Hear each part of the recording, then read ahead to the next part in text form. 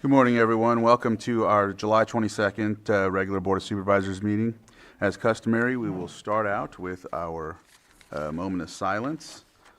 How many, do we have a moment of silence this morning? I know we, okay. Yeah, Wayne Reed Turchin from Cobb Mountain Pizza. He was just a fixture in the pizza parlor for Friday nights, soccer, sports team afternoons, all kinds of events. He was just there. And we're really going to miss him. He was a really special part of the community and business owner. Is there another one? I have one other. Last week, Wednesday, the tribe of Robinson lost an elder, Wanda Galvin. A lot of her life she spent as a nurse taking care of elders and seniors and folks who are sick. Her services have already commenced, but she leaves behind her family, and we give her family our greatest condolences. There's not any other. Give her a moment of silence.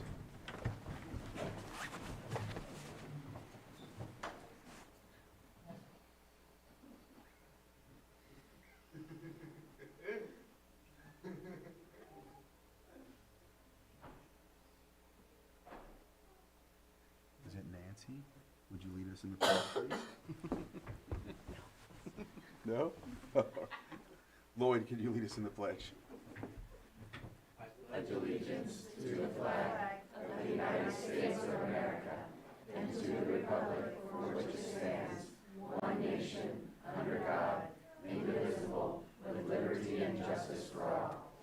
Sorry about that. I did that. Thank you, Lloyd, for stepping up. I think you would have gotten the same reaction from Johanna. Oh, I didn't. I haven't? Oh, you're next. You're next. Item 4, consideration of extra items not appearing on the posted agenda. Do we have any? We have no extra items. All right, approval of consent agenda. It looks like we have 5.2, 5.3, 5.5, and... Yeah, no, that's what we have so far. Okay, and as you know, or if you don't know, consent agenda items are commonly non-controversial. However, they can be pulled for later discussion, or if there's anything to be adjusted or fixed. And it can be done by the Board of Supervisors or by anyone in the public. So if there's any others from the board, I'll open it up to the public if there's any public that would like to pull anything from the consent agenda. Not on Zoom? Betsy, if you want to unmute and let us know which item you'd like to pull from consent. Thank you, Mr. Chair. Betsy Kahn. Would you be so kind as to pull and explain item 5.6, the properties being listed for a purchase under just compensation? Okay, Thank you. thank you. All right, so we got 5.6. All right, Kelly, if you can unmute.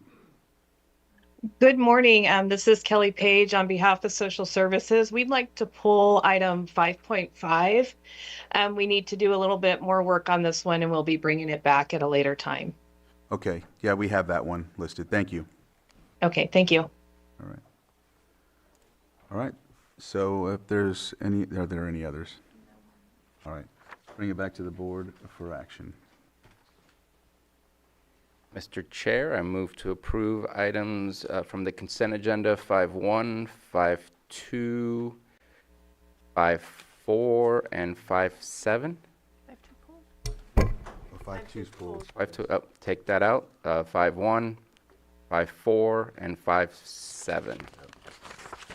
Second. Susan? 5.3. That one's pulled. That one's cool. Yeah. Yeah. Yeah. No, I approve the ones that can be approved. We have 3 we can approve and 4 that we have to discuss, so, all right. We're good. Motion stands. Lloyd, are we good? All right, so we have a motion. Did I hear a second? Second. All We have right. two over here. Oh, sorry. See? All right. We all second. All right, well, I'll take Supervisor Owens. A motion and a second. All in favor? Aye. Any opposed? And motion carries 5-0. All right.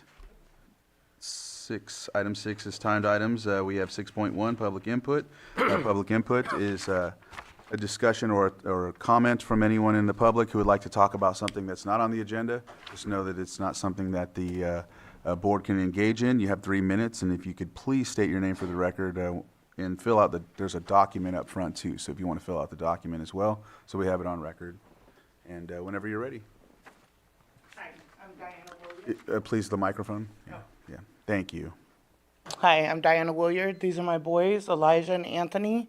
I am an IHSS worker for them, and I am just asking you guys to consider a livable wage. This is already a difficult road to go down that we're making the best of it. But quality of life, with everything being so expensive in the area, I am just asking you also to consider, I'm not able to go out and work a different job. The quality of care that the kids require is very high. Anthony elopes and runs into the public, has no sense of danger. And so thank you for hearing me, and I hope you guys have a great day. Thanks for being here. Thank you. And I need to fill this out? Yes, if you could, please. Okay. All right.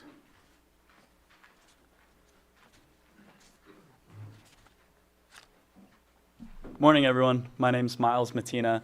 I'm a new intern over at Public Services, and I got a couple flyers here to pass out. I'll leave them up at the front.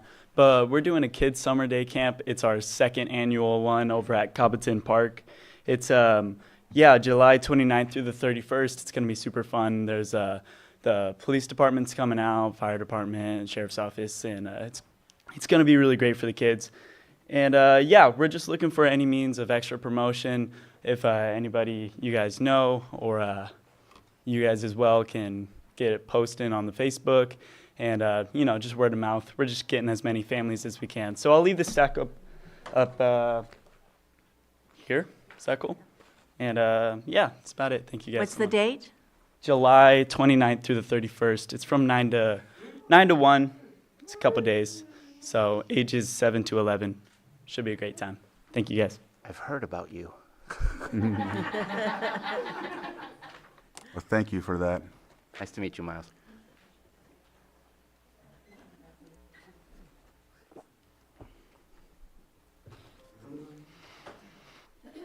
Hi, my name is Vicki Osborne. I live in District 2, which is Bruno.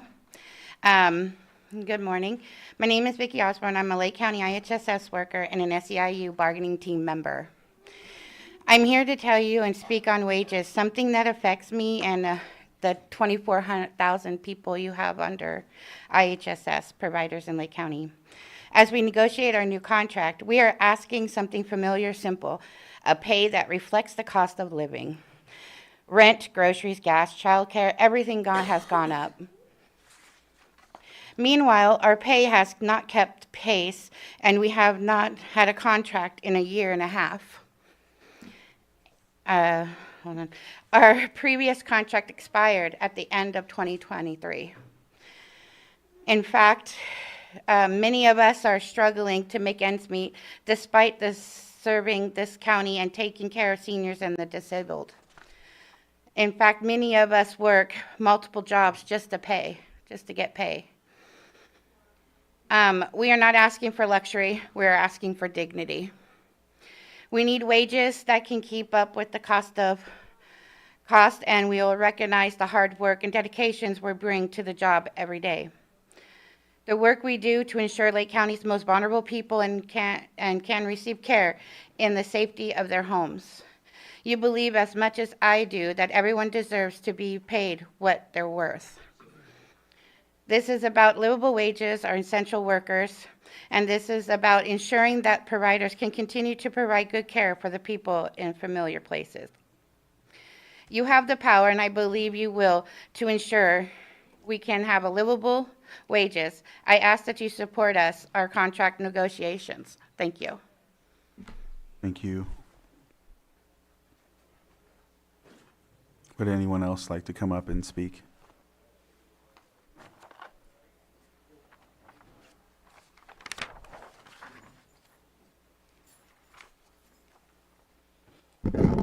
Hello, good morning. Morning. My name is Roseanne Domingo, and I'm an IHSS provider. I also serve on the bargaining team for SAO Local 2015. I'm District 3. I think I belong to you, EJ. Okay. Like many other IHSS providers in Lake, I take care of a family member, my Uncle Ernie.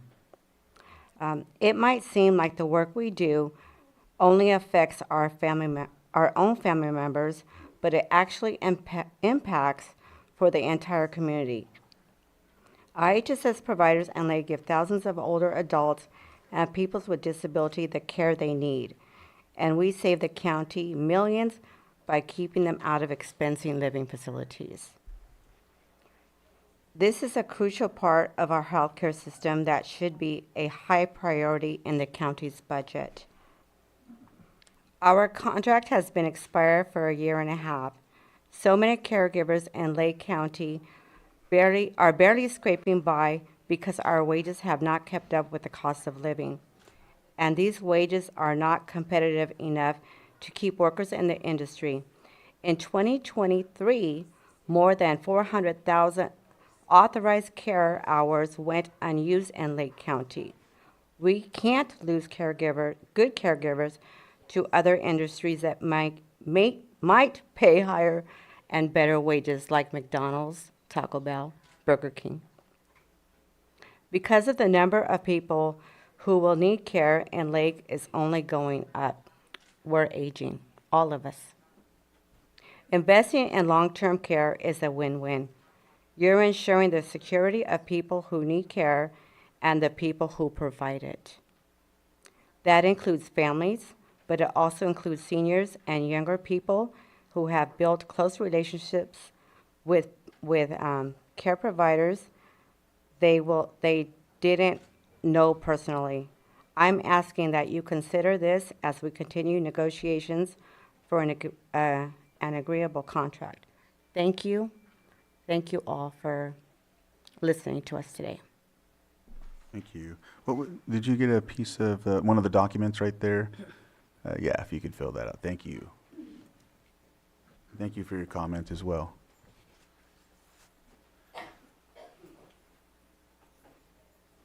Good morning. My name is Siva Jameli, and I'll start with my age. I'm 70 years old, and I'm having to work part-time with IHSS because I can't live on my Social Security. Now, 70, most people retire with other professions. They're retiring, not us. And I find it shameless that we have to fight every time we come up to a contract with this county. We are having to show up in force and tell you that we need a raise. You should already know that. Our wages are below what McDonald's is getting. You can check that fact. They're getting $20 an hour. I'm getting 17. And I'm 70. I won't be able to retire from IHSS because we don't get paid enough. I can't save. My Social Security isn't enough to live on. And you guys have that power. You have the power to give me a contract that's a livable wage so I don't have to work so hard at 70. I have 189 hours a month that I fill. Can you do that? I'd like to see you do it. I don't think you can. But I do because I don't have a choice. I don't have retirement to look forward to. I can't even pay into retirement. That's not part of the program. So please, when you consider our negotiations for this contract this time, be reasonable. Realize we need a good wage. Things are getting more expensive every day. Gas goes up and down, up and down. And we have to drive, most of us have to drive distances to our clients. So please, I'm begging you, use your conscience. Think about if you were doing this job. Could you live on that wage alone and not have to work so hard when you're 70. Please. I want to retire just like everybody else. I don't want to still be having to do this job at 80. But can I save any money? No, because I don't get paid enough.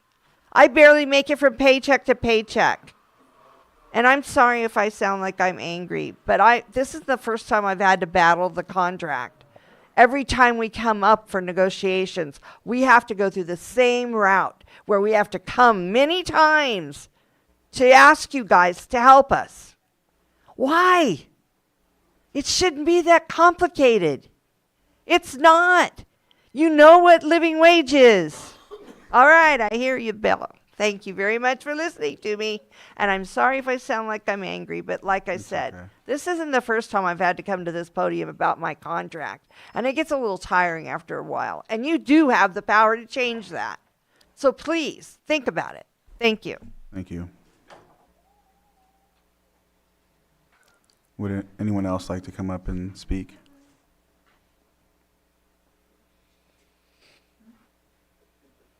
All right. Any on Zoom?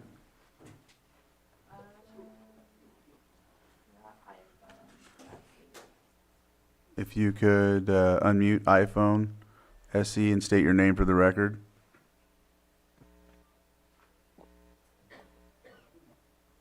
Hello, my name is Skyla Lewa, Pillsbury Family Farms, and I speak today for accountability.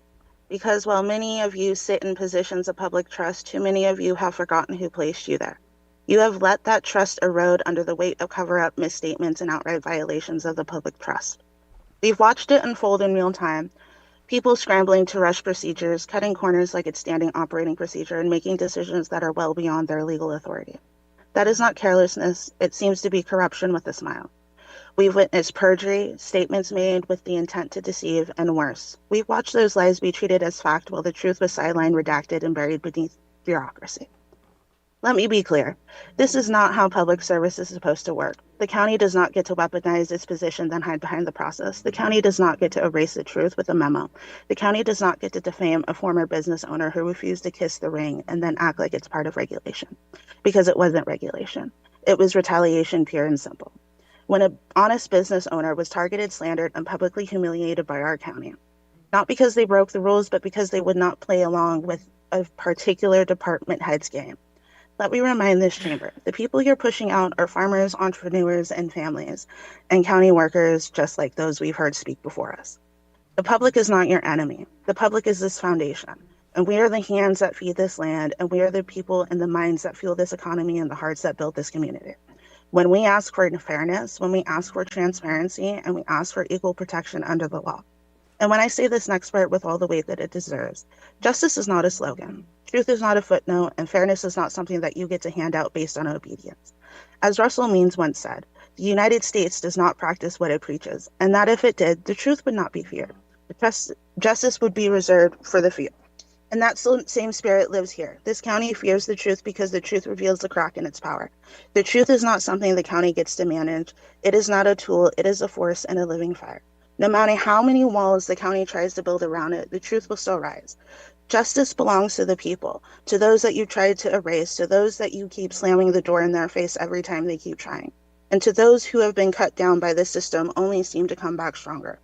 We come to remind you that we already exist and that the ground that we stand on has memory. It knows who upheld their duty and it remembers who betrayed it. So while the mic is on, the truth is moving, remember, the public is done being silent. Muleham. All right, is there any other public input? All right, so we'll go ahead and close that portion of the agenda and move on to our 6.2 Pet of the Week.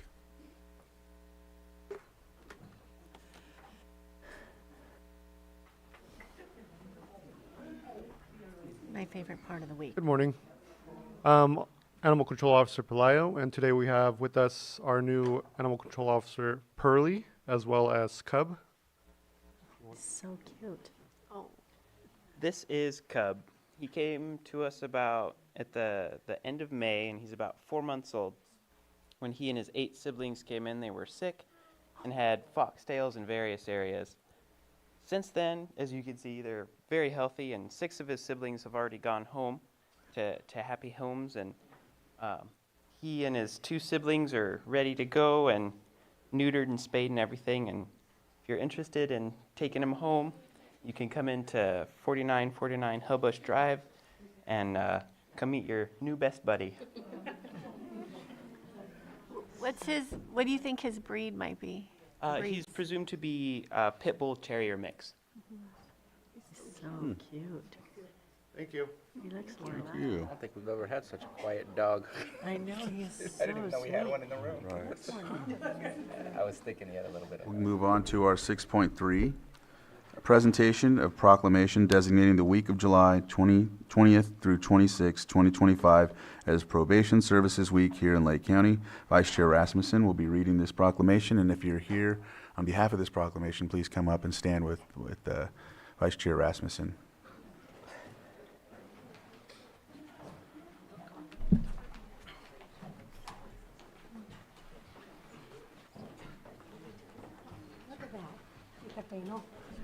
Good morning.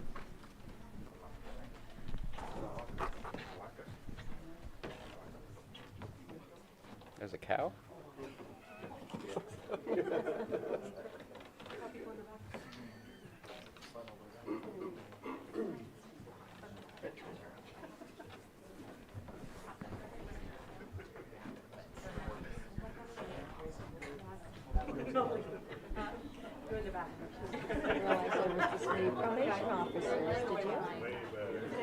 Yeah, they do fill the room. I wish we had this man law enforcement. Come down by me, When they all Jeremy. show up. Okay, good. Hey.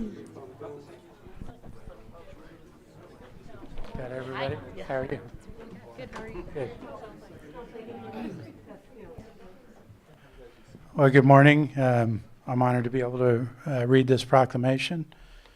And this is a proclamation designating the week of July 20th through 26th, 2025 as Probation Services Week in Lake County. Whereas the Lake County Probation Department's purpose is to improve the quality of life of individuals in Lake County by enhancing public safety, acknowledging staff accomplishments, assisting victims, and offering hope of a more productive lifestyle for those on supervision.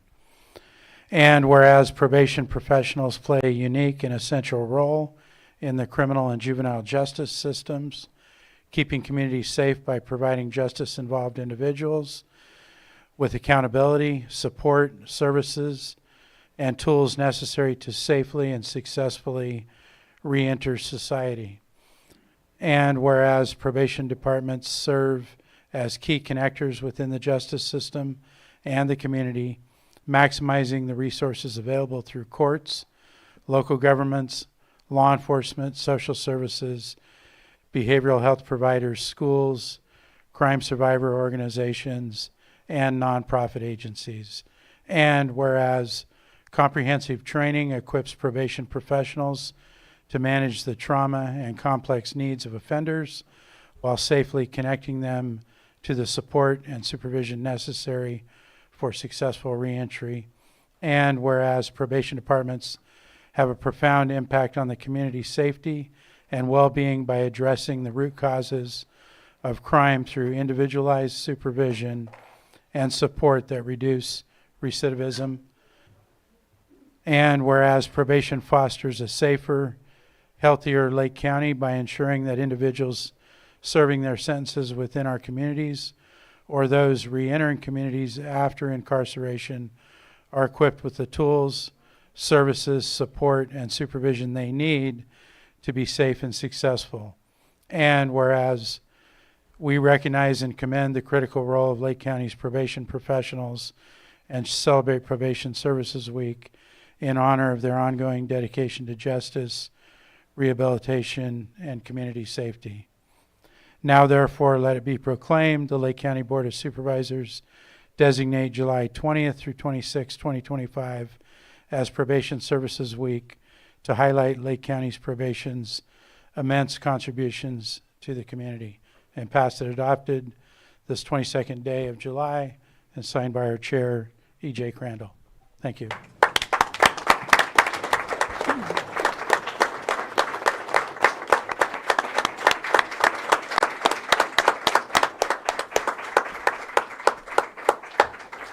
And I know you have partner agency here as well, behavioral health, and anyone else. We also appreciate their integrated work with you. Thank you. Thank you, Board of Supervisors and Chair Crandall. I do want to start with maybe not a high note, but our industry this month has had 2 tragedies fall it. And I think during this time where we highlight the work our team does every day, I want to acknowledge those 2 things. On July 10th, Joshua Bird, a parole officer in Alameda County, was shot at the parole office and lost his life. He had a wife and 3 children. And San Joaquin Deputy Probation Officer James Christensen, on the same day, was set on fire at the probation office in San Joaquin County, and he is still hospitalized and recovering from his injuries. And it just is a highlight on the incredibly dangerous work our staff does every day. They come in and they're dedicated to making Lake County safe and changing people's lives. And that's what they do. They do it with big hearts, with dedication, and they're here tirelessly every day. And I'm very proud to work with each and every one of them and all of our partnering agencies. And we just are so thankful for this proclamation today. Thank you.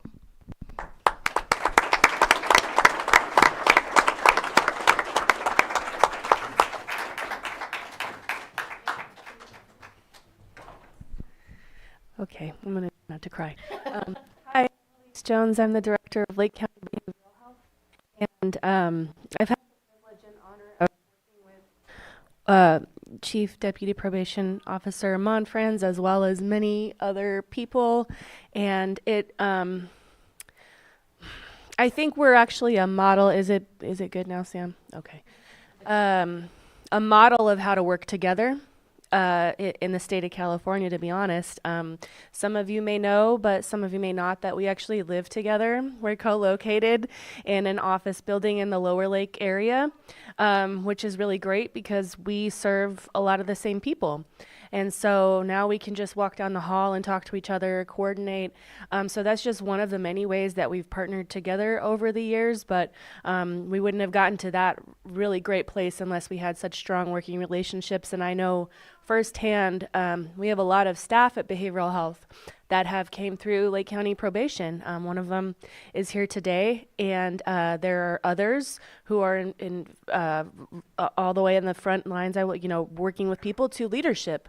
And that is a testament to the work that probation does in developing people who find themselves again, find their own power, and allowing them a way to make better choices in service of our community. So just thank you so much.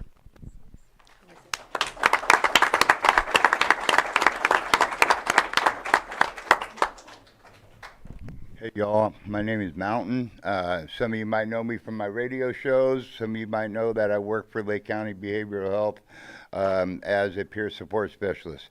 But there was a time, actually 6 years, 8 months, and 3 weeks ago, I was actually a client. And I'll tell you, I came out of prison. Officer Morphin was my parole officer, and I had not a clue what I was going to do. And but I did know this: I wasn't going to use anymore, and I wasn't going to come back. And what I wanted was for him to show me a little respect, and he did. And with that, I showed him respect. The respect I get, and I get it every day from you guys when I work with you and with the community, it was earned, and it was that respect I had to earn it because I had to be another way. But you guys taught me that, and I thank all you guys. For loving me and respecting me and guiding me. At this point in my life, I work for Lake County Behavioral Health. I'm also now working with the Justice of All team. I never had that dream because I didn't think it was possible. I'll tell you a quick little story because it means a lot to me. when I started working for Lake County Behavioral Health, Officer Morrison see me at a pick count. And he goes, "Hey, what are you doing here?" And I go, "I'm starting to work with these guys." And he got all emotional, and I got emotional. And that was the respect I needed. That was the thing I needed to drive me to say, you know what, I can do this. And then through the years, I've talked to you, I've talked to many people, and they just treat me like I'm not that old outlaw I used to be. And so the biggest thing I get out of working with you guys is that you motivate me because you show me love and respect so I can go on. And now today I get to sit in the judges' chambers and work with the court system. And you know, I'm a different part of the court system, all because of you guys. And with that said, I just want to, you know, thank you all.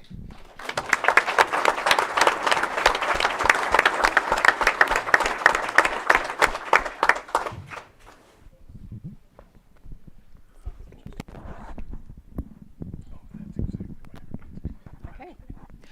So I just wanted, Rachel Dillman Parsons, Lake County Social Services Director. I just wanted to take a moment to thank Wendy and her entire team for the support they provide to child welfare services and making our families and children stronger and safer in Lake County. So thank you all for everything you do to partner with us.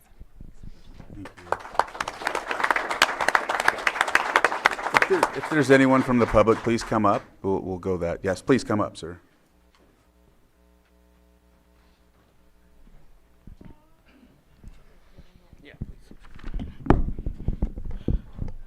Good morning. My name is Alexander Ariola. I want to thank you guys for having me today. I am here to talk about some of the chapters of my life and some of the things I have endured. I grew up in Modesto, California with my brother and raised by a single mother. My dad was in and out of my life, so I never had a really father figure growing up. Without him in my life, I escaped to the streets. My mom was always working, and there was no one in my life to teach me right from wrong. I basically went to the streets for comfort and found my way in and out of the system. The elders and the folks I looked up to in my life were older men who showed me love and support and loyalty. At this point, I didn't know what I was getting myself into. I found myself being raised by gang members, and I looked up to them as father figures. They taught me how to function on the same level together as a neighborhood and to commit crimes together like a family. At that time in my life, I created revenue for the gang and supported their habits. I thought this was something I wanted to be part of. At age 11, I began going to juvenile hall for stealing cars, possessing firearms, stabbing rival gang members, and assaults. From this point on, I became a ward of the courts. I was sent in and out of group homes, and I ran from two of the group homes I was sent to. I was on the run for about 2 months before I was caught. Eventually, I was caught and sentenced to 118 months in California youth prison. All I knew growing up was violence and assaults. That was normal to me. It's all I knew at this time in my life. Every day in CYA was filled with riots and fights. It became my way of life. The way I was taught to resolve any conflict was with any type of violence. In that world, if you don't react the way you would become a victim yourself. I was discharged from CYA after 2 years and 3 months without any violence in the facility for the prior 3 months. I ended up on adult probation in Stanislaus County at age 19. I was still very active in the gang life at that time. I was sucked in by money, power, greed, and what the gang life provided me. I became a target of the gang task force and was eventually arrested just for my association with other gang members and who I was working and hanging with. I have spent very little time in county jail. I ended up taking a deal for 3 years in state prison for a robbery I committed at age 21. I did 2 years and 10 months in state prison for that case. I discharged on parole at age 24. 5 months later, I found myself going back to prison for a year and 8 months. During my last 6 months of incarceration, my brother had gone out of prison and was living with my mom. He was very involved in gang life as well. Because of his lifestyle, my mother's house was shot 27 times. At this moment, I grew distant from the gang lifestyle and began to think the way I was living my life. I began to look towards the future and realize all the loyalty that was preached to me was all false propaganda. When I was released from prison the second time, I was on PRCS in Stanislaus County. I decided the only way I could change my life was to change my environment. I transferred my PRCS to Lake County, where I moved with my wife and daughter. My past experiences on probation, parole, and PRCS, I felt just like a number. moving to Lake County has changed my experience within the system. I used to run from supervision because I didn't trust that I was getting the help I needed. Since moving to Lake County, I have a personal relationship with my PO. Since moving here, my PO and I talk every couple weeks, and he has supported me in getting my driver license and finding a job. He has taught me nothing happens overnight, and through his support, things are starting to fall in place. I am learning to think about the long term of being part of society and giving up my gang lifestyle. Within the time frame of supervision in Lake County, I have taken advantage of their tattoo removal program. This was not easy. This was not an easy decision for me because my tattoos were earned. I have to learn to let go of my pride that I had once for my gang and focus on the future of my family.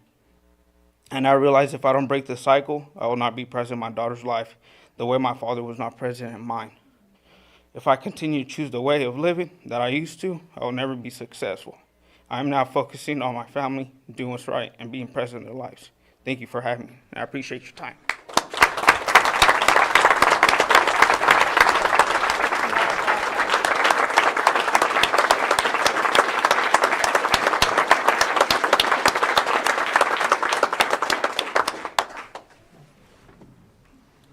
Anyone from the public still want to come up?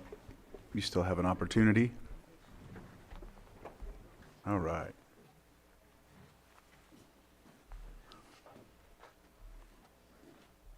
My name is Jordan Garcia, and I used to do lots of bad things when I was younger, and used to hang out with the wrong people. Used to just I got a good set of parents, but I was just not pay attention to them, not listen, just go to school, not do anything in school, and would just hang out with the wrong kids, and then got into some big problems where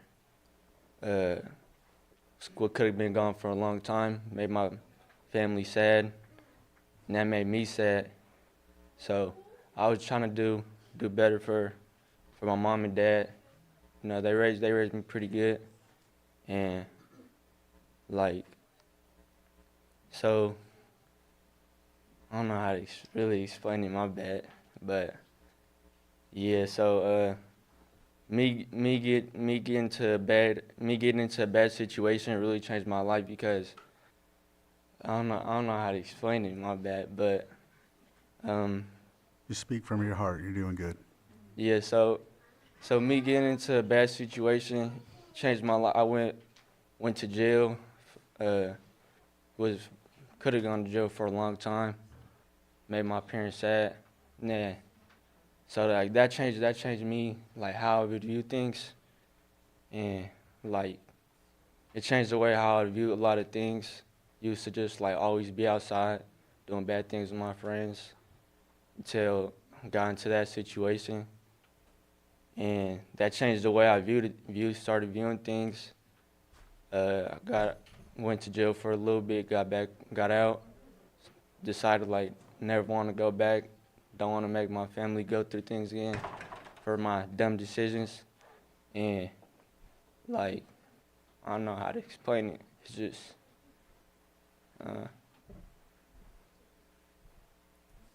yeah, I don't know how to explain it. Well. It's just,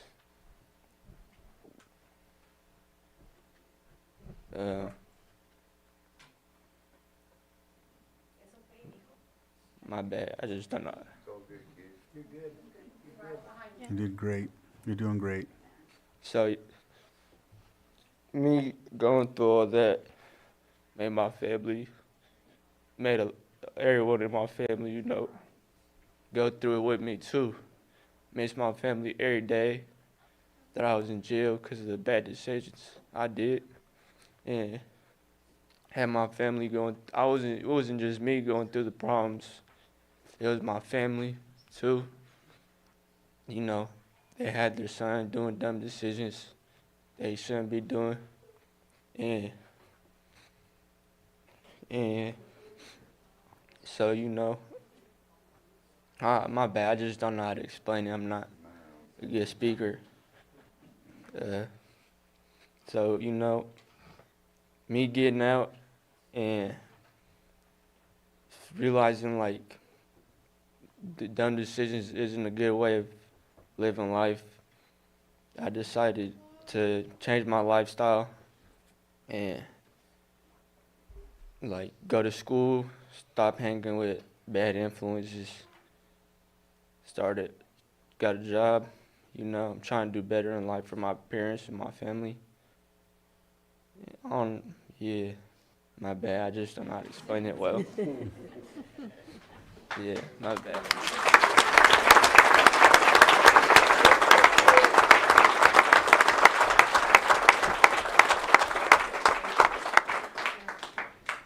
Is there any other public input or anyone that'd like to come up and speak? Yeah, I'd like to say something. Come on up. You're all pro officers? Probation? My name is Matthew Monk, and I come from Butte, Glenn County. I got 5 times in prison under a C number, so it's been a long time, okay? If it wouldn't have been for the cops and probation parole in Glenn County, I wouldn't be here. I'd be doing a life sentence, for stuff, okay? Why the officers decided to help me, I don't know. They seen me fighting for my kids. When you started talking, man, I was trying to keep from crying back there. I'm 65 years old, and this is my first meeting. I came down here to see what y'all look like, okay? Because I've been conspiracy theorist for 40 years, talking shit about the government, and then it was brought to my attention a couple weeks ago, I really don't know anything about my government. So that's why I'm down here, and congratulations, both of you guys. Don't stop, because I'm 65, I ain't quitting, but thank you. I just want to say thank you, seriously. Appreciate you.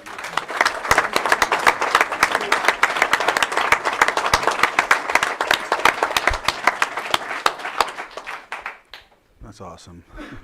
Is there anyone else that would like to come up and speak?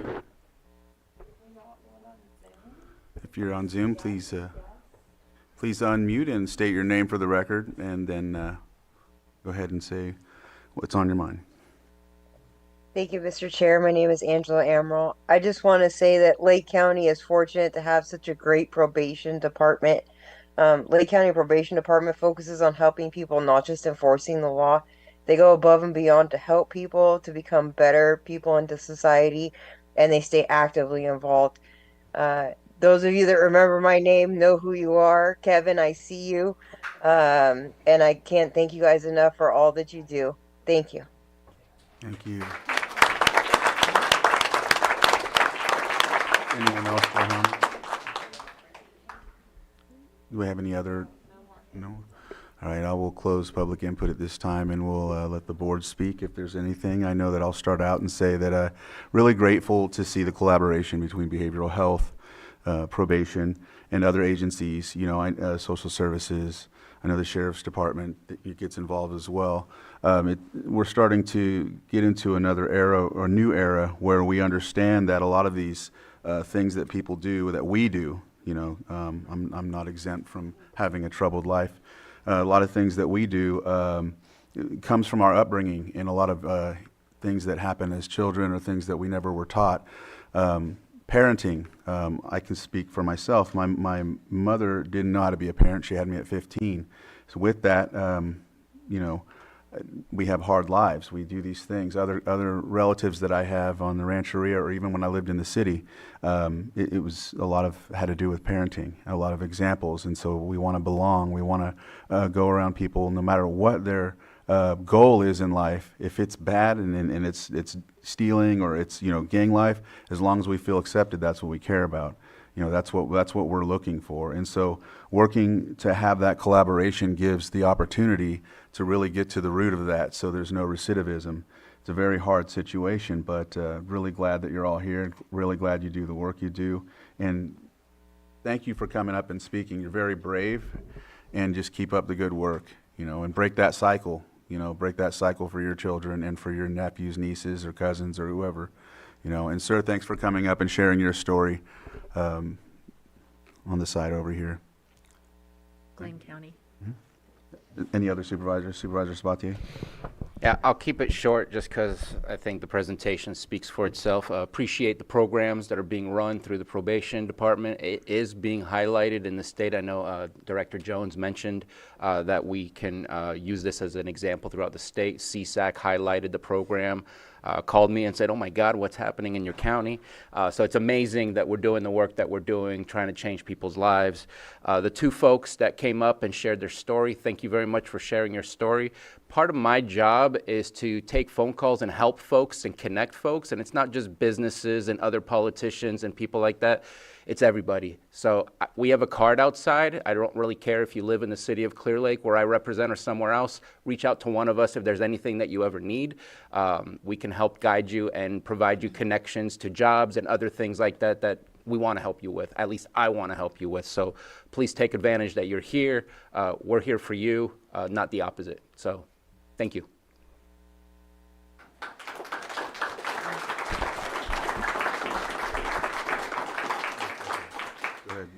I'd like to say thank you to everybody, our probation officers. You guys are obviously doing an amazing job, and you've touched a lot of lives, and you can see the fruits of your labor right here in this room.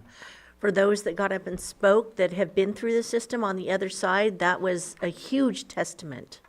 We have somebody working for us now. Is it Mountain? Yeah. And we have somebody coming in from Glenn County, and we have a couple of others in the audience. And you know what? I was fighting tears listening to you guys talk. So that was huge. And so this is a testament to how many lives you have changed and going down the right road. And I'd say kudos and keep up the good work. And I'm really proud of all of you. Thank you. Supervisor Pyska? Well, and thank you for all your work on the front lines every day, because you are the face that people see, and it's your hand that's holding these folks' hands as they walk through the system. And with behavioral health, I mean, I always say collaboration is our superpower in this county, and we're getting really good at it. And I do also want to mention that I had someone reach out to me about 2 weeks ago that he called me, I think it was 3 years ago, really desperate for help, and has been through multiple of our departments. And he reached out a few weeks ago to let me know that he's clean and sober. He's gone through Hilltop, and he is working on getting his children back. And it's all because of your help. So thank you so much. You good, Bill? All right. All right, well, is there any closing remarks that you would like to know? All right, well, Sam, I think we're ready for a picture here.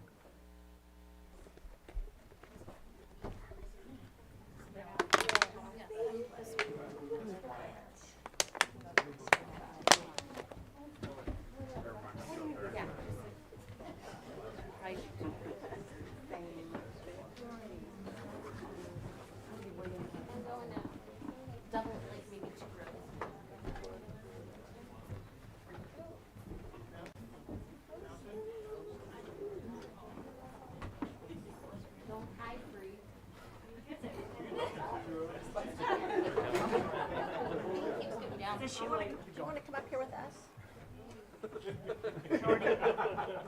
I think she's trying to say you're short. I said shorty.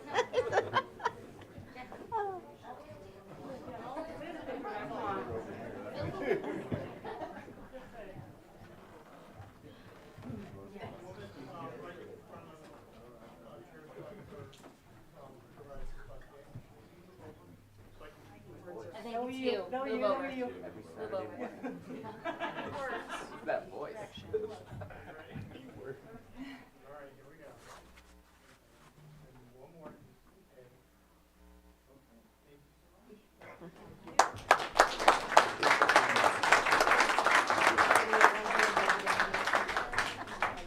Emily's dad, that's the identity.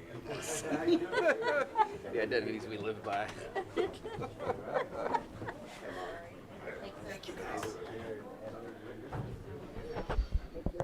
Thank you. Wendy. Bye, Wendy. Wendy. Thank you. Obviously, you need a team.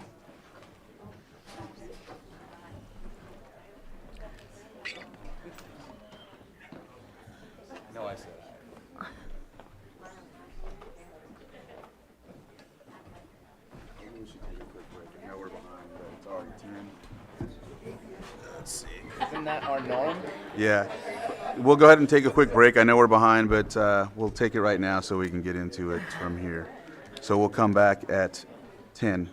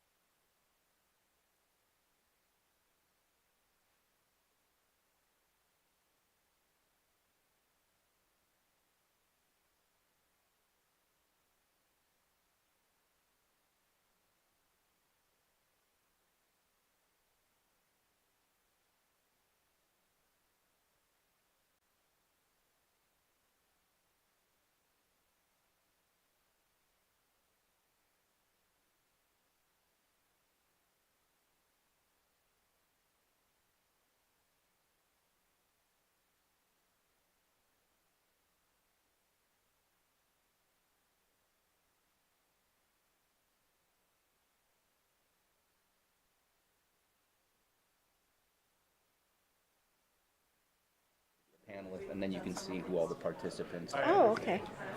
We just don't have it through this program, probably. I used to have it always open, but then I realized I bugged the chair more often. All right, welcome back from the break. Decided let's not We're going to go ahead and move on to our 6.4, consideration of a letter of commitment for the Enhancing Wildfire Prevention through Targeted Defensible Space and Fuels Reduction Project in Lake County's high-risk Clear Lake and North Shore neighborhoods, project of the Lake County Resource Conservation District, CAL Fire Wildfire Prevention Grant, number 788-73218.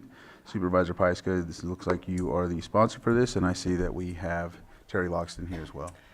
I am the sponsor, but I'm going to pass it off to our Chief Climate Resiliency Officer, and I think that we've got Resource Conservation District on Zoom as well. Correct. Julia I think Sullivan? John is on, I'm Or not is it sure. John? And John Vandervoort. Okay. And Deanna Fernway. So thank you, Board. Terry Loxton, Chief Climate Resiliency Officer. I'm here today to present for your consideration a letter of commitment that would be written to the Lake County Resource Conservation District.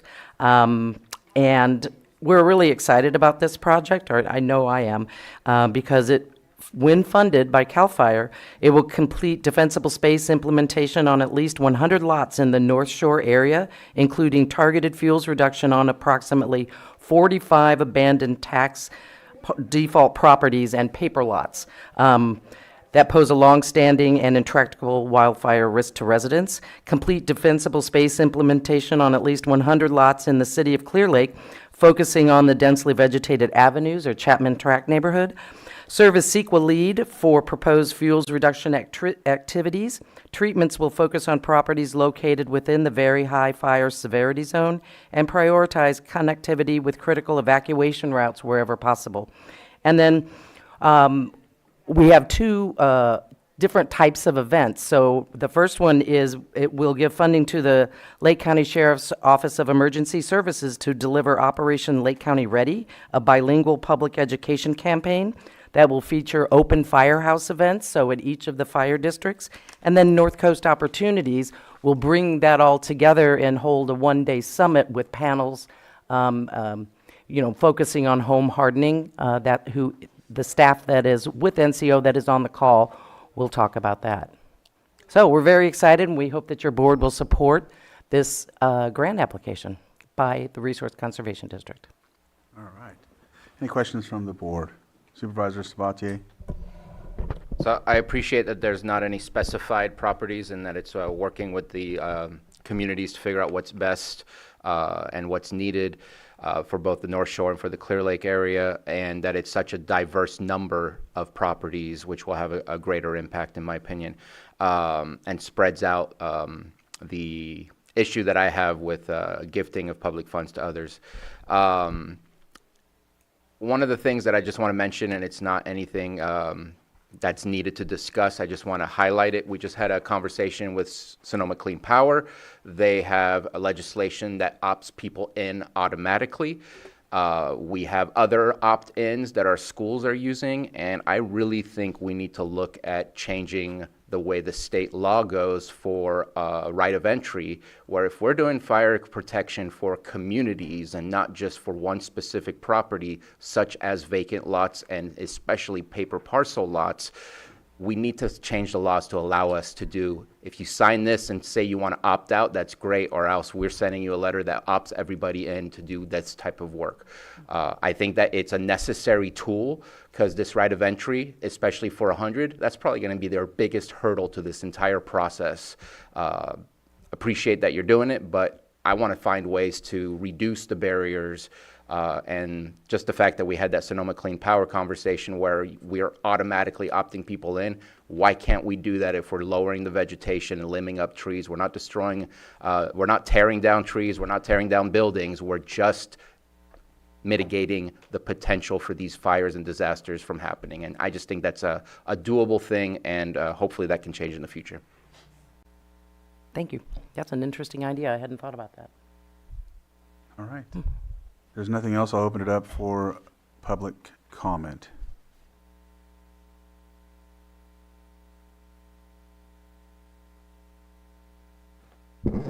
Board of Supervisors, thank you guys for all being here today. I don't think that there's anything else on the agenda that could possibly be more important than this particular issue right at this point in time of the year. Thank you guys for putting this all together and bringing it about, all the different agencies and groups that are working together, taking into account everybody's wants and needs. It really shows your ability to reach out into a broader spectrum as opposed to just being isolated here. So, well done. Thank you. Thank you.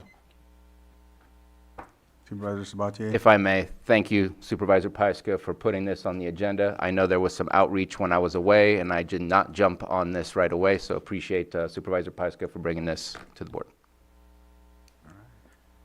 Since there was kudos being given, I wanted to make sure to direct it to the appropriate place. And yeah, this is just a letter of support, so it's only the first step, but it speaks to what I was speaking of earlier with collaboration, is we spent years building the Risk Reduction Authority and investing in relationships so that we could get to this place where we are putting together a really collaborative, high-quality grant application. So hopefully we're successful with this.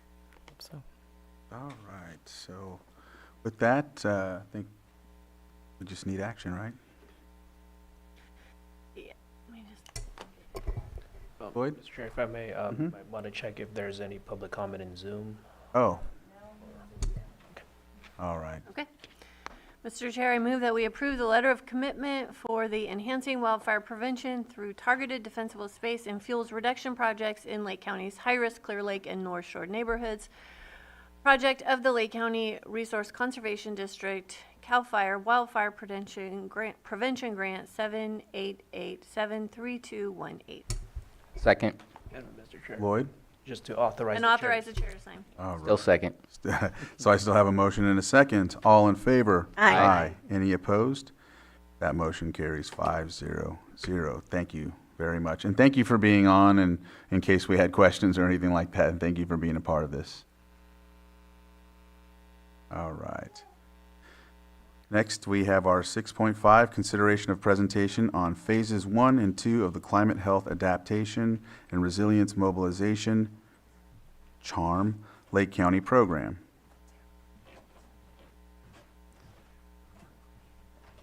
And Terry, I think you were leading this as well. Trevor. I want to hand that to Trevor. in California.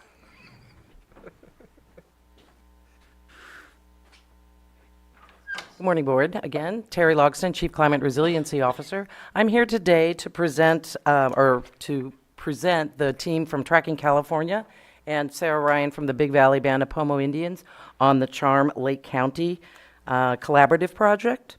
It is a partnership with the Center for Disease Control's National Environmental Public Health Tracking Program, the Climate Health Adaptation and Resilience Mobilization, or CHARM Lake County program, has recently completed phase 1 of its work to support resilience and safety in natural disasters. And today they're going to talk about some of the results from phase 1 and give a presentation and talk about what's next for phase 2. So I will turn it over and let you all introduce yourselves. You have to speak directly into the mic. Thank you. Thank you so much to the board for making time for us today to give this presentation. I'm Susan Poliukonis. I'm with Tracking California, part of the leadership team of this project. Hi everyone, my name is Scarlett Sands Bliss. I am a research data analyst with Tracking California and part of the CHARM team. Hi, and I'm Michelle Wong. I'm also part of the leadership team on the CHARM project. And we're also joined by Terry, who will be joining us as part of the leadership for phase 2, and Sarah, who has been an absolutely vital partner through all the phases and other projects as well. So, okay, we'll jump into it. Here's what we're going to touch on, a little bit of the history about... Sorry, just real quick, Sarah, did you want to come up and join up top? We can get a chair. Okay, all right, just making sure because you were announced as one of the folks, so sorry for the interruption. Thank you, I appreciate that, and we will be calling on Sarah for questions that come up. So we'll give you a little bit of the history about the project, and then we'll really be focusing today on what we've learned and some of the recommendations that we can offer the county and the board, and then a brief preview of where we're going. We have new funding for the next 4 years. And we've done the introductions, I think, for everybody except Alicia from Big Valley, and we really appreciate her service on this project as well. So what is this thing? It is now called Community Health Adaptation and Resilience Mobilization, Lake County. So same acronym, but for funding reasons, we decided to make a couple of changes in language. This project it finished up in May, was a 2-year, essentially a planning grant funded by the National Institutes of Health, and we started this during the COVID era, which was interesting and exciting and did a lot of things remotely. As we mentioned, it's been a true partnership between Tracking California at the Public Health Institute and Big Valley. Absolutely could not do any of this work without that partnership, and we so appreciate it. And the goals were first and foremost to bring together as many different people who work with, in particular, at-risk communities in Lake County around issues of climate resilience. So bring all those folks together and have a forum where regular cross-communication and collaboration could happen. And we'll show you who we were able to bring to the table for that in a moment. And then we really wanted to focus on issues of extreme heat and harmful algal blooms, which we know are a significant problem in Lake County and climate driven. And then take everything that we could learn during these 2 years, and we did a lot of deep diving into collecting data and learning from people to develop a plan. And Scarlett will be presenting the findings and the roadmap that came out of all this work. So these are the different agencies and organizations, tribes, municipalities that were a part of the working group. And we just cannot say enough how much we appreciate these people. Almost every one of them took time out of their professional life to do this. A few folks had some compensation and were outside of professional time, but most people, and I know everyone in these agencies, is incredibly busy and stressed, and so very appreciative for their time. Next slide.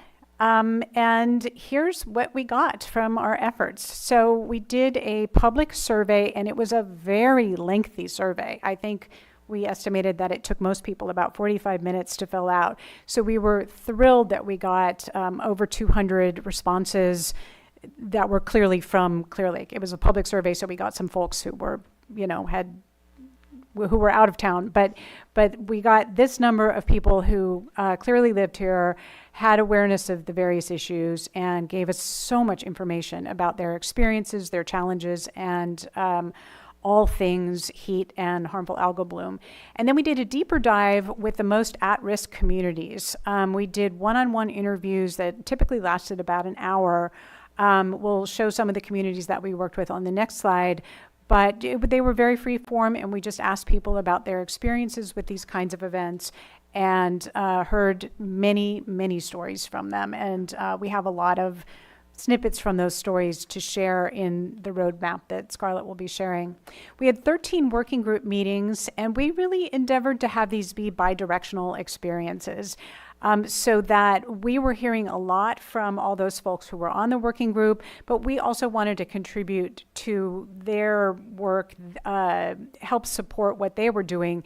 So one of the first things that we did as a part of the project was to collect as many different, we just call them resources, but they were other programs, state-led programs. I know we connected some folks with granting programs in the state.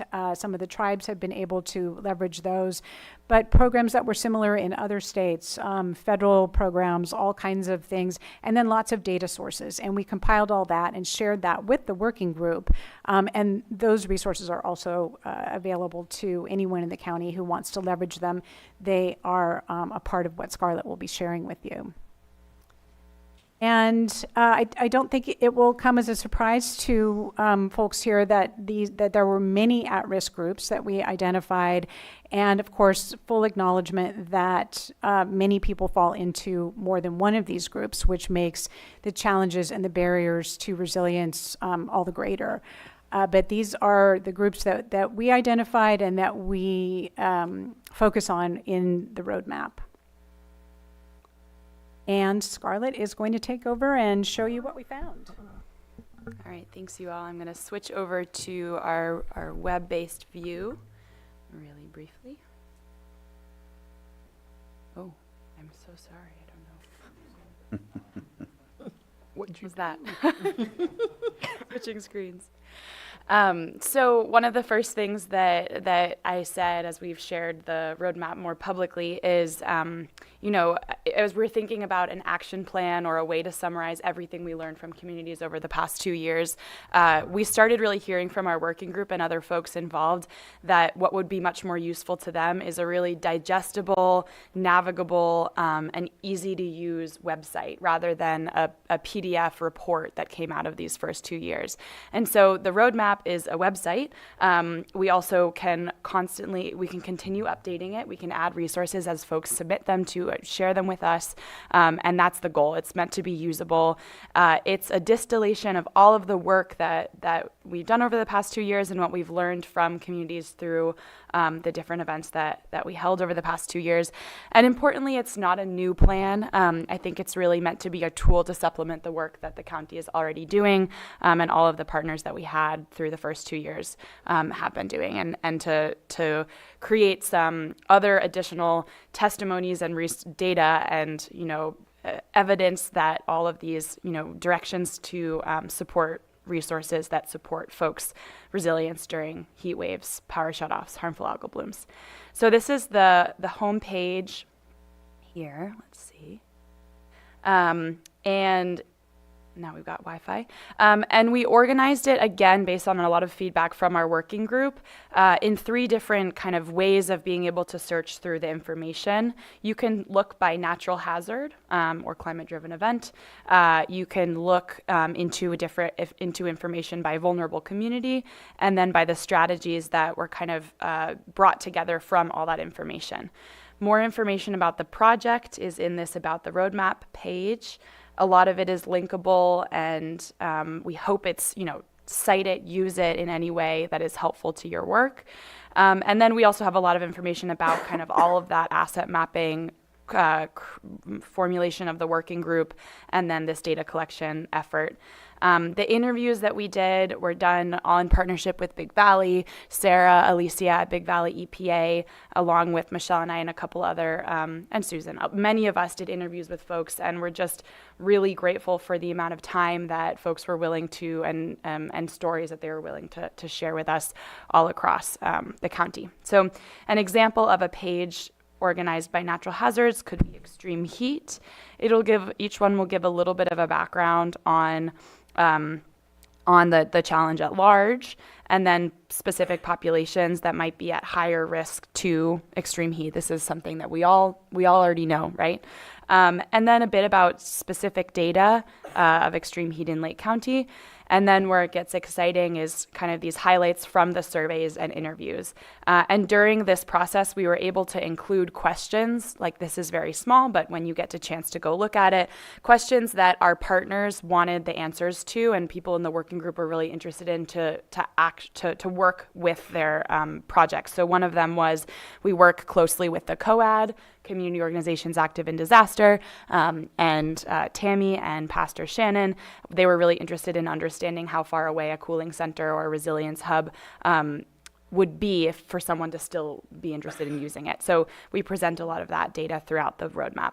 And then on every page will be people's stories. And so I really encourage, as you're curious, and if testimony is important to a grant application or the work that you're doing, to take time looking through all of these quotes. This is a brief snapshot of the over 60 hours of interviews that we have from folks, and we're also really happy to continue sharing kind of the results from these surveys and interviews as it's helpful on a case by case basis with folks.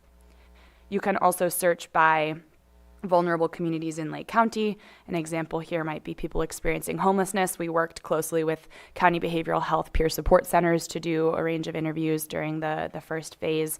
And then, we highlight groups that work with that county, that population in the county, and then more community voices. And then finally, I'll just highlight the strategies. So this is where we collect kind of everything that we heard from people into specific strategies that are already being undertaken in the county through so many different efforts, but can be underscored by what we heard from the community.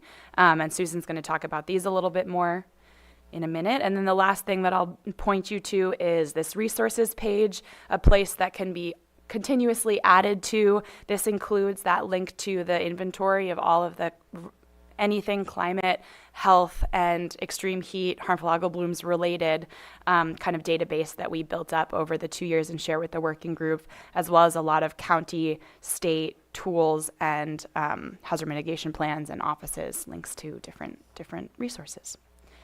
So I'll stop that share now. Thank you. And as we move into talking about the strategies and a few recommendations that are oriented towards a county level, I just really want to but just acknowledge and appreciate how much is already going on. I think that was one of the most interesting parts of this for us, is seeing how many different agencies, entities, NGOs were already working in this space and learning so much from them. And all the more easy to then look at where there are still some gaps. So if you want to advance. So we did break this into 6 strategies. I just pulled out a couple of strategies that are particularly relevant to the county for each of these. And I'm not going to go into a deep dive. I think if you want to just advance, a lot about resilience centers. I know the county is working on resilience centers, COAD is working, tribes have resilience centers. We have a lot of recommendations there, and a lot of phase 2 of this project will be focused on resilience centers as well. So we see a lot of space there. A lot about transportation. We talked about this with the Risk Reduction Authority yesterday, and I think there's a lot of ways that transportation could be improved in emergencies, and we have some ideas that are in the roadmap. Communication and coordination, it's just really what we're here to talk about, is keeping these most vulnerable and at-risk communities in mind during the planning. And training, always essential. Really a lot, we heard so much about trust in the at-risk communities and needing to have already built up that trust before the need for action is there. And then finally, data and monitoring. And one of the things we just wanted to call out, because we know it's on the agenda, is around cyanobacteria and making sure that meetings and conversations and communications are still happening around that, and the very important monitoring work that Big Valley is doing, I think is really vital, and a lot of people really rely on that. And just talking really briefly about phase 2, and then we'll wrap up.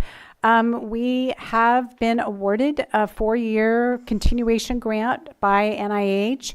This is an intervention study, so it's a complex what we're doing. We're not just kind of coming in free form working with different communities, but very set systems that we have to do in order to evaluate the intervention. But we're very excited about it. We're going to be working with a lot of different resilience centers that you can see on the right there, and focusing on 4 of those most at-risk groups: seniors, unhoused individuals, tribal members, and outdoor workers.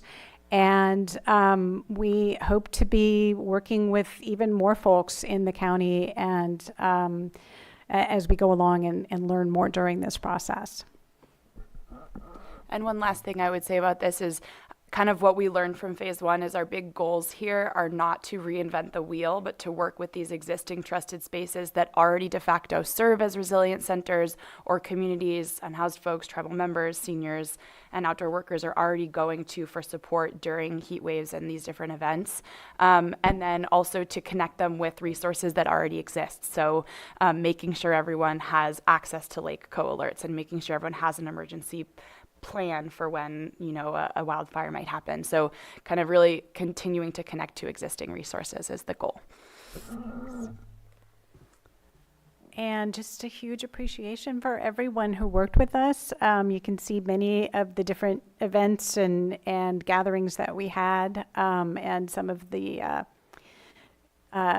materials that were. And I think that's it. And these are our contact information if you'd like to follow up with us. And that is on. We changed some of the slides, so the distribution will look a little bit different. And then we just put this back up here if there are questions about any of that. And thank you so much for your time. All right. Thank you. Sarah, did you want to add anything, please?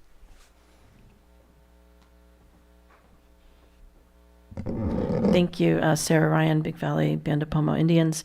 This has been a great project because it's an opportunity. It's been an opportunity to really dive deep into our most vulnerable communities in Lake County.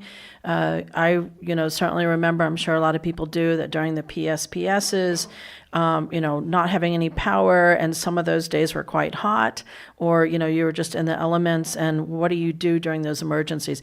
This project is to help create those backstops, and it was very interesting to actually check in with all of our working group members to see, what are your policies, what are your plans, your programs to deal with extreme heat when it happens. And so we're all learning and growing with this together, and we've been able to, not only hear from the people who are affected, and, actually during a tabletop exercise where we were pretending, just kind of like, oh, this disaster will happen and this disaster. So the cyanobacterial bloom, the toxins will be so bad, there's danger levels everywhere. And then there'll be a fire, and then there'll be an evacuation, and then this extreme heat wave. It actually happened like the month after, so the guy who set up all of the, potential things. So, we really are dealing with this, and it's fantastic to be working together with the county and all the other folks that are part of the working group to make sure that people aren't suffering as much, during these extreme heat events. And that was the goal of it, is just how do we limit that suffering and get people to resources. So yeah, just wanted to, I'm glad we got the funding, and Tracking California has been just an amazing partner, leading this charge and working with us. So yeah, thank you. Thank you. All right, Supervisor Sabatier. I appreciate the report, and apologize that I have a negative that I want to share. I don't like the way it's worded in the who is at risk in Lake County, that it says exposure to Clear Lake. If it said exposure to HABs, I would completely understand, because that is an absolute risk, but just generalizing it to the exposure of Clear Lake is not a healthy way to describe the lake throughout the year, throughout even our summer. And I think it's a little too broad and places a very negative connotation about our lake and how people should. We have signage. We have there's times where we have to put out press releases, and we have a very good process. In fact, we'll be talking about that a little bit later today. But the fact that it says in a public document exposure to Clear Lake is a risk does not make me happy for how we're conveying that message to the outside. And I wish that we could change that to just exposure to HABs, because HABs can occur in other bodies of water. I thank you so much for raising that, and I think that's an easy one. I think we just fixed that, so I appreciate that. Thank you. We do have our issues when it comes to climate change and the experiences that we unfortunately have had and will continue to have. So I appreciate this report, and thank you for taking my comment in a positive way.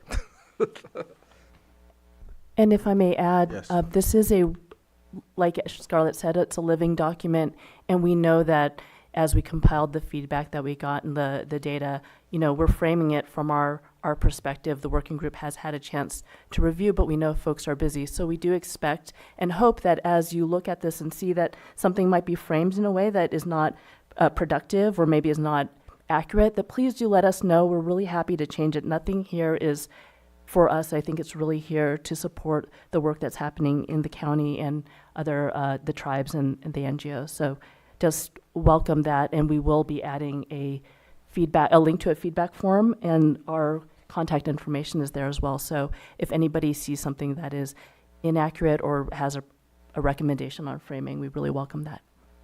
Thank you for that. Any other comments from the board? Did you want to add something before I open it to the public, Terry? I just wanted to add that I think that it is, as you know, as we write grants, different of our different departments, it's a lot of times very hard to get Lake County specific data, and this is that opportunity. And so I'm really thankful for the phase 1 and to continue in phase 2 so that we have actual things to use to justify that the work and to request funding. So thanks. Awesome. If there's anyone from the public that would like to comment, please come on up, or if you're on Zoom.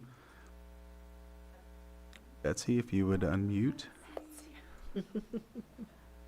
Thank you, Mr. Chair, and thank you to Scarlett and Sarah and everybody that's been involved in this. It is every bit of what they have explained. It's a very important project and very helpful. I just have one concern. We keep saying harmful algal blooms, when in fact we have a lot of problems promoting the county, as Bruno said. You know, the exposure to Clear Lake conveys a risk that really is not proportionate to the problem. My concern is that we keep saying algal, and because algae is necessary and important to the food web, for the most part, with the very rare exceptions, it's not a harmful living thing. What is harmful is cyanobacteria. This is my personal campaign. I've been asking people for the last 20 years, basically, to stop saying harmful algal blooms because it's confusing for the public. And how you could deal with that, I'm not sure. I mean, if you could say harmful bacterial blooms, that would be more specific and clearer, even if it's a couple of more syllables. But I really want to put that into your thinking about how we, deal with this problem that we have on the economic development side, where the folks that are trying to solve these problems are talking about how bad it is for our economy. But I think that the public needs to understand the difference, and if we could promote that, I think it would be very helpful. Thank you. Thank you, Betsy. Yes, please. Betsy, thank you so much. It's wonderful to hear your voice, and I appreciate that comment a lot. I will say that we have just kind of traditionally rolled along with what the CDC calls them, and I think you raise a lot of good points, and we'll have an internal discussion. I don't want to speak for everyone or make a decision on the fly, but I think that what you're saying makes a lot of sense. Any other public comment on Zoom? All right, so I'll bring it back to the board. If there's nothing further, I think this is a presentation. So, yep, thank you very much for the presentation. Thank you for coming and giving us the insight. Sarah, thank you as well. And we're looking forward to what's next, phase 2, right? Yeah. Thank you. All right. Thank you. All right. Let me see. There we go. Next is our 6.6 consideration of recommendation from Health Services Department regarding participation in the Clear Lake Cyanobacteria Task Force.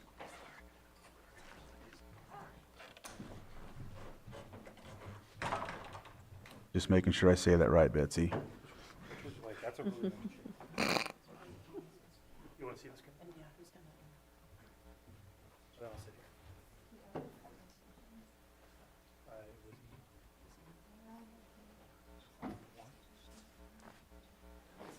Sent on Friday.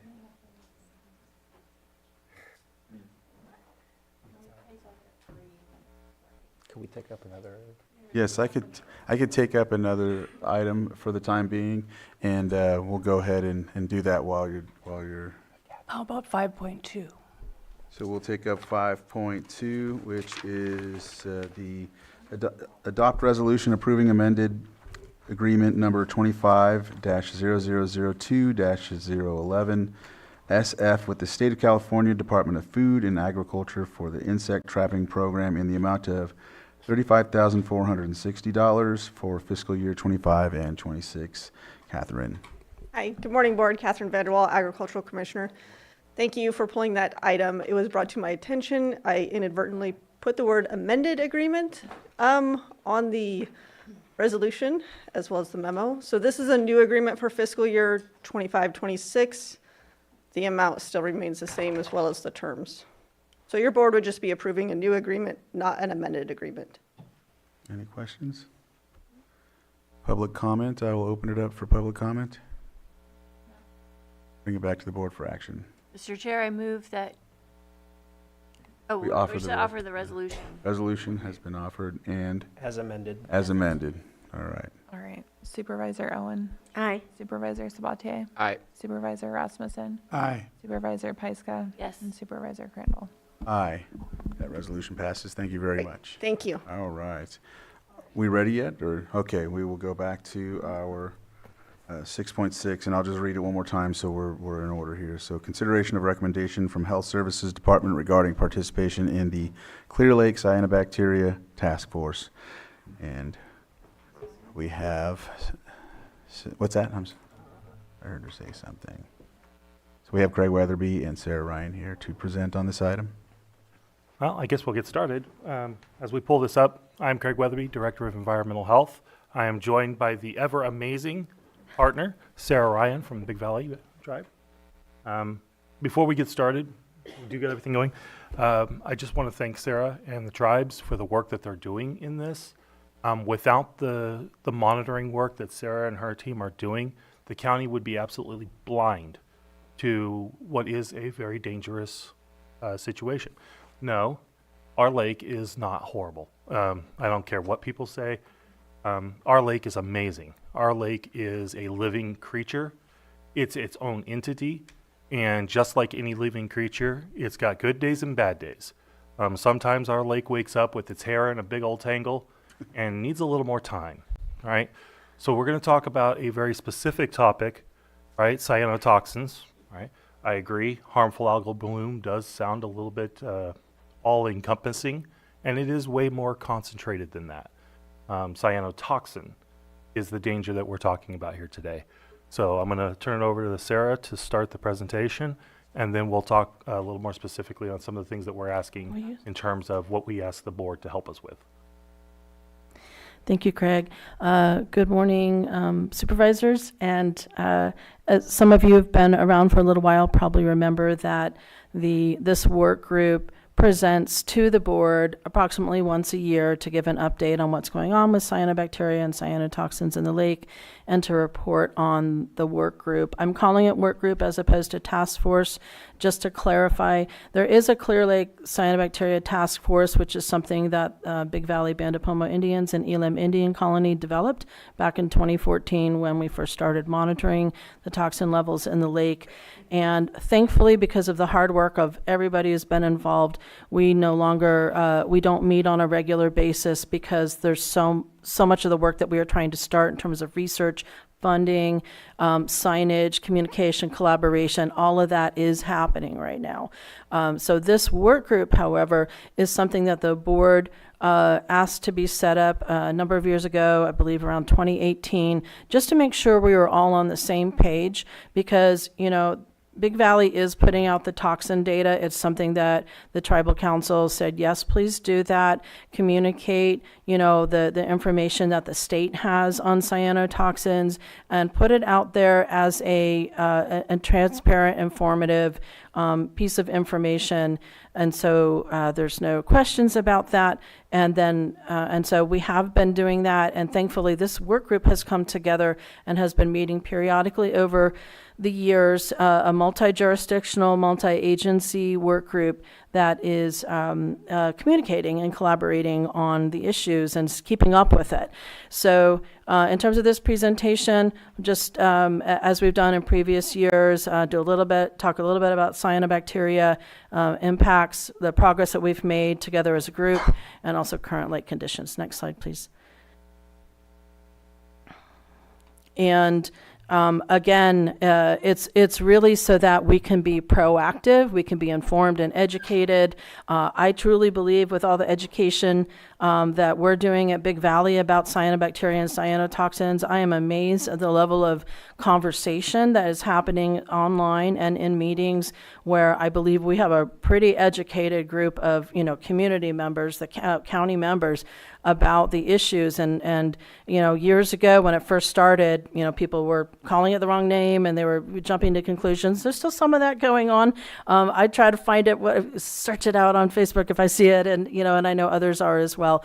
We're trying to educate people, so not to be scared of cyanotoxins. This is a natural lake, as has been said, but we need to be proactive and just aware of the potential risk and, face it head on. And I believe that's what this work group helps do. And we also try to be on the same page. So as I said, the tribe is putting the data out, and it's great when it's once the county gets a lot of phone calls. I'm sure Water Resources and Environmental Health probably gets a lot of phone calls on it. The two cities do, and they are members of this work group, and are we stay in touch with each other about the trends and everything. Okay, next slide, please. So cyanobacteria, that is a picture, a microscopic picture of Dolichospermum, which is one of the main cyanobacteria in the lake. It does not seem to have toxins, though. So I think it's quite beautiful. Looks like a pearl necklace to me. All cyanobacteria are capable of photosynthesis. That's what kind of confused people, and that's why they called it algae so many years ago. It is a bacteria, as Betsy was saying in the previous presentation. And it rises up and wants, gets sunlight, and it eats the food that's in there, eats the nutrients, all the nutrient problems we have in the lake, and then it goes back down each day. So that's what it looks like in lakes and creeks. It looks very different. You can't see these blooms. They do produce oxygen. So all of us who are out there doing water monitoring, we see high dissolved oxygen in these areas. And also high pH. I've seen a pH of over 10. It's supposed to be around 7, and actually the standards for the lake for recreational exposure is 6.5 to 8.5. So we are getting way off the charts in terms of pH, which could be one of the reasons why people have some skin issues with it, just because the pH is getting so basic. Cyanobacteria, as has been the messaging of the county for since the beginning, it's it is a natural, one of the oldest organisms, and it helped create the oxygen for what we breathe. However, when there's too much and there's a bloom and it looks like pea soup, or you have toxins, that's when it's problematic. It's not something that's eaten by fish, so we can't really just assume that it's going to be taken care of in the food web. And when it dies and it goes back down, it just becomes food again for a new year of cyanobacteria. They do seed themselves, so it will keep coming back until there are solutions to actually get it out. Either control it as it's blooming or get it out of the bottom of the lake. Next slide, please. So harmful algal bloom, again, it's not an algae, but this is the term that's used nationally, and I have a problem with it too because it's not algae, but HABs is the term, and that is when there's an overgrowth of it. So when we're out there doing our monitoring out around the lake, and Big Valley goes twice a month in the summer months, we look for, is there a visible bloom? Is it green? Is it slightly green? Is it a matte? It all depends on which cyanobacteria there is growing there. They all have different looks, different smells, different toxins they can produce, and sometimes it's a combination of them, and the only way to really tell is to look under a microscope, and the only way to know if it has toxins is to send it to a lab. Their toxins can be present even when there's no cyanobacteria, and the way that happens is, I always like to say, cyanobacteria is like a water balloon, and the toxins are the water that's inside. So if you break that, if you lyse the cell, if you kill it with an algicide or something, or it's dying in some other way, the toxins spill out into the water, which is why the drinking water systems that are, serve 65% of the county, have to do various levels of filtration before they do chlorination, because chlorination will break those cells open, and then you have to deal with the toxins, which are much smaller, much harder to get out. So it's better to filter them out. So again, toxins can be present without visible signs of algae or cyanobacteria.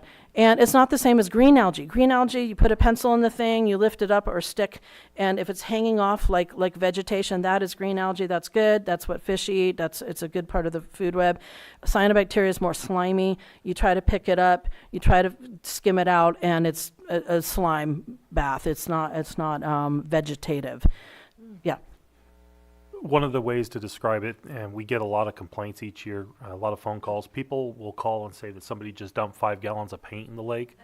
So it looks like latex paint floating on the surface. And it has that level of consistency, and that it's a key distinction between beneficial algae and cyanobacterias. Yep.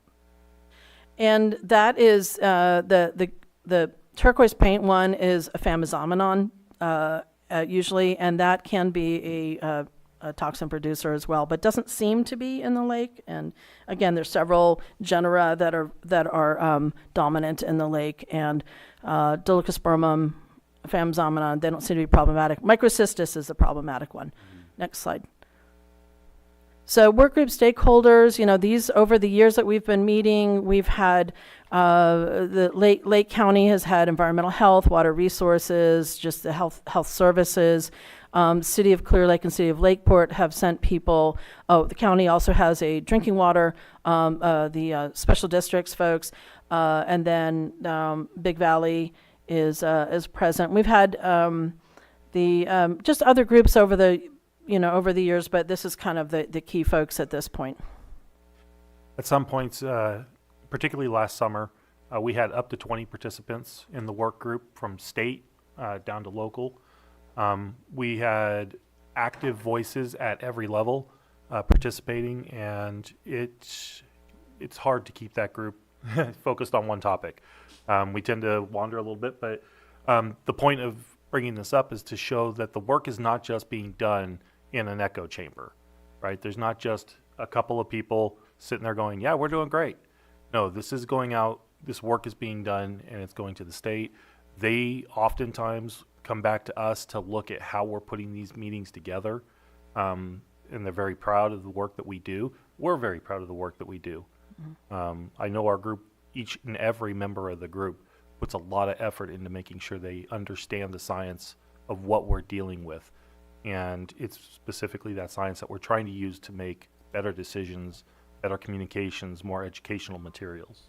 Thank you. Yeah, thanks. Next slide, please. So, and as you probably know, and it's certainly been said here before, it's not like just Clear Lake has the issue.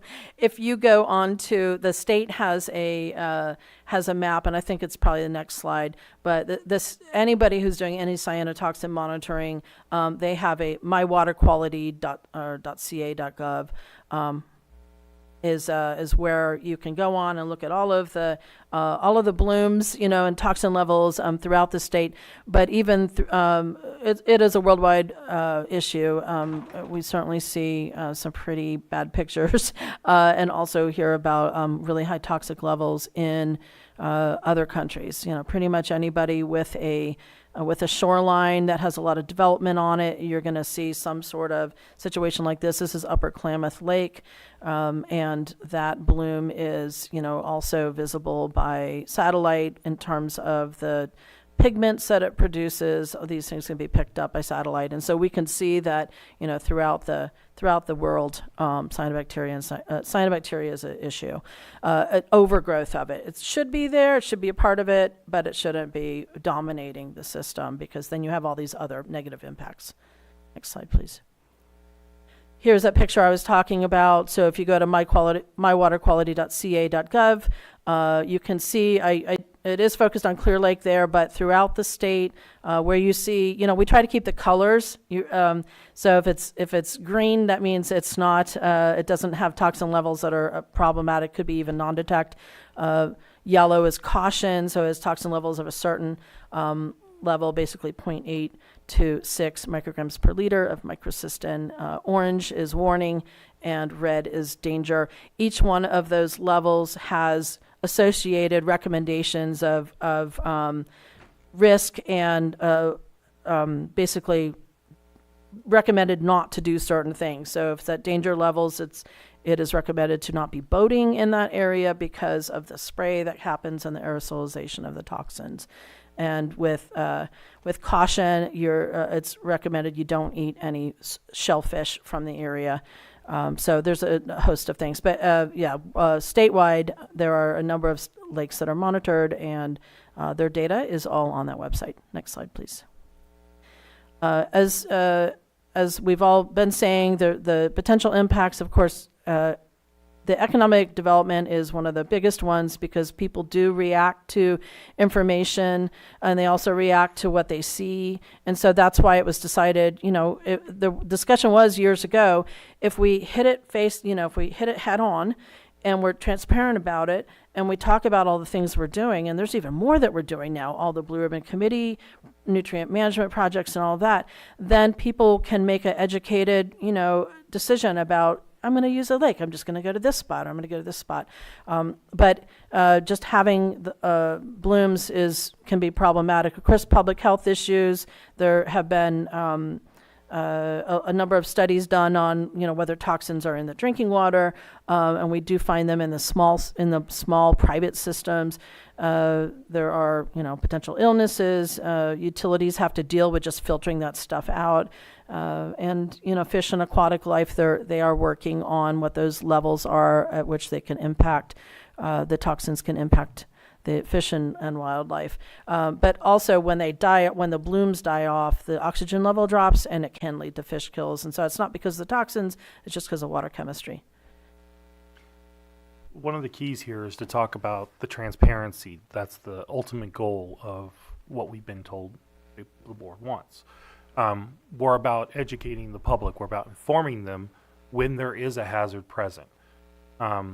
We always try to be mindful of the fact that, we are a county that has economic interests. We have people that have businesses, lives, dedicated to how that lake is functioning and how it's being used or recreated on.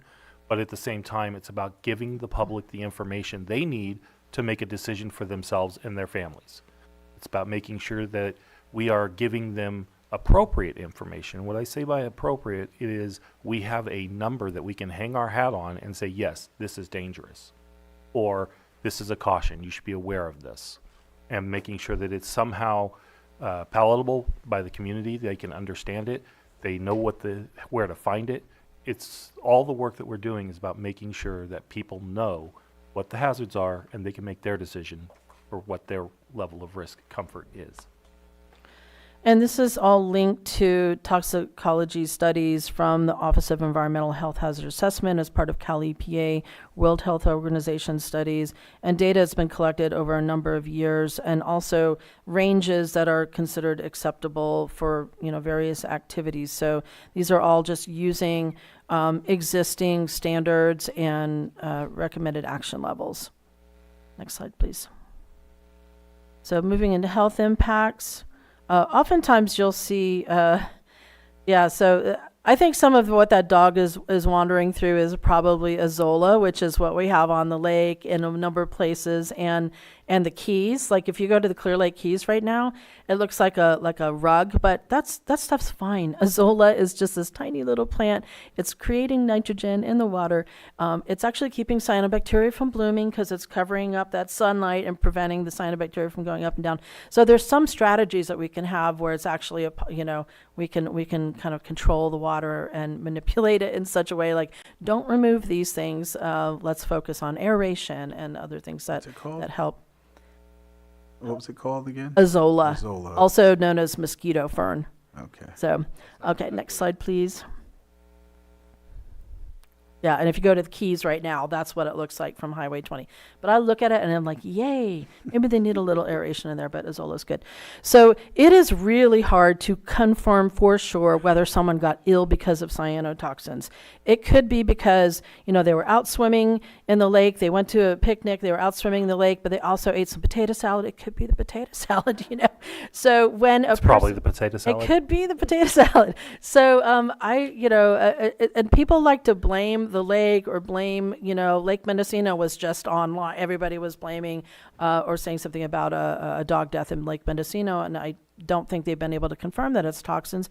There were no toxin level. The toxin level is no detect, but it is hard to test people. And so what the illness working group at the state does is they look at the toxin levels in the lake, they look at the people's symptoms, and they make a designation of that. So it's no simple, hey, just let's do a blood draw. Also, the state and our working group has been sending out to medical and veterinary professionals a letter saying, hey, if you see these symptoms, it's already information that's available, resources. And so it's really good to continue to communicate that, because if they make an assumption or they don't test at all, or they don't check on things and they don't report it, and then, we have a lack of information, a lot of underreporting going on, and research is ongoing about how to best determine whether someone has been exposed. So, two very important points here is the first is the reason we're putting these informational pieces out to the veterinarians every single year. Same thing with the ER doctors. I mean, obviously they've got a lot on their mind. They're doing a lot of work. Every year it's important to get this information in front of their eyes as a refresher to them to say, oh, it's time to start looking for these symptoms. It's time to start asking the question, have you recreated in the lake recently? To explain maybe a rash or something like that. If they don't report it, we don't know about it. So it's really difficult. In terms of what, unfortunately, every single year, it seems like we get a case of a family pet that's passed away. And it is incredibly tragic, and that is not good for anybody. The problem is that it's assumed that it was because of Clear Lake. It was because of a harmful cyanotoxin. It's really difficult to actually get a clear definition as to what caused an animal to expire. It could be dehydration, it could be a lot of things. And the only way we really have to do that is to do an autopsy, which involves sampling the liver after a fatality. Obviously, most people don't want to give up a piece of their liver for while they're alive, go figure. So we can't test them that way. It has to be post-mortem. And that is a really difficult conversation to have with the family after they've just lost a family member. It may be a four-legged family member, but it's still the same to them. And to ask them to give up that family member for an autopsy is an extremely difficult thing to do with those folks.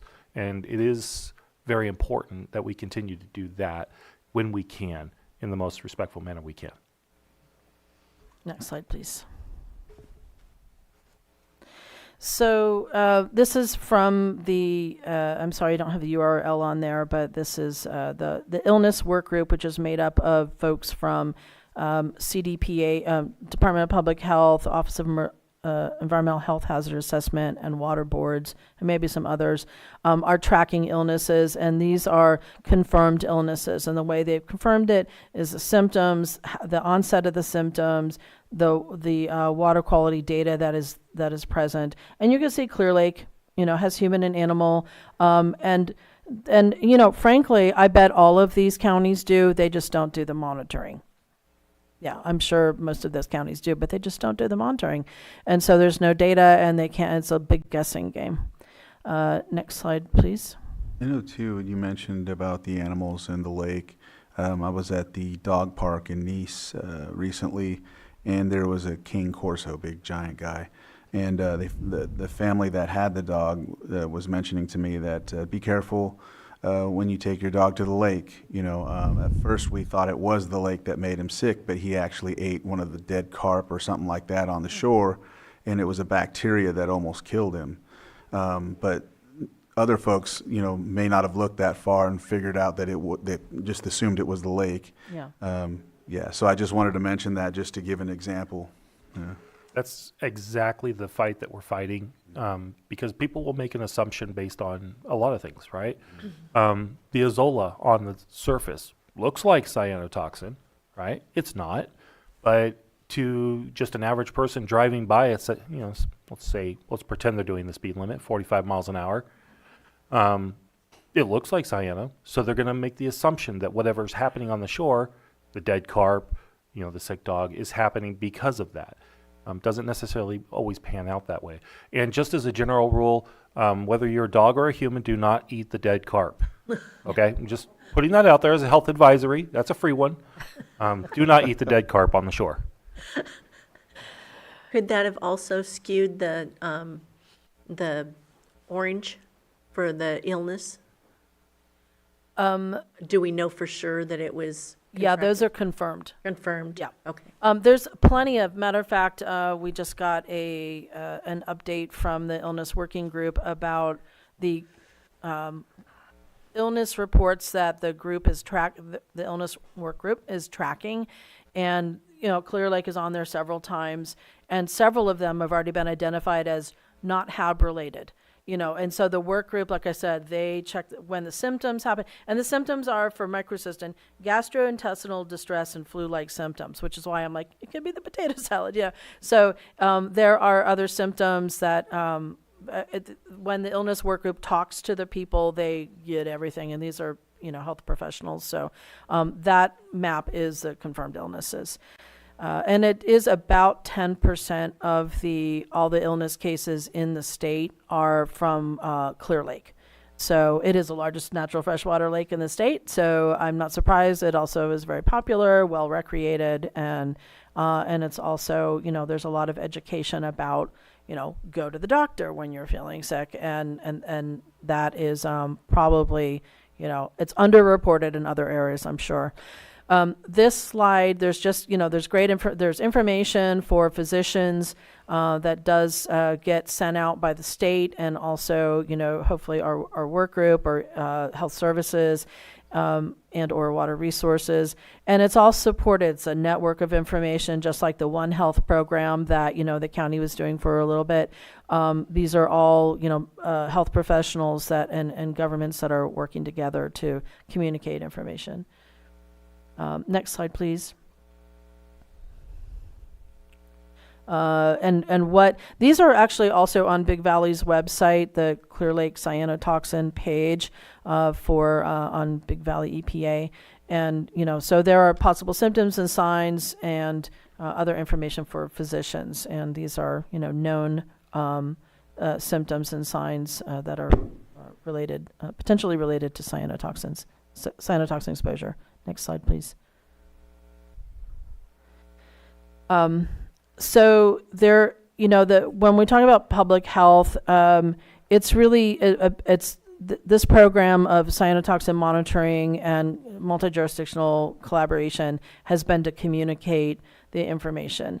And these are the groups that, we've had a number of groups that have been a part of it, and also the letters, press releases, and public service announcements. These are all things that the county's been doing for a number of years to continue to communicate what's going on with cyanobacteria and cyanotoxins. There's several places on the lake where the toxin levels have never been above, have never been even at caution. Rodman Slough is one of them. That side of the lake, good job, whatever you guys are doing. Even though that's where all the sedimentation is coming in, right? But there's some great parts of the lake that seem to never have issues, and other parts where it's a little more challenging.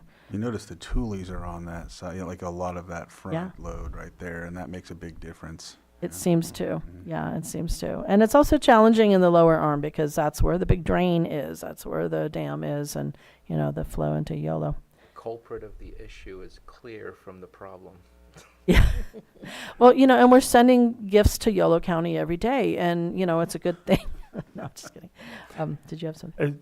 Just a point about the tules. I mean, who'd have thought that, tules, a species pretty important to our lake, would continue to be part of the solution to our lake. Actually, all vegetation is helpful. Even the weeds are helpful to a degree, right? It's important that, whatever work we do in this lake always takes into account, the natural biota of this lake. The species that have been here for 4.5 million years, or even 3.5 million in the case of the tules. We need to keep those things around because they are part of the solution. They are not the problem at all. And they're going to help us big time. They actually compete with the cyanobacteria. They all eat the same stuff, phosphorus and nitrogen. And so it's better to have weeds than cyanobacteria. I mean, at least in most uses of the lake. So that's why I was like, Azola, keep it. Azola. That seems to be the only thing I can catch in the lake when I go fishing is the weeds. And that's a very important experience. Next slide, please. These are just the signs that you might be seeing around town, although the county invested in these beautiful signs that communicate cyanobacteria issues. There's pictures, local pictures. There's a QR code that links people, if they use their smartphone, back to Big Valley's website with the data on it. And, you know, if there's what you can see with this caution warning danger signage, which is supposed to also be put up at the monitoring areas when we're in those levels of toxins, it does identify through tested pictures, icons of which is recognizable, should be recognizable for multiple different language speakers, that what is recommended and not recommended. So those are things that this is messaging is used throughout the state. Next slide, please. Work group has been working on a number of things over the years. As I mentioned, well, signage is one of them, is that, you know, we share the signage updates and the toxin updates as when we meet. We make sure that there's enough support for those who are sharing information about it. So do the cities need some pamphlets? Do you have the signage to put up? And basically, over the years, we were working out the just any weaknesses that we have in how we communicate and share the information to the public. And, you know, even the work of the all of the nutrient management projects that are coming up, like the LG Sonic and the hypoluminetic oxygenation system of UC Davis. These are all things that we do talk about these from time to time, and just like how, you know, whether we're seeing toxin levels, you know, where you have some of these mitigation measures happening. So now that they're finally starting to happen, and you know, City of Clear Lake even has some aeration off their shoreline. So we're looking at that and discussing it together. Also, we are used to getting reports from Water Resources or Health Services about how many people are calling in, asking about the blooms. So it's just a way to track, you know, the level of interest and concern of the public. Next slide, please. So here is the page where you can see where you can go straight to the toxin data. We just got our July 11th results, so we'll be updating that. There are 2 danger sites right now on the lake based on our July 11th, and that is at Clear Lake Oaks and Elam Indian Colony shoreline. There's also several warnings. You can see that upper arm, there's usually a lot of green, you know, in terms of signs. So no detect or low detective toxins. So the upper arm continues to be a great place to recreate. And, you know, other areas as summertime is tough for Oaks Arm and lower arm. It just is. Next slide, please. Before we move on. Yeah, sorry. So really important, this year, we're kind of getting a little bit of a little reprieve. Usually by this time, we have multiple danger signs across the lake. Pretty much always spanning the south end of the lake. That's kind of the natural flow of the lake, and the south end always gets harder than the north end. But I just want to point out that this year we're getting a little bit slower movement, which is good. I am attributing that completely without evidence to the fact that we have had a lower temperature summer so far.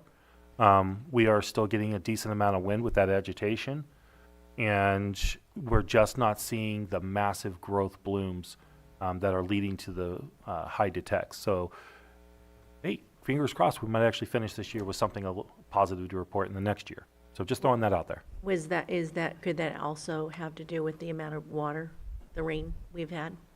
I want to say yes, but I also want to give the big giant caveat to that, which is we had a high water year last year, and with flood levels, and we saw very dangerous levels by June.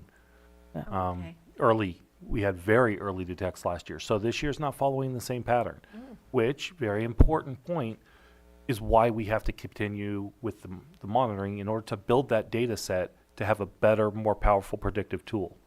I went on record and I said that we would have danger levels by July 4th, and I was completely wrong.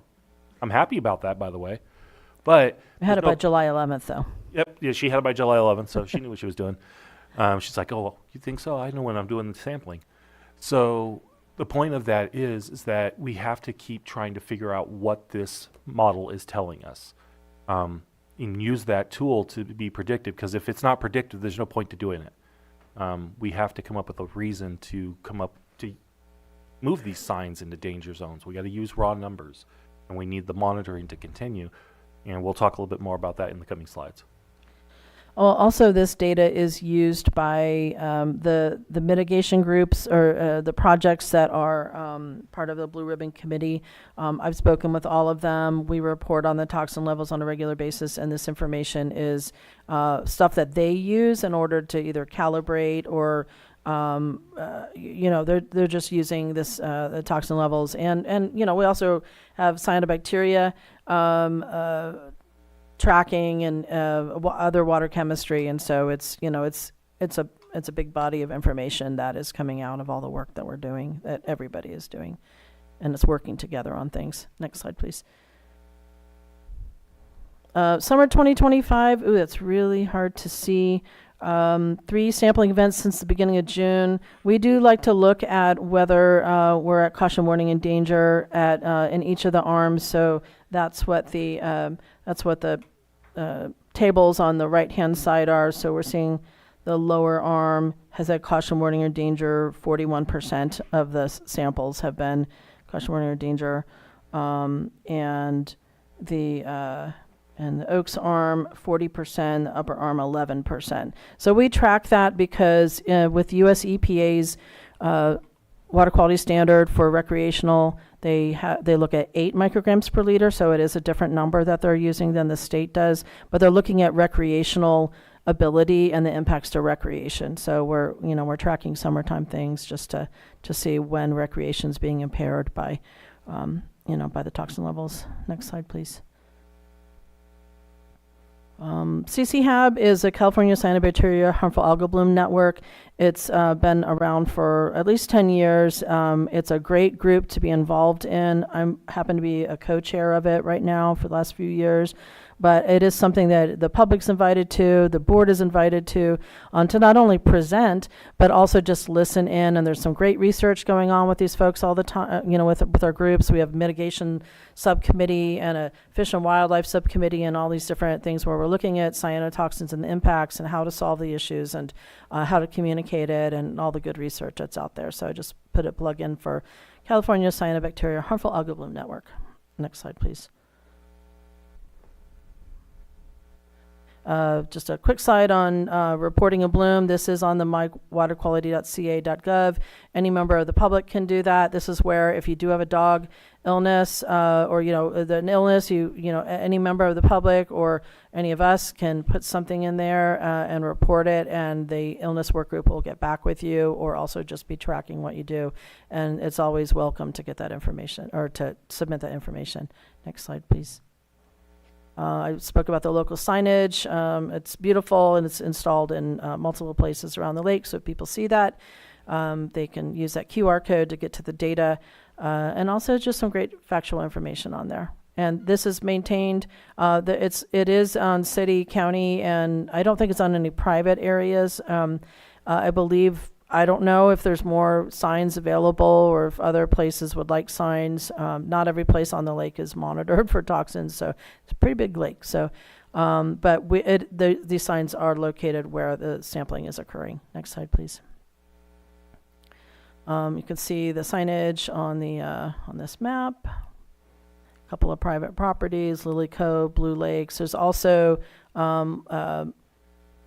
let's see what other, Jago Bay. There's a private location there. Horseshoe Bend, and I think those are the only other 2 sites that don't have signage. They're privately owned. And Cache Creek campgrounds, or Clear Lake campgrounds. And so we do measure at Cache Creek. And so there's a few sites that are not on there. They don't have signage, and these are private properties. Next slide. Outreach, brochures are available. Some great work's been done over the last few years with our work group. This is all work group work, but getting the word out about risk, and brochures are in English and Spanish. Next slide, please. Drinking water, it's really no time to get into this, but the drinking water systems on Clear Lake, the public water systems, have done a great job filtering out cyanotoxins, and none of them had levels that were at an action level. They were all no detect or detected not quantified or just quite low. And so they're doing a great job with that, and they stay in touch with the state. And there's no standards for drinking water for cyanotoxins yet. However, there are action levels that happen at the state, and they do want in lakes where there's a lot of toxins, they do request that the drinking water systems monitor. And so all of the drinking water systems on Clear Lake had to do that in 2021. And even with the highest toxin levels we had since we've been starting monitoring, the drinking water systems did a great job filtering all of that out. The private systems where people have their own pipes in the lake, it's a different story. 50% of them had detectable toxins of the samples that we tested in the CalWatch program. Tracking California is part of that. So the drinking water, the private pipes into the lake, they and the county has done outreach on that, done a press release, recommending that they find other sources of water at certain times of the year. But the large systems that serve most people are doing a great job. Next slide, please. And with the work group, we had had identified things to continue to do. Hope that we'll still work on these things, making sure that communication is happening amongst all of the parties that are having to answer the public or doing the monitoring. And we want to, as it says, manage the message, really try to ferret out the miscommunication and misinformation that's out there, and make sure everybody's got good information to make their own decisions. And we're always open to input from everybody, from the local leaders. So this is kind of where the work group really shines, is that we help be the local voice. The state's going to report whatever the state's going to report. We have very little control over what the state says or what they choose to present and how they choose to present it.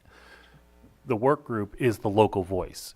It's the people who are here, who can actually physically see the lake from their workspaces, from their homes, and can actually help draft that message to the community. And it's very important that the local voice continues to be the lead voice through this process. Yep. I think that's the last slide. All right. Just some of our contact info. Thank you. Supervisor Sabatier, if you have questions. Thank you for the presentation. Not sure if we have been getting an annual report, but we did this year.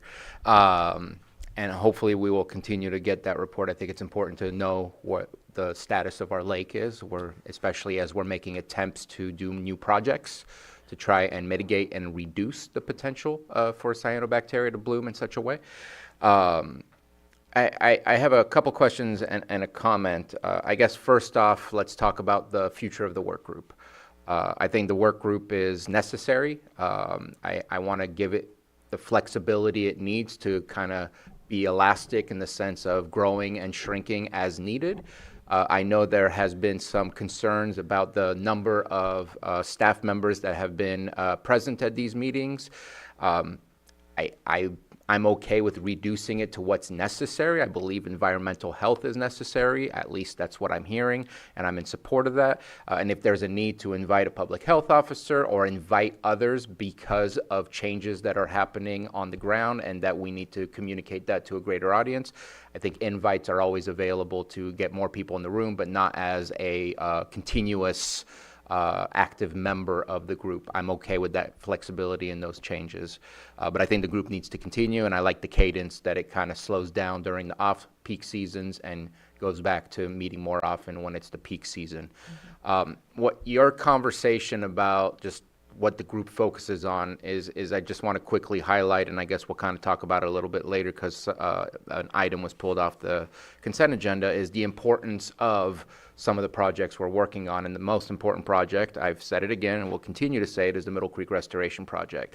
We talk about the toolies and how important they are. Well, when you strip about 1,700 acres worth of tules and marshland, which has the ability to really clean the water, slow it down, let the sediments drop in that location, where then the tules can fight for those nutrients rather than letting it flow in the lake. You have a completely different thing. And in the report from 1994, the USDA Soil Conservation District or something said that we were losing $7 million a year in tourism dollars because of the status of the lake. Now, if you times that by 31, I think it's 217 million without CPI increase, which would be 116% since 1994. So we're looking at almost $500 million in potentially lost dollars to our businesses, in taxes for revenues to the counties and the cities to provide better quality of life. That is how important this situation is. Going back to something that I believe Ms. Ryan may have been involved in, because those private intakes are important, and the cyanobacteria that hopefully they're just using it for their lawn. No, This I is know. for drinking water. There was a gentleman that reached out to me, and I know he was in conversations with you, at least your name came up, from Arizona, who was looking at what was called source water, which would capture water from the air and put drinking water in those houses that have the private intakes. And I believe he was talking to you about also some of the locations on tribal lands in the area as well. Did anything ever come of that? I heard about it, I read about it, and I never saw anything installed and activated. And still, the technology still exists, and it's coming out with more different types. But that technology is also really interesting, especially for those private water intakes, to ensure they have clean water rather than trying to draft it out of the lake when it's really bad. 2009 was probably one of the worst years I've ever seen here. And then 2021 was also really bad, where we had to declare an emergency because of the drought and the amount of HABs that we had in the little water that we had. So Yeah, those and are my commenting. in 2021 is when we had the highest toxin level we've seen on the lake at 160,000+ micrograms per liter, which is 200,000 times higher than the safe recreating level set by OEHA. And 2009 is when we had the Lingbia, the one that looks and smells like raw sewage, but nobody was testing for toxins, so don't know what the toxin levels were.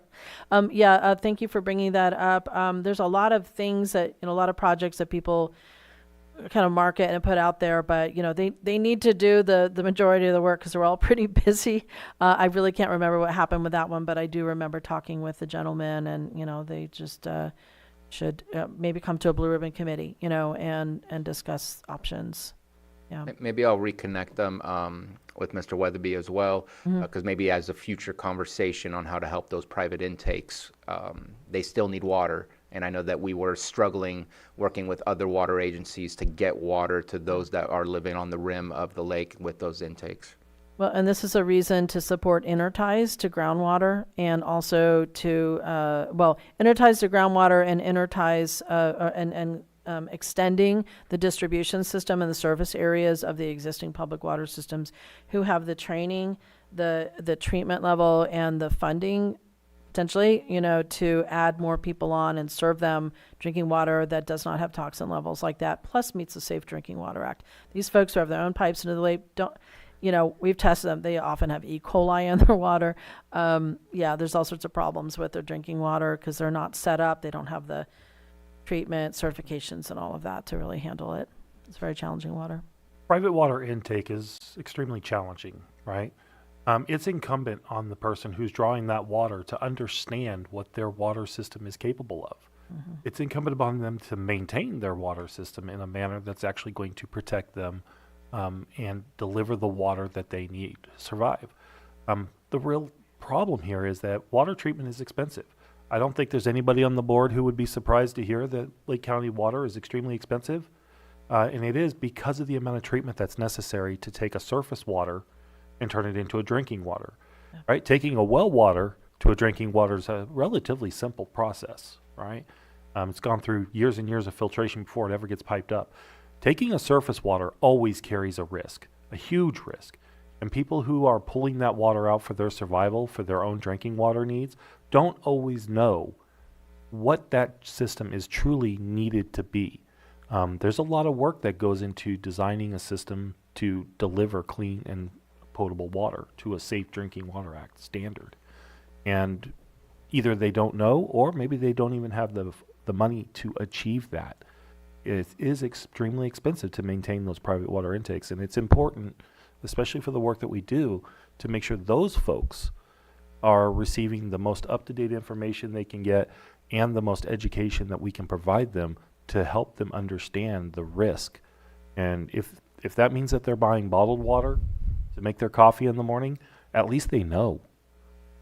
It's important information, and it's important that they, specifically those folks, get that information, because they literally live or die based on whether they know it.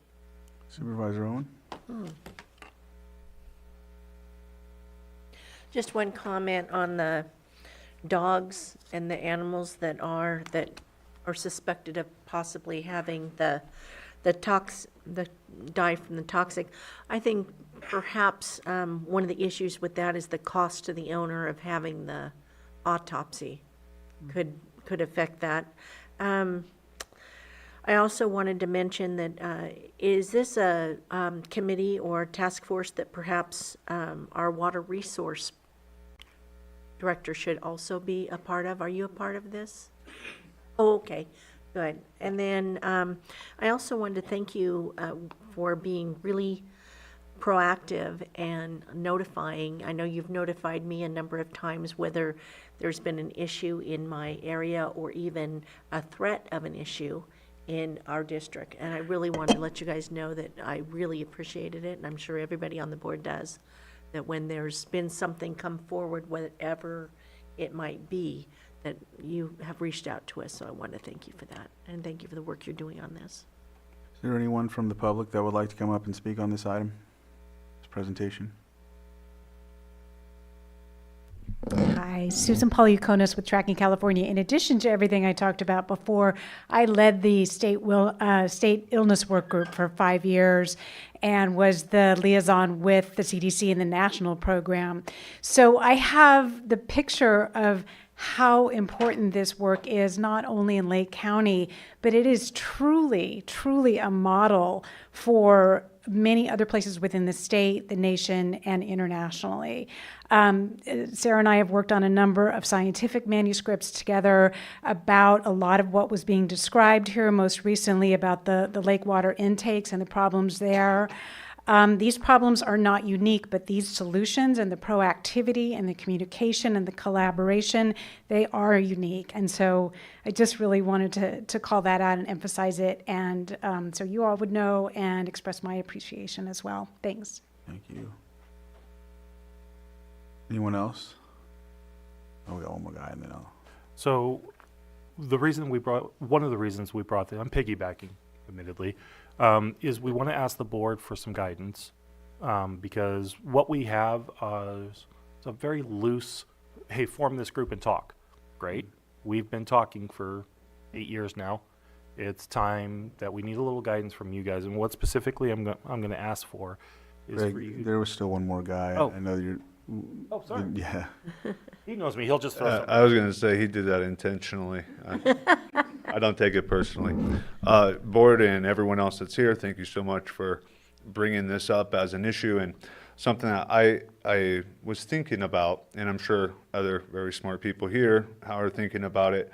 One seems really obvious is that we as humans are only going to do so much to change nature, right? So the ability to steward nature is really where the answers are. Starting something that will continue is a process that begins naturally, but we could steward along the process. So point being, the toolies seem like a big aspect to a long-term solution as opposed to trying to band-aid over smaller issues. With that, I'm thinking about the hitch as well. And it seems to me like the problem with the the algae is related to the bacteria, and the bacteria is related to the tules. And the biggest issue with the hitch is the spawning rates, and the spawning rates are really based on the environment in which they're growing in, which goes back to the tules, right? So there seems to be a crossover here where the answer for both of our biggest issues goes back to the tules, right, in nature. So with that, I'll let the people that are much smarter than I am figure out how to draw those things together, but I did want to mention it. Thank you. Thank you. Any other public comment? All right, I'll close it and then go ahead and finish. So what I'm asking the board to consider today is we'd like to have you really look at what you would like this group to achieve. What are the asks and the deliverables that you would like us to work towards? It's not enough to just talk. Something has to happen. There has to be action behind talk. Otherwise, we're just talking and we're wasting time. And we don't have that time. We need people to be aware of what's going on, and we need to do a job. So I'm asking you to help us define what that scope is. I'm also asking you to help define what you want us to present to you and how often you want us to present to you. And I am asking for this in a little bit more of a formal way than just us throwing together the group and then coming at some point. I want to have a little more structure to what we're doing and a little more definition as to how you would like us to go about doing that. Environmental health over the last 2 years has invested very heavily in this group. At one point, I had 5 of my staff workers, 5 out of 14, working on this project. Not full-time, but still a fairly significant investment for a small department, with no revenue source to support this. Any work that we do in this is coming directly out of realignment funding, which, as you're well aware, is very strained this year. So we have pulled back a significant amount of time and investment. We are now working with one staff member, me, on this group at this time, but we'd like to Environmental health absolutely wants to continue the work in this, but we would like to take a step back and not necessarily be responsible for the leading of this group, at this time while we're dealing with the budget that we are dealing with this year. Supervisor Pyska? I think we all agree that this work is really important and needs to continue, but do you have recommendations on how to proceed and what that might look like? I think that would be better, easier for us to understand rather than kind of come up with it on the fly. Because you've been doing the work, you have been developing the relationships, you know what your budgets look like. If you could come back to us with the work plan, and then maybe we could go from there, that'd be really helpful. Supervisor Sabatier? Just a thought process. I'm sure I'll get some phone calls about this. It seems to be a shared burden to deal with, and this is not which is what people are probably going to say, it's not a water issue. It's an issue of the land masses being developed in such a way that a high amount of sediment is coming into the water and impacting the water, meaning every jurisdiction has some accountability as to why the water is displaying or exhibiting what the water is exhibiting. Is it possible to, from year to year, move it to a different jurisdiction who is the lead? That way it's not always burdened to one jurisdiction to hold on to that lead and feel like they are burdened with having to deal with staff time. Is that a possibility? That's something you can come back with. That is absolutely a possibility. Anything's possible. With enough dedication in it, we can do anything. But it's you talked about flexibility in this work group, and if there's anything, this group is all about flexibility, right? We meet once a month during what we call the off season, and then once we start getting those hits, we start talking every 2 weeks. And at some point, we were even talking every week, and informally, we were talking every single day. When we were at the height, when we had that huge hit in 2021, trust me, that was all that was being talked about. So yeah, flexibility is absolutely key to the work that we're doing, and we want to keep that flexibility. The challenge has been man hours, staffing hours, and how do I fund that across multiple people, multiple jurisdictions. Each jurisdiction that's contributing. I can't speak for Pawan, but he's nodding his head, so I think he knows what I'm about to say. There is no funding source dedicated to cyanotoxins. Any money that we spend in this realm is coming out of somewhere else, some other portion of our budget. In my case, it's realignment. I'm very fortunate that Anthony has been so kind to let me have as much money as I've ever wanted and never says no. I think too that Just throwing that out there. might be Okay, so that is not true. this may be, you might have already talked about this or tried this, but the Blue Ribbon Committee, I know it fits some of the, the details in the bylaws or in the whole initiative. It fits, the lake is the most important thing when it comes to that. It could be another subcommittee or something like that that could be a potential funder for this, if we could see if that could be something. Yeah, in the Risk Reduction Authority as well. Are you offering, just so I can better understand, that the Blue Ribbon has the capacity to lead this committee by staffing it themselves? Or a project to promote, to try and get the funding to do that. Right. Which would take some time, but yeah. But it's a long-term thought. If that I don't makes sense. disagree. Yeah. May I mention that? Yes. In the hazard mitigation plan, this is listed as a natural hazard. And so I believe the county has identified some projects associated with mitigation with that, and so that's another potential source. And Supervisor Pyska mentioned the Risk Reduction Authority. Yeah, the Risk Reduction Authority focuses on all risks. We do have water purveyors as members, and I think for the tribal nations. So that's another avenue to look at. We can get you on that agenda to talk about it too, and then maybe come back with some of these plans. Good.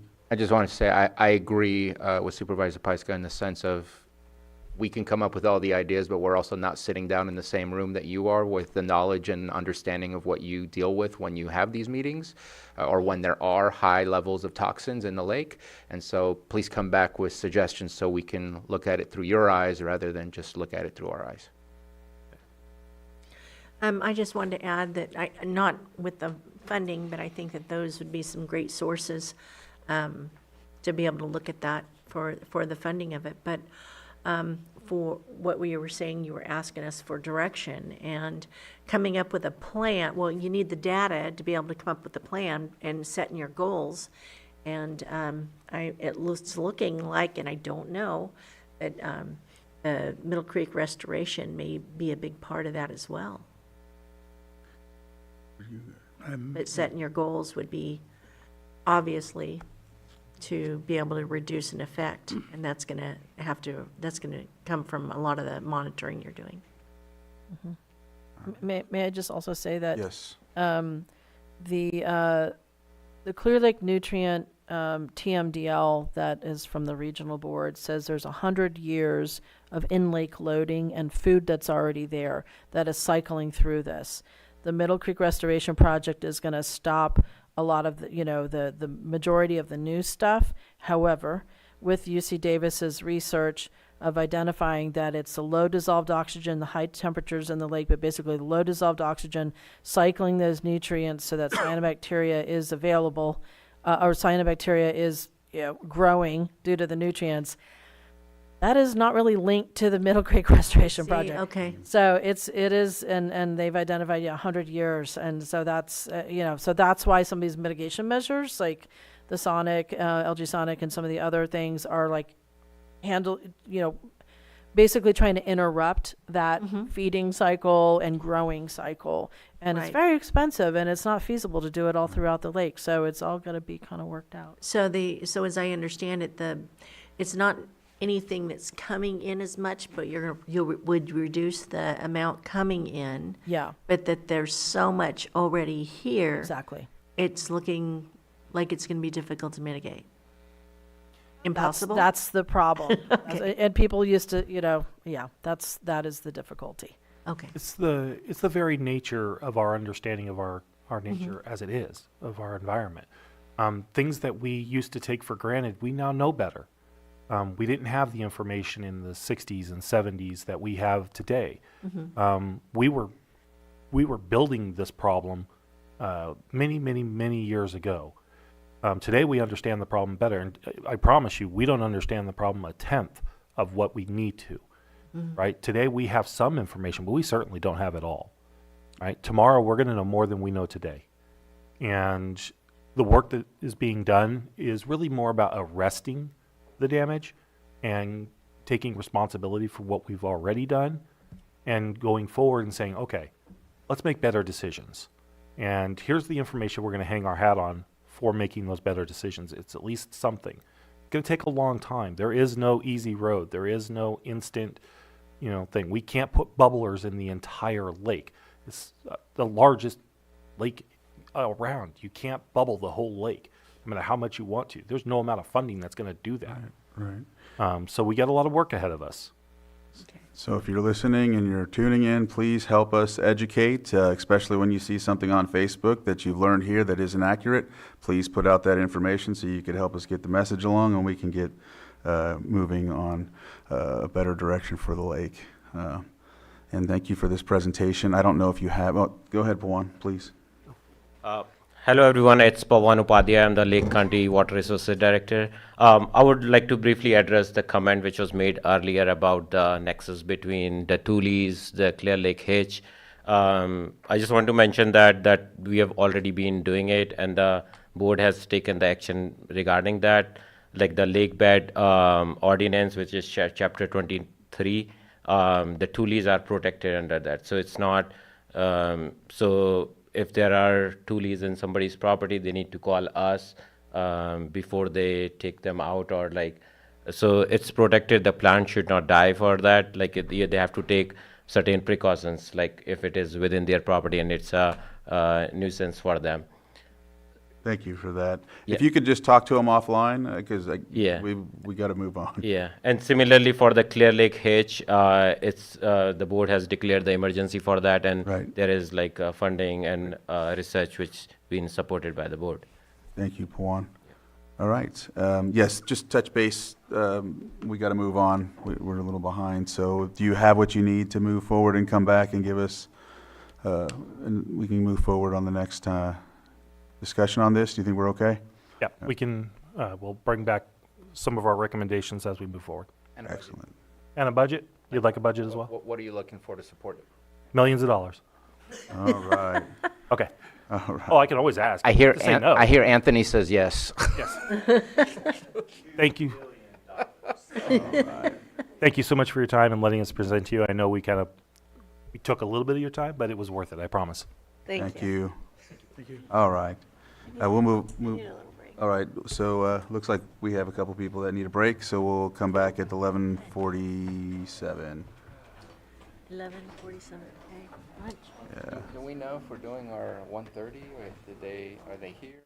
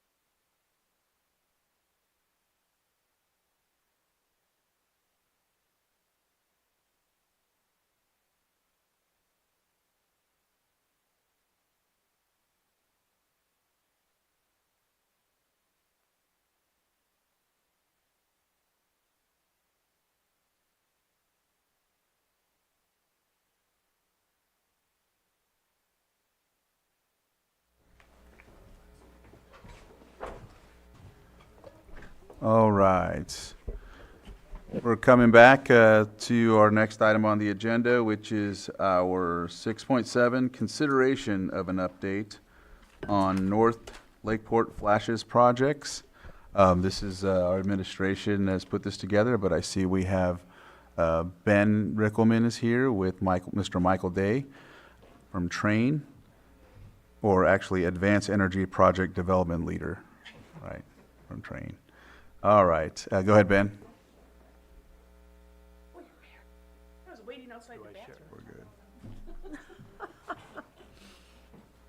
good. Go ahead. As well.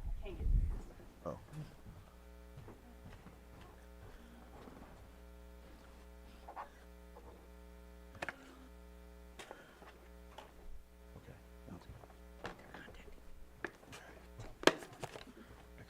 Okay. Good morning, Go ahead, Ben. Board.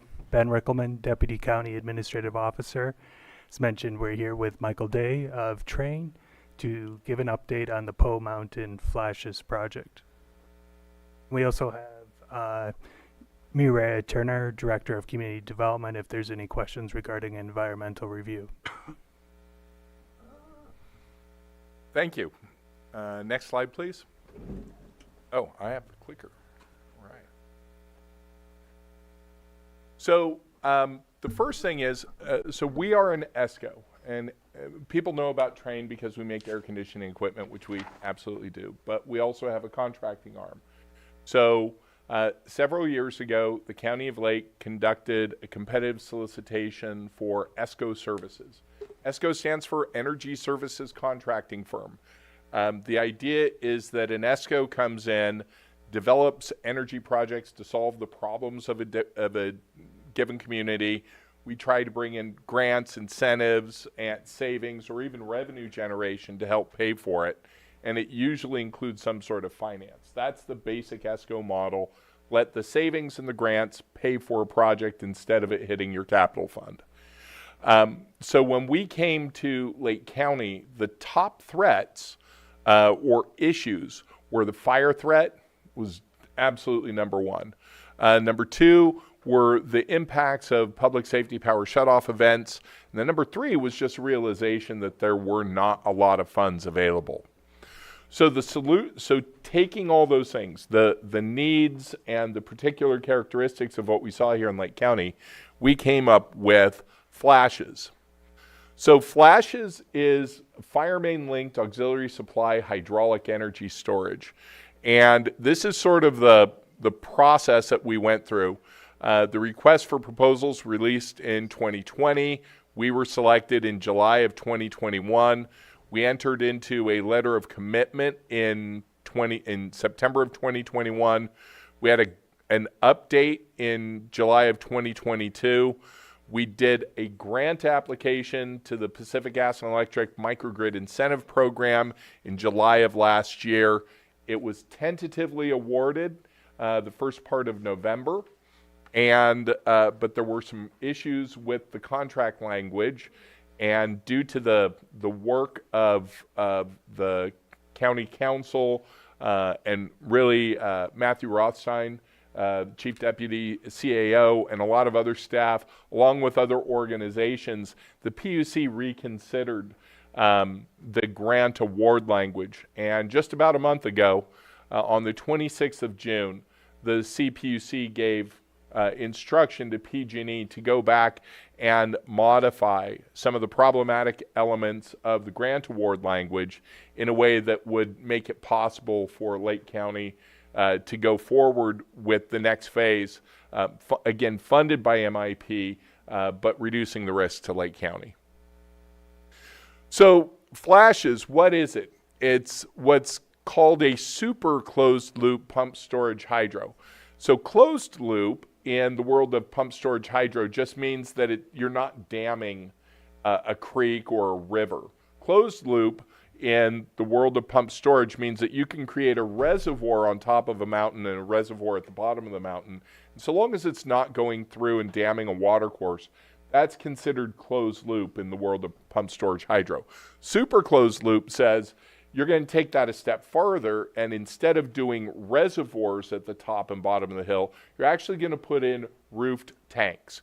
And that gives you two principal benefits. One is it reduces, almost eliminates evaporation. The second thing that it does, though, is really important, is it gives you access to a much faster permitting process through the federal government. So these are roof tanks at the top and bottom of the hill.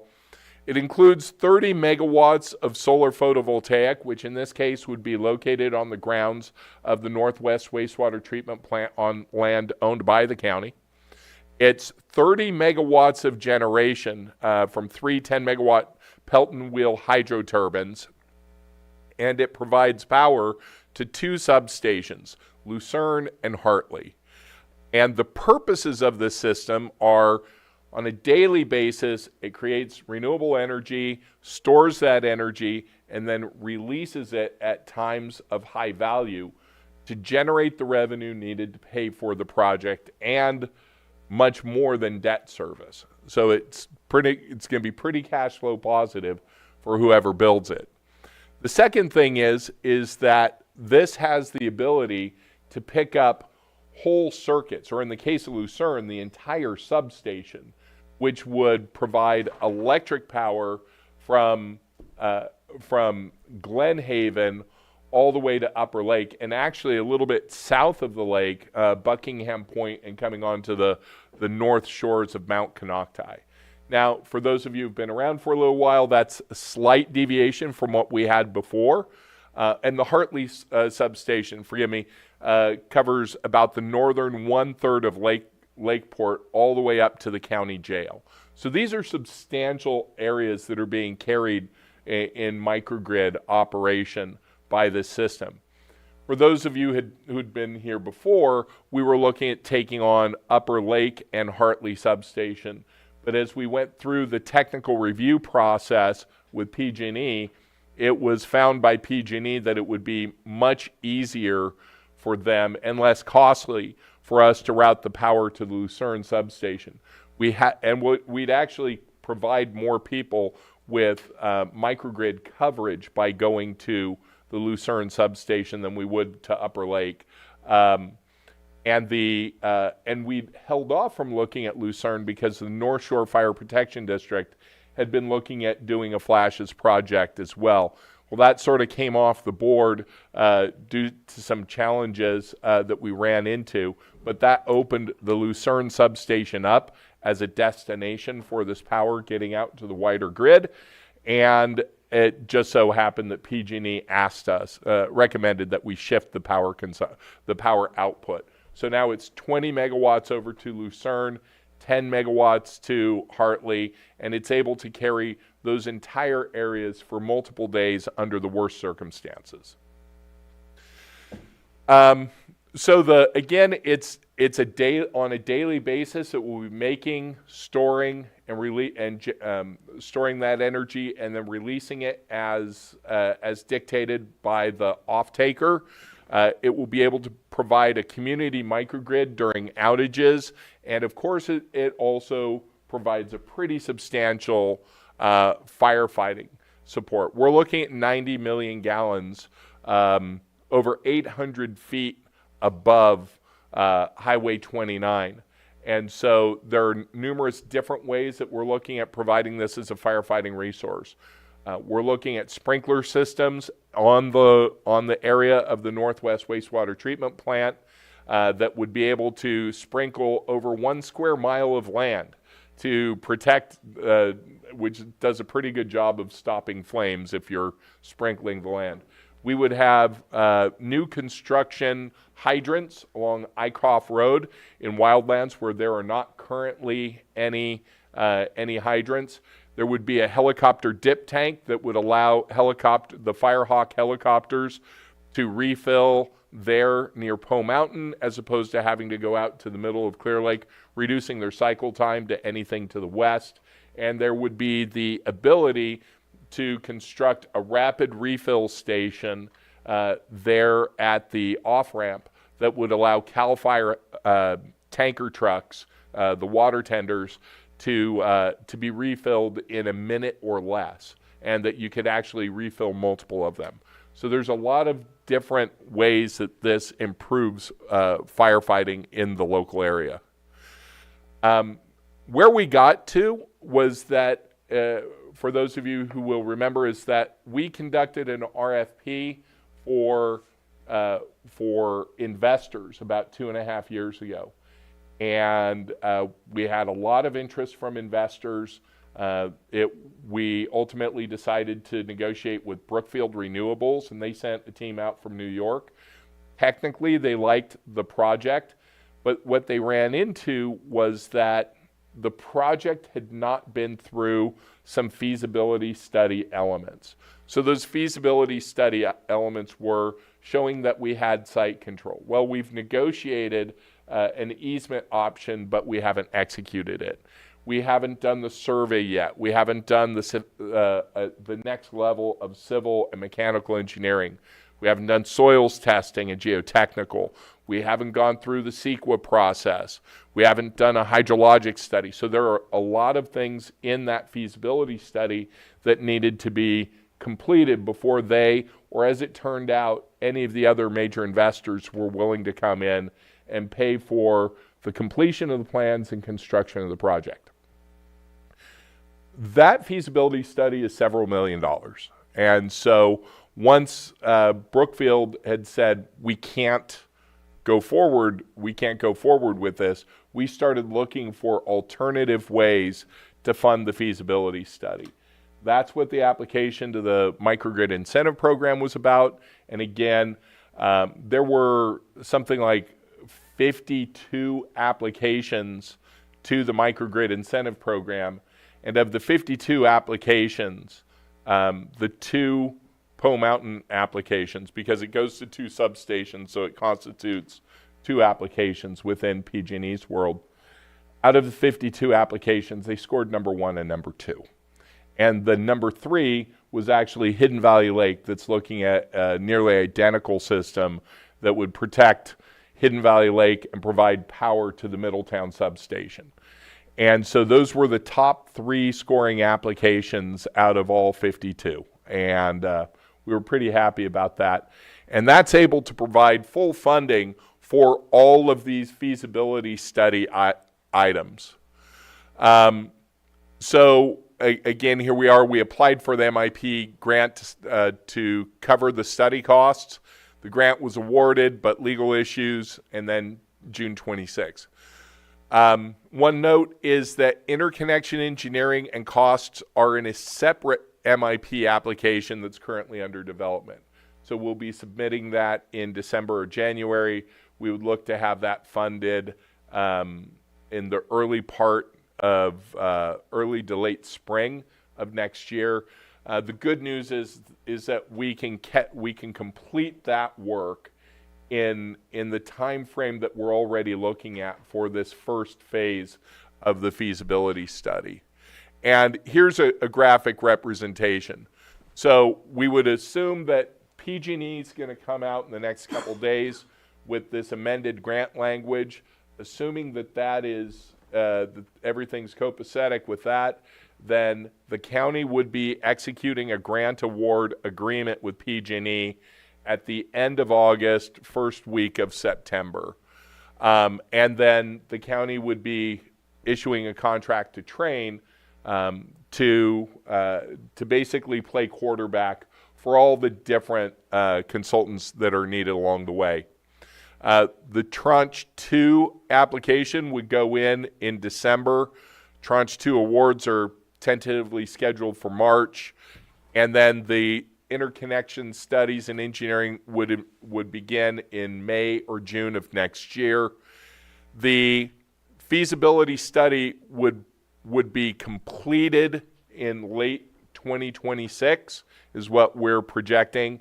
So that's all those different things from cost estimation to engineering to soils to CEQA. Everything on the Tranche 1 feasibility study should finish up by the end of next year, and the interconnection work that would start next year would finish up at about the same time. I just have a question about, okay, so for the second MIP, yep. is there any, I know there's not a guarantee, but is there some sort of preference to the first tranche acceptance? There's not a preference, but if you look at how we scored compared to the other applications, just to give you an order of magnitude, the 3 applications that went in tranche 1 are covering a little bit under 20,000 people, with about $6 million worth of funding application. The next 6 best cover about something under 1,300 people for $37 million. So what we consciously did in this application was that we didn't ask for money to build it. We asked for money to overcome the part that couldn't be overcome, which was the feasibility study.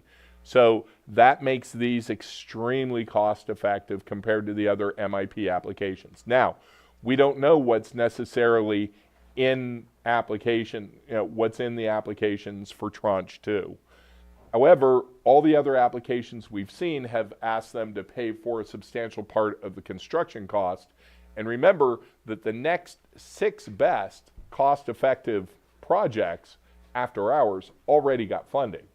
So we're sort of dealing with the B team on this, although there could be new ones coming in. And again, you can't guarantee anything, but it looks pretty dang good for us to be able to get. And lastly, the amount that we'll be asking for the interconnection studies and engineering is less than we were asking for in tranche 1. So this will put us at the end of next year, we'll be in a completely different place than where we are now. The feasibility studies will be complete. We will have an idea, a much better idea about the construction costs. We will have several of our permits in hand. It will be ready to move on to the next phase, which is final design, engineering, procurement, and construction, EPC. At that point, or shortly before the end of next year, this board is going to have to make a decision.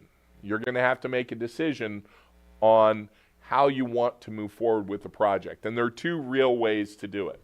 One way is what was looking good 2.5 years ago, and that's to bring in Brookfield Renewables or Sabre or any of the other dozens of companies that would actually like to, that have expressed interest in this project. They would put up the capital for the entire project. The project would go forward. They would take the tax equity benefits from it. They would sell it to a load-serving entity such as Sonoma Clean Power or another CCA. They'd sell it to PG&E. They'd take care of all of that, and they'd pay a fee to the county for use of your land. You'd still get all the other benefits, the soft benefits in terms of keeping the lights on and having a firefighting resource, but most of the financial benefits would go to that third-party investor. And sorry, Go ahead. Sorry, and what about the clean energy benefits that are going away? So, Federal. very good question, and that was part of why we wanted to delay until now to come back and give you an update. So, some things that were benefits under the Inflation Reduction Act have gone away. That's primarily solar and wind. There are a couple ways that you can still get those if you start construction by July 3rd of next year, or if you finish by the end of 2027. It's unlikely that anything on this would start construction by July 3rd.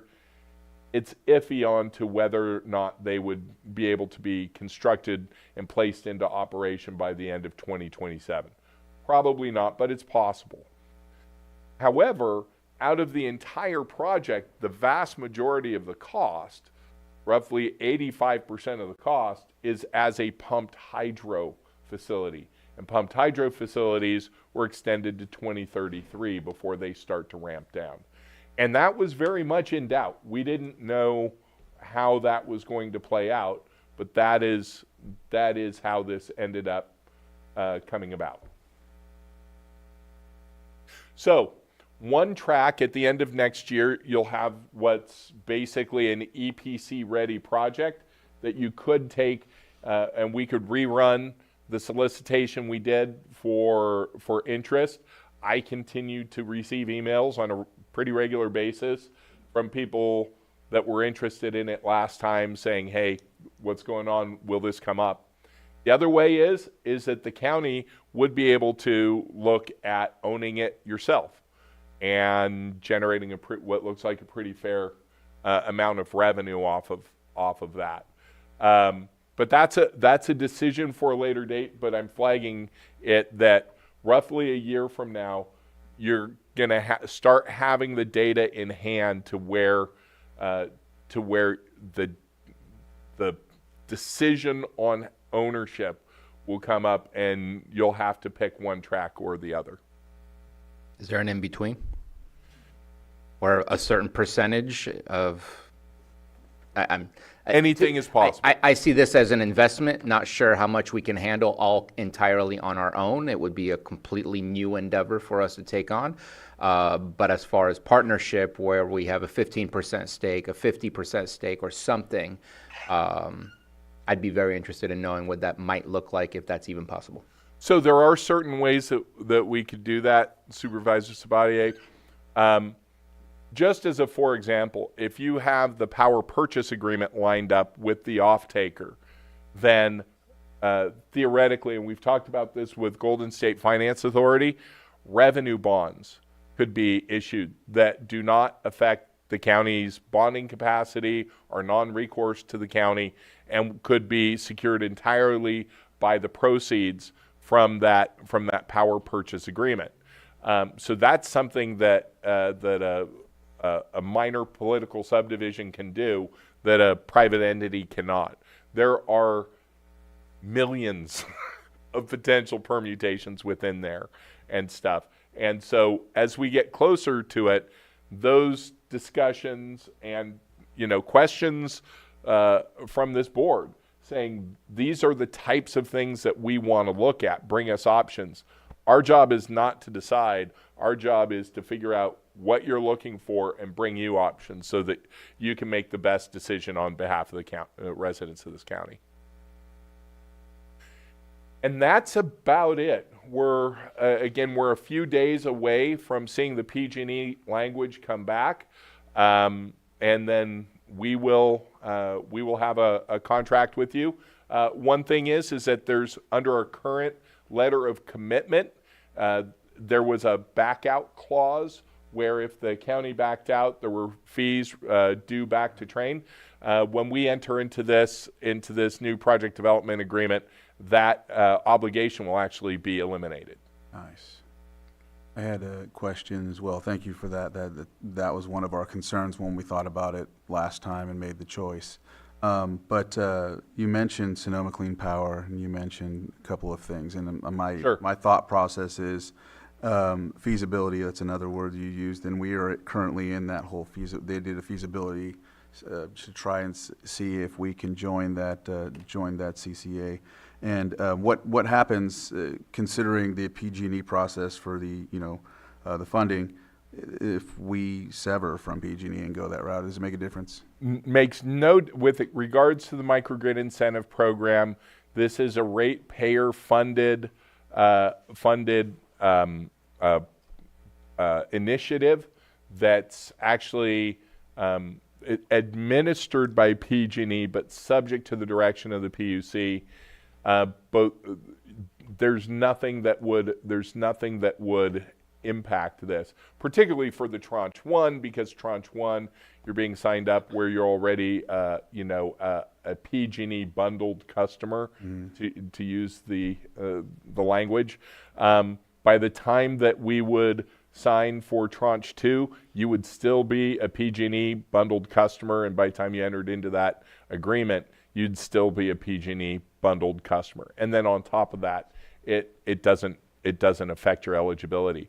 It does, however, change things with regards to the final project, it is easier for a CCA, which is a Joint Powers Authority, as you are aware. Well, Sonoma Clean Power is a Joint Powers Authority that belongs to a larger Joint Powers Authority called California Community Power. And so it's a JPA of CCAs that does procurement. The fact that you would be within their service territory changes what they can pay for you. Or for that matter, in the service, if you joined Marin Clean Energy or Peninsula Clean Energy or Pioneer. I'm not trying to guide towards one CCA or another, but the fact that you would be within a CCA territory makes it easier for them specifically to pay capacity values to this project on a long-term basis because you're in their territory. Thank you for that. Anything else? Go ahead. Just last comment. I really want to give appreciation first off to Michael Day for being persistent in this issue. Matthew Rothstein, I know that I've had many communications with him and Chair Crandall regarding how to move forward with this situation we were in. I don't want to put out a name too much in case he wasn't critical to this, but I know that we did contact Senator McGuire in asking for us to be at the table and be able to have these discussions with the governor, with all kinds of folks that we were just trying to open the door to get changes at CPUC. So whoever and however we were able to finally get that change, I just want to at least put out all the names again and say thank you, because this was critical to be able to move forward, or else this wasn't able to move forward. This was not something we could invest in at this point in time with still such a large risk. And Ben too. I'm sorry? And Mr. Rickelman as well. Ben too. And Ben as well. There is one last element to this. If these projects go forward, we're probably looking at construction starting as early as Q4 2026. These are big projects. They are going to be literally hundreds of thousands of man hours of almost all skilled labor. And with that, there's an opportunity that your staff is starting to work on to where we can bring workforce development benefits to Lake County. So we can get people into apprenticeship slots in a way that they couldn't otherwise, into a lot of the different skilled trades, and to bring that here, a workforce development element. And to be honest, the Building and Construction Trades Council was a big help at the PUC as well. So this is something that will have, there's the ability to develop a community workforce development program associated with these. You can't wait till the construction starts to get that started. It takes a while for people to go through the pre-apprenticeship program to start into it so that they can work on these. And then after this program is over, they have the ability to work elsewhere in the county or outside the county on projects like this and earn really good wages. And that's a really cool opportunity that just sort of comes along because of the nature of these projects. Thank you for that, Michael. And if there's not anything else, I'll open it. I have one public. more Go ahead. real quick question. Would there be any savings for the constituents? Possibly. Yeah. Indirectly. So if you are a load-serving entity, whether, let's just say, take Sonoma Clean Power because they're easy. Sonoma Clean Power has a certain amount of peak power, and so every year they have to generate what's called an Integrated Resource Plan, or an IRP. Within that IRP, they need to procure really 4 elements. One is capacity, which is denominated in kilowatts, and it's instantaneous energy to keep the lights on during the worst hour of the worst day of a 1 in 10 year heat storm, plus a planning reserve margin on top of it. They have to show that they are procuring enough energy for that integrated resource plan, including throughout all the periods, every slice of day throughout the year.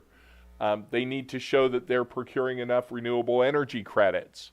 And they have to procure what are called ancillary services, things such as black start, ramping, and probably fairly soon inertia. So they're, because they don't own their own generation, they're buying these from different entities and putting it together in a portfolio to meet all those needs of their integrated resource plan. If they were to contract for this project or this project and the Hidden Valley Lake project, and they were to get it at roughly market value, it would still be better for them because they would have fewer line losses. So if they bought 50 megawatts between the two projects here, they might have to buy 60 megawatts if it was in the Sierras because of line losses and stuff like this. If they get it at a decent rate, but they're able to lock it up for a long period of time, that would, generally speaking, as prices rise, that cost would be the same for their ratepayers, and that means that their total IRP reduces in cost, and their total IRP reduces the cost to ratepayers. So that's it. It's on the margin, but remember that for a CCA, usually the cost of procurement of the IRP is only 30 to 35% of the entire bill. The rest of it are either non-bypassable charges or the charges from PG&E for the wires to get to an area. But to answer your question, yes, it could be helpful in the longer term. All right. Thank you. I'm going to open it up for public comment. All right, I'll close public comment if there's any last questions or comments. And then if there's anything to finish, If I could say yes. one last please. comment. Supervisor Sabatier, I think it was you during the Sonoma Clean Power presentation, you said, how does this set you up? How does this move you along towards being your own utility? I think that the answer here is the same as that, is that it could be a part of the answer. It's a pretty tough mountain to climb. The way that the rules are set up now for taking something that's currently IOU territory and moving it that way. However, if you were ever going to do it, having a big generating asset, particularly a peaking, ramping asset, puts you in a different category than if you don't have that. How did you know that was on my mind? I listened last time. So thank you very much for your time. We'll probably be back to you in the next couple weeks after the PG&E contract language comes out, and hopefully you'll have a contract to sign with PG&E and one to sign with Train, and we'll get started. Michael, thanks again. I know Supervisor Sabatier said it, but just staying on task and consistent with this for all the years. We talked about it in 2020, I think it was, 2019. And it's went through the Inflation Reduction Act. We did those presentations hoping that something would happen then, and but we're here now. It's still moving forward. Thank you again, and Ben, thank you for bringing this here with Susan and whatnot. So with that, I don't know if there's anything else. I know that was a presentation. If there was direction, I don't know if there was any direction needed, but Conquering. keep going. Yep. All right, with that, we'll close this portion. We do have a couple minutes before 12:30. Should we knock something out? I know that 6.8 is going to be pushed to a later date, so should I read it off? All right, so I'll read that one off. Consideration of a report from Municipal Resource Group on your board's March 21st, 2025 training workshop on general governance, priority development, and organizational effectiveness, and this will be pushed to a later date to be determined, and so that will we'll push that back. Let's see. You can try 7.4 and 7.5. All right, 7.4 consideration. Oh, actually, I'll hit what is it? 5 point. That's part of social services as well. Is it 5.5? It's 5.5 and it's already been moved to a future date. Okay, so that's okay, so we're good on that. And then, so we will go for these non-timed items. Consideration of a designation or designating one member of the Lake County Board of Supervisors to serve as a member of the AAA Governing Board and another supervisor to serve as the alternate, And B, appointing Amy Szymanski, Deputy Director of Social Services, as the second member representing Lake County on the AAA Governing Board. Social Services Director Rachel Dillman Parsons. Good morning, Board. Thank you. With me today is Tina Eddings. She is our program coordinator for the area agency on. Your mic on? Not on. Yeah, there you go. Okay. Good morning. Thank you. With me today is Dina Eddings. She's our program coordinator for the Area Agency on Aging, and I will let Dina briefly speak to this matter for you. All right. Hello, thank you, Board. This came up because of issues that we've had with reaching a quorum at some of our meetings, and because we are part of a joint powers agreement with Mendocino County for the Area Agency on Aging Governing Board, I wanted to stick with the same structure that we're holding right now with the Mendocino Board, where one member of their board is on the governing board, and then a second member on their board is an alternate. And then they have one social services staff member as a member of the board. And currently that position in Mendocino is being held by the Deputy of Adult Services, which is why I suggested Amy Szymanski, who's also the Deputy of Adult Services in Lake County. All right. Open it up for public comment. Any on Zoom?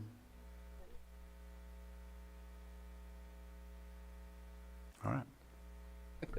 All right. So our Deputy Director, Amy Szymanski, is also online if you have any questions for her. Did she want to unmute or? I don't think she planned on making Okay. comments.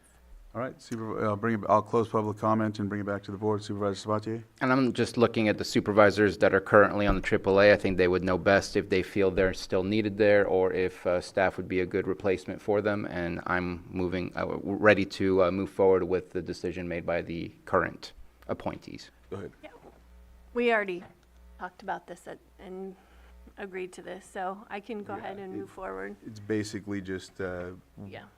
us and then having that other, Yeah. having Amy there. We're fine with it. We talked about it at the board, so we're good.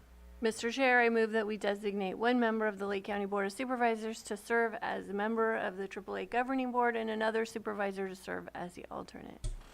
Who is the alternate? And Yeah, is that what you were going to ask, Lloyd? Just to clarify, yes, just the names of the board members who would be. What you or I would be, Chair Crandall is the main, and you're the and alternate. I will be the alternate. Yep. Does that work? Yes, that's part of the motion, yes. All right. A second? I have a motion and a second. All in favor? Aye. Any opposed? Motion carries. Thank you. Mr. Chair, I move that we appoint Amy Szymanski, Deputy Director of Social Services, as the second member representing Lake County on the AAA Governing Board. Second. I have a motion and a second. All in favor? Aye. Any opposed? Motion carries. All right. Thank you, Board.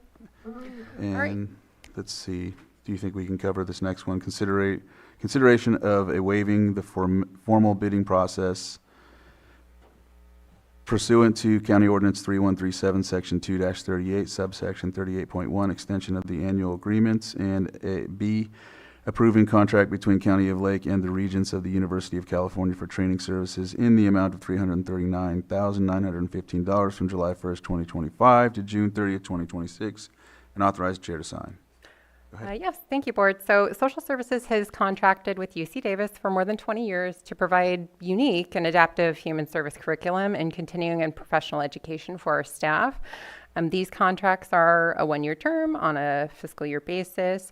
The current contract before you is not an increase in cost over fiscal year 24-25. Therefore, we do believe it falls under Purchasing Ordinance 38.1, extension of annual agreements for exception to exception to RFP, request for proposals.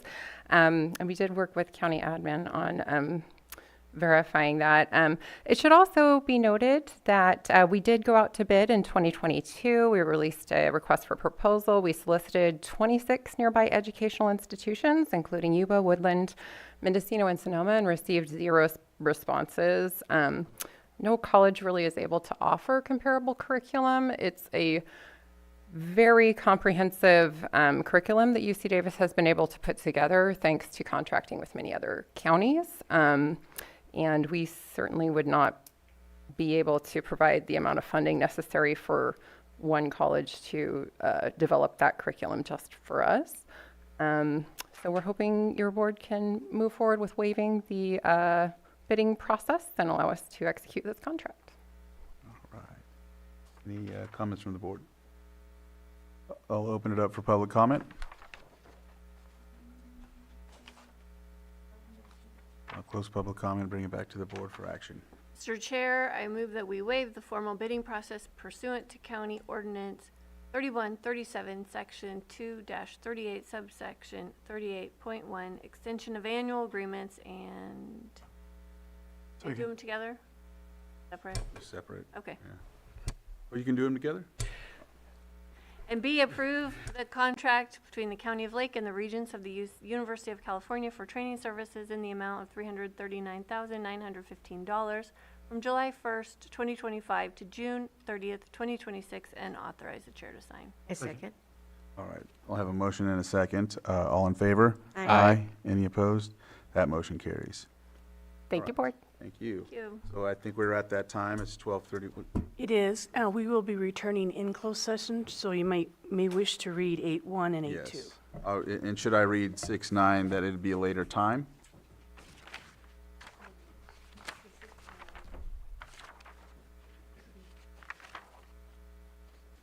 So it's essentially getting pulled to a later date, so you could make an announcement, Mr. Chair. Okay.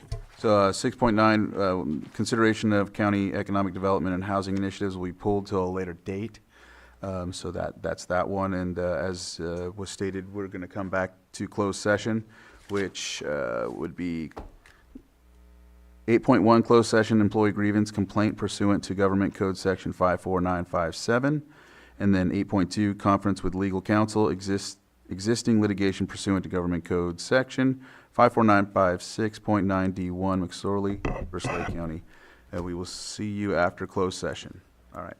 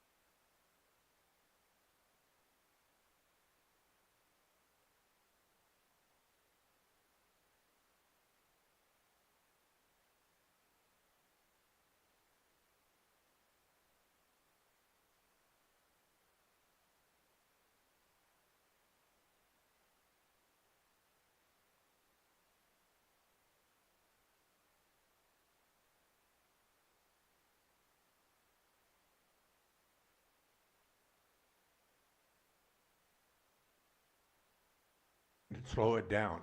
Well, that's fine. If slowing it down is one thing, but causing a developer to spend extra money because we slow it down, and then we go to them and say, we want you to build more single-family homes for low income and that. And it's hard to get them to listen to us when we've been kind of one way about it. So let's try to get along with them like they're trying to get along with us. They couldn't be here. It's not a big thing. And you should voice your opinion, but keep it directed toward what's real.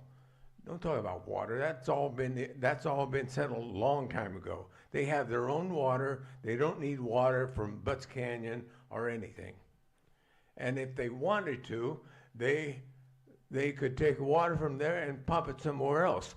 Calliope does it every day.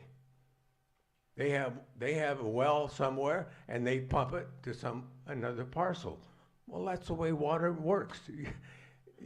The water department doesn't sit over the aquifer and pump it straight up. It has to go across land, your land, my land, other people's land. So don't hold them to a standard that you're not going to hold everybody to.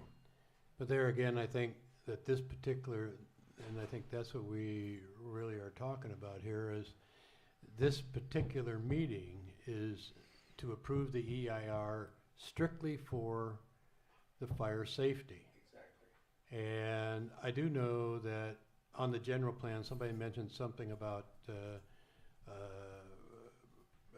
a fire. There is a fire substation that is built into this, and they're creating their own fire department down there, and they're making major donations to CAL FIRE for support, and it's also going to mean extra money for CAL FIRE here in South County. We are actually going to get, if I remember Paul correctly, we're going to be getting even more equipment to be able to fight fires, et cetera, here as well. So it's actually a big asset there.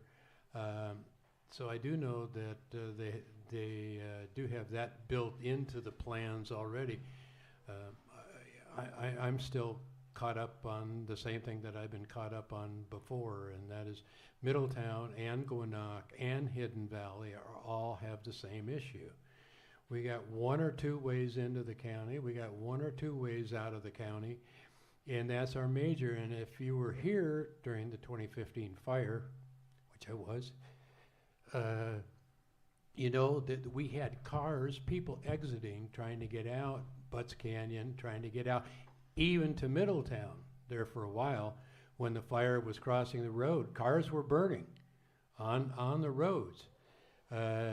Really the only way out was to go north. And so that to me is a really, and it has been, I mean, Hidden Valley, as much planning as went into that, has a whole third of its community that has one way in and one way out. And that does not exit onto 29. That simply exits back into Hidden Valley onto the main road that takes you out to 29, which was already closed down.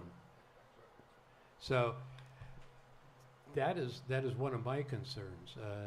And I know at one time there was talk about running another road. I mean, they could build roads. If they got money to build this project and develop this project, they got money to build roads. And I don't know that this EIR is really addressing it to that extent.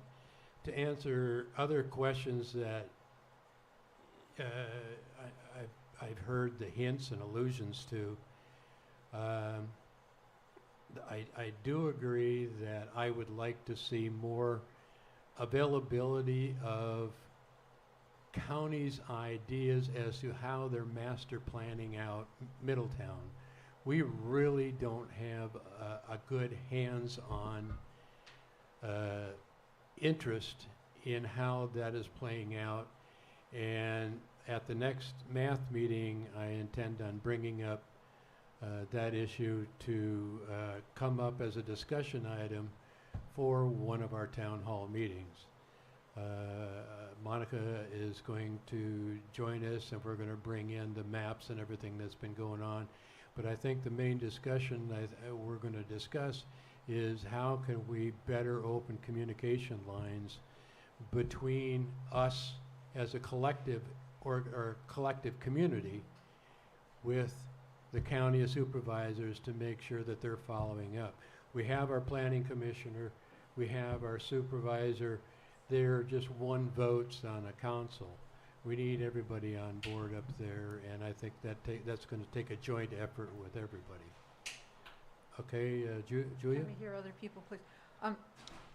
I have to say I am extremely frustrated. I'm a resident of downtown Middletown, and in my backyard there is going to be a massive co-housing dormitory development situated there for at least 300 people.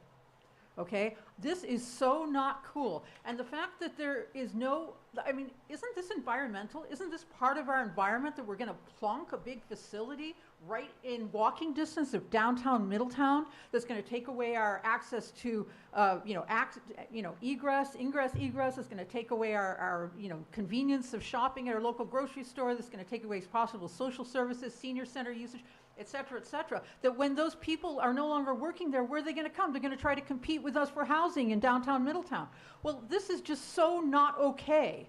Now, we have written 2 letters, detailed letters, naming the development to the Middletown site and so on, to the supposed person who's supposed to be responsible for this at the county. All we get back is... We're talking about the fire here. Excuse me. All we get back... You've talked a lot. Okay, all we get back from them is we've got your letter. That's it.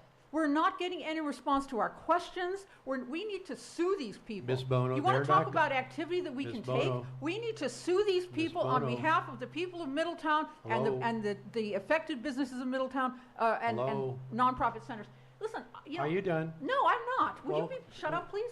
Will you please get on to the topic? The topic This is the topic. fire. This is the No, environmental it's not the and entire fire of environmental Middletown. control. Well, It's addressing only the fire portion of the environmental control report that was. I'm addressing lack of approved. response. I know you're doing other things, but we aren't doing that, and we're not presenting that. Okay, to well, them. this is important. When is this going to be Planning dealt with? Commission- I think people here would like to know. We've already talked. Everybody I we've have already talked to talked who about lives that in Middletown is general. concerned about this. We have already talked about that in When? general, and the When was this talked membership has about? voted, and that's where we issued this letter. When was this All talked right. about? March 20, what was it, 24th? My first 25th? letter was dated May 2nd. 24, okay. No, second letter. This topic is, I'm going to continue to interrupt, and I wish you would sit down so that First I letter don't was have to dated do this. September 3rd, 2024. Will you please No response. curb it? Second letter dated Ms. May Bono, 2nd, will you please 2025. curb it? We would like a response. Would you please curb it? No. Okay, Okay, I I know. live here, you don't. I know. Okay, and this is in our backyard, and we're concerned about it. All right, So and we would like a you- response, and we don't want to be shut up, and we don't want to be you've kept already being brought quieted this by up a you. number of Okay, different this times. is outrageous. This is Okay. indecent. This is Okay. not okay. Okay.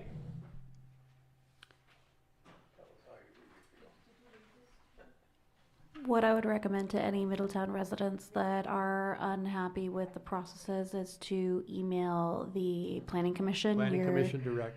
Correct.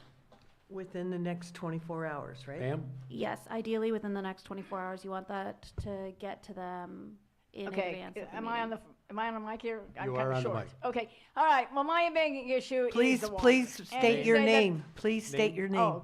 Christine Bernard. And I live out in Jerusalem Grade, and I'm kind of concerned about the water. And to say that it's going to come out of a aquifer, we're all losing the water. And to say that you're going to pump it out of the aquifer, well, what happens when the aquifer is dry? And ultimately, if we keep pumping, that's what's going to happen. So I think we really need to talk about relating, I guess, checking our water and making sure that we're responsible for this, and not to say, well, somebody else is pumping it out and it's okay. No, that's why I'm protesting this whole development, and that is it's another source of of water, the use of water, and against the aquifer. Thank you. Thank you. I think a lot of this I agree with that, and I think if you look at the pros and the cons here, a lot of that is addressed as well. What we don't have, and that gets back to the planning stuff again, we don't know what the long-term plans are to develop it. They haven't talked about where and how they're going to work on the water supply to make sure they got enough. They aren't talking about how they're planning on developing this and utilizing and expanding on their community down there. We also have sewer issues. I think there's supposed to be a sewer substation down there as well. All these things are out there as plans on there, but we don't know anything about how the county and they are dealing with developing that and putting it in place and what the future plan is going to be. So that's why we're talking about trying to get together to open up these lines of communication for that. So is there any other discussion that relative to the fire issues, Margo? Yes. Thank you, Mr. Co-Chair, Margo Kambara. To answer your question and to the point that Ms. Kaplan brought up,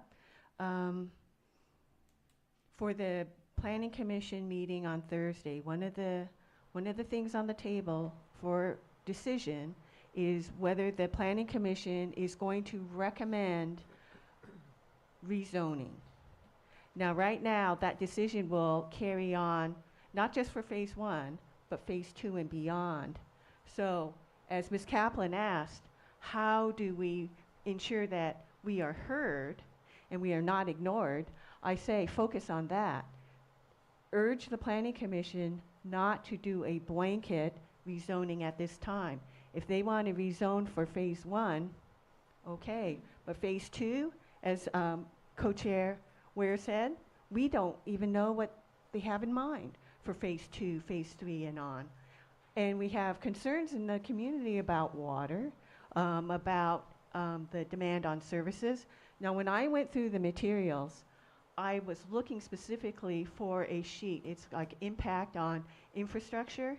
And one of the items they talk about what is going to be the impact on schools, on police, on fire service. I did not see that sheet within the project materials. But anyway, that would have been helpful to see what is the project forecasting in terms of, is there going to be an increase in school population and for year round or seasonally? There are a lot of questions. 117,000 acres. That can change Middletown area tremendously. And you are the gateway to Lake County. Yeah. People come in from out of the county, they see Middletown. So do you want to be suburbia? Or do you want to maintain the rural, rustic nature that we have now and the agricultural lands that are just so magnetic? It's drawn us all here, and it keeps us here. Thank you. Mm-hmm. Can you just clarify, just for those of us who don't know, when you say they're doing zoning, specifically out there or here too? Definitely for the project, but I believe, now I've only skimmed the materials for the rezoning for inside Middletown, but I do believe that rezoning is required for the workforce housing project. So Yeah, when I sat on the zoning committee, or we, as Hidden Valley, we made a presentation to the county for zoning for all of South County. And we showed them in a number of different places where the zoning changes they were making were not really justified by the absorption rate that was going on down here. And they went back and changed some of those zoning and made it more practical for what it was. And then as soon as somebody came in that wanted to do a project, it was like automatic. Okay, it doesn't comply with the zoning, but we think it's okay anyway, and they just go ahead and change it. So to me, that's a very important thing that I was very upset. Bramble happens to be the one in question. There's not supposed to, or there wasn't supposed to be any commercial out there. There wasn't supposed to be any residential built out there. And when they came in, and they changed that, and their intent is for housing out there and all kinds of things. And that's just a small little thing. I mean, I think Bramble can handle that, et cetera. But that's how easy it is for some of that stuff to get through and get done. I think it's very important. That's a good point. Yeah. About us making a comment related to the zoning changes and how it's accommodating it. Why are they changing it? And then math, this is a test of our general plan and your local area plan. If we want to have Lake County and Middletown area to have a certain kind of lifestyle and a certain kind of appearance, then we have to make the general plan and the local area plan work for us and adhere to what the rules are now. Thank you.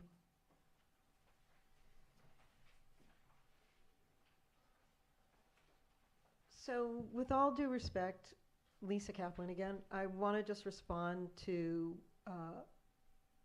my friend Fletcher. They listened, but that was it. And it's the follow-up that matters. Not, you can listen all you want, but if you don't do anything, then that's all you did, was you get credit for listening. But it's like, next, you know? I know that Bill and Gail left, and they have really good reasons for leaving because of Gail's health. But the truth of the matter is that helicopter thing, all the people over at Calpine when we spoke, like, there are ways to work together. You limit. You can't just go, no, we heard you. It's like, okay, we'll limit it to 11 a.m. and 3 p.m. or whatever, something that works for the residents. You don't have, it's not a yes or no, it's a how. How do we do it so that people are happy? And that requires a conversation and like real meeting. And it's not like I don't care if the EIR costs them $200,000 because the impacts here in Middletown are going to affect each of us who have a home to sell with at least that much money. So it's like, you know, I don't care about them. I care about us.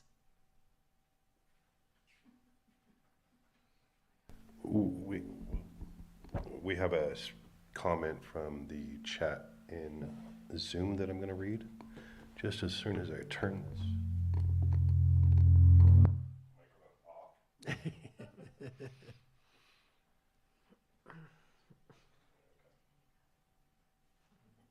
think that's better. Yes, much better.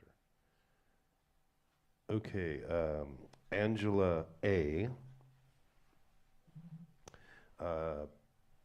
States that page 51 of the appendix H1 wildfire and evacuation assessment says 25% of the residents and guests will be evacuated by plane or helicopter, estimated to be over 1,200 trips. Is this really feasible? That's a good question. Good question, right? Thank you, Angela. Will be evacuated by Copter or plane or helicopter. And that's page 51. Margot, I believe you have, yeah, you have that page 51 of the appendix H1. Oh, you just have the staff report. Okay, so that would be a different document that they can also access through the Lake County Planning Commission or Board of Supervisors? Planning Commission, okay, yeah. On the agenda, there you go, for the website. By the way, Laura Hall. Thank you, Angela, for your comment. Thank you. Because I'm not able to download the EIR. It's 600 pages. Anybody else? Okay, I think Monica wanted me to bring up a couple other things that we just to make note of, and that is this zero emissions meeting that the county is trying to set up, the zero emission vehicle plan, infrastructure plan. is also Thursday, and they're meeting at 5 o'clock in Clear Lake, or in Lakeport. And then,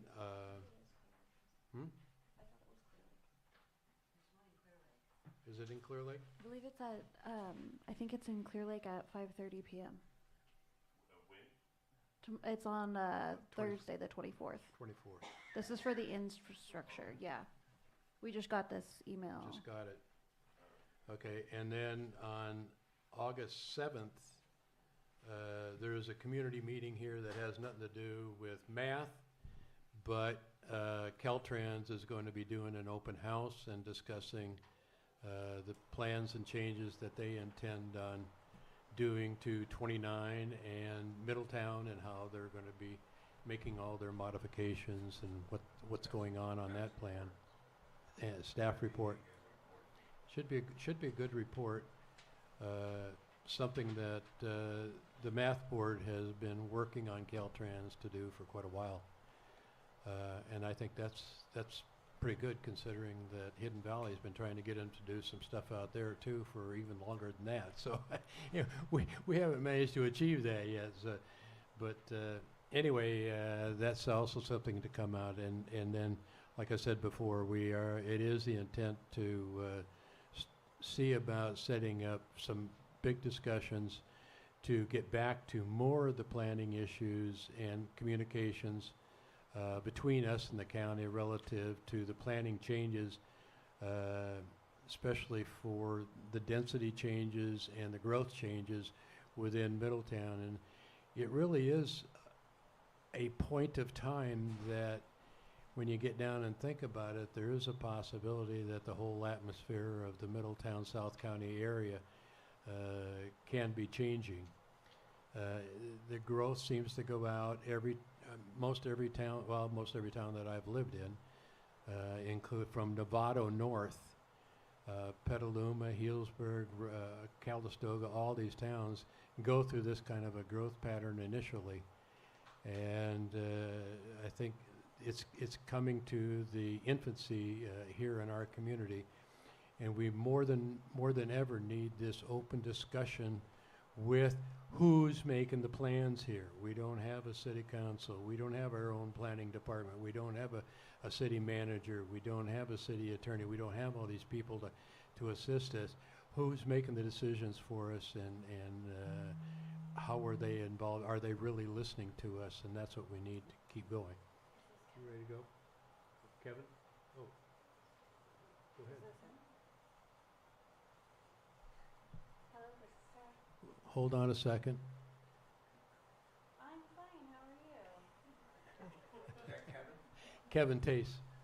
Lovely.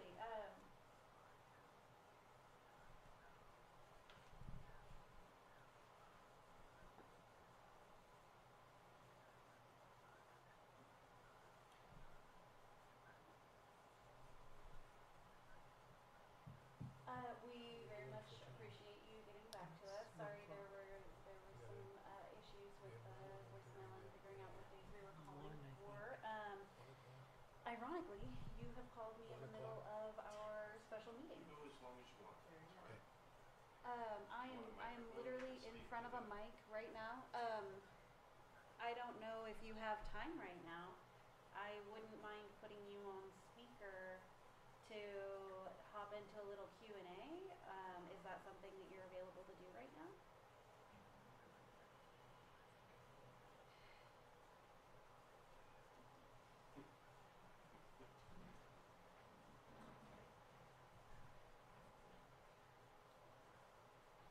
Right.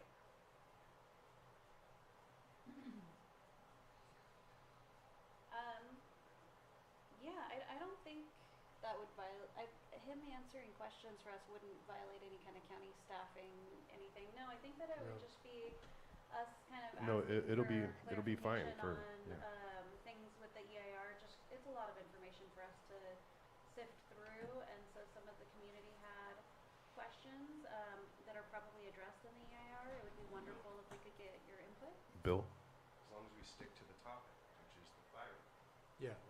We just want questions related to the fire issues that are being addressed in the changes? Yeah, it's just things regarding the changes with the fire. I believe that that's what they're addressing on the 24th. And so we're wanting to just ask a few questions regarding the EIR and the improvements that are suggested that are being voted on the 24th. Do you mind if I put you on speaker? All right, great, thanks. All right, I'm putting you on speaker right now. All right, everyone, this is, okay, putting you down in front of a mic, Kevin. There you go. This is Kevin Case with the Gwinnett Valley Project. Kevin, you are on. Okay. Hello, everybody. Can you guys hear him? Yeah. Yeah.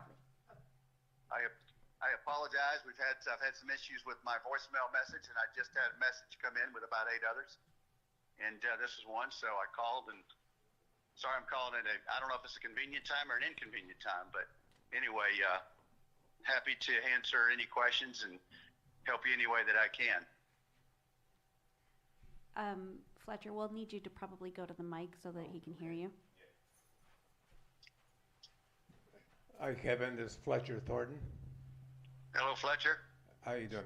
Hey, I just have a couple questions regarding the modifications that were required and you approved to take care of the fire, the ingress and egress for fire evacuation. Correct. Do you want me to explain a little bit about the process on that? Well, if you could just explain what actions you've taken to mitigate the concerns that people have regarding evacuation from the project in case of fire. Okay. Well, as you probably know, we worked extensively with Fear and Pierce, who's one of the top traffic engineering companies in the state, and worked very closely with CAL FIRE as well. But what was required is another ingress, egress, like you just said, besides the two that we had on Butts Canyon Road. And so we were able to work with the Comstock family there to get an easement through their property. We've got part of as it stated in your document there, we've got part of it is on our land, on our property for that evacuation route, and then part of it's on the Comstock that then touches into Grange Road. And then obviously from Grange Road, there was analysis done on 29 Highway where we would have, again, another egress point there at 29 and Grange Road. Okay. Thank you. One more, Kevin. Did you make any changes on the interior to make egress a little easier? Didn't you put a loop in or change some roads on the interior? We did. That was another requirement that we had as well, that no road lengths could be over a mile. So we had some dead-end roads that exceeded that. And that was really a result of working with the Attorney General's office. And we had made those adjustments and made those changes to the site plan. There was another significant change that had also taken place from a fire standpoint, and that was some of the lots that we had in 2 of our different districts that we had on the project that we removed, that were on the northern side, that we removed. They were more fire-prone areas and more susceptible to wildfires, and they were asked to be moved and taken out of that area. So there was about somewhere in the neighborhood of about 50 lots, residential lots, that were taken out of those areas that we had removed at the request of the Attorney General. And that's what's reflected in this new EIR document. Thank you, Kevin.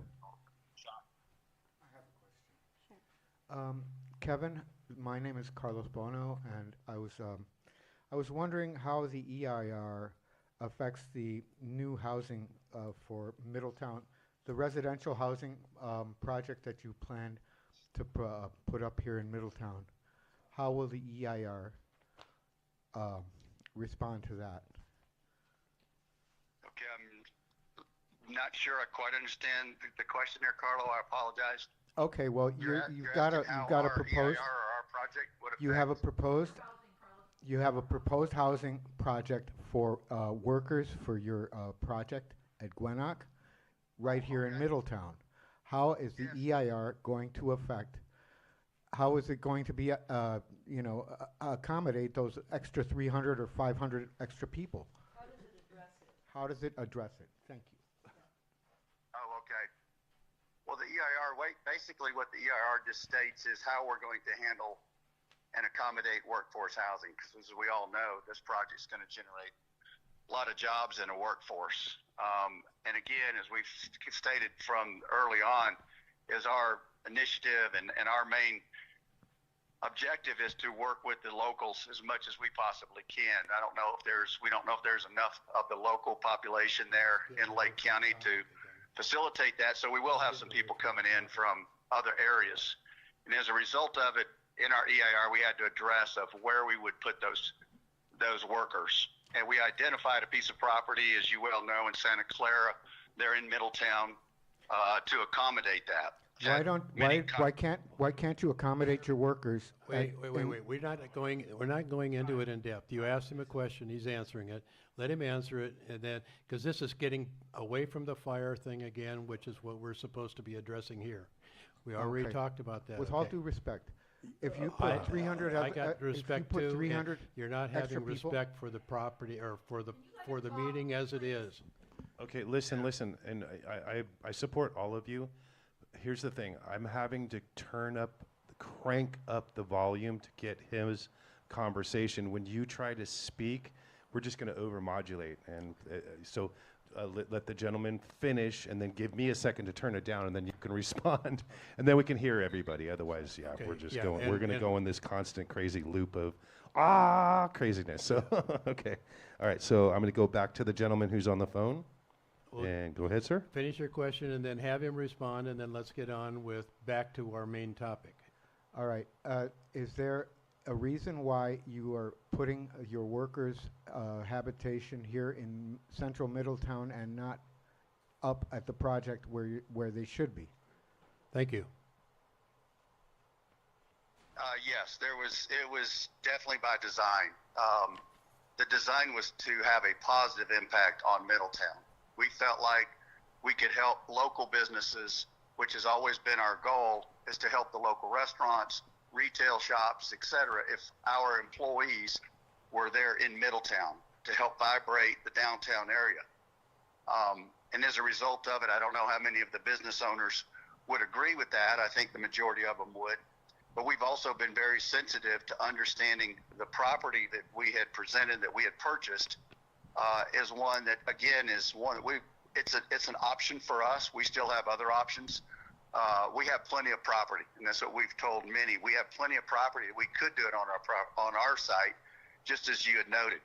And that makes a lot of logical sense.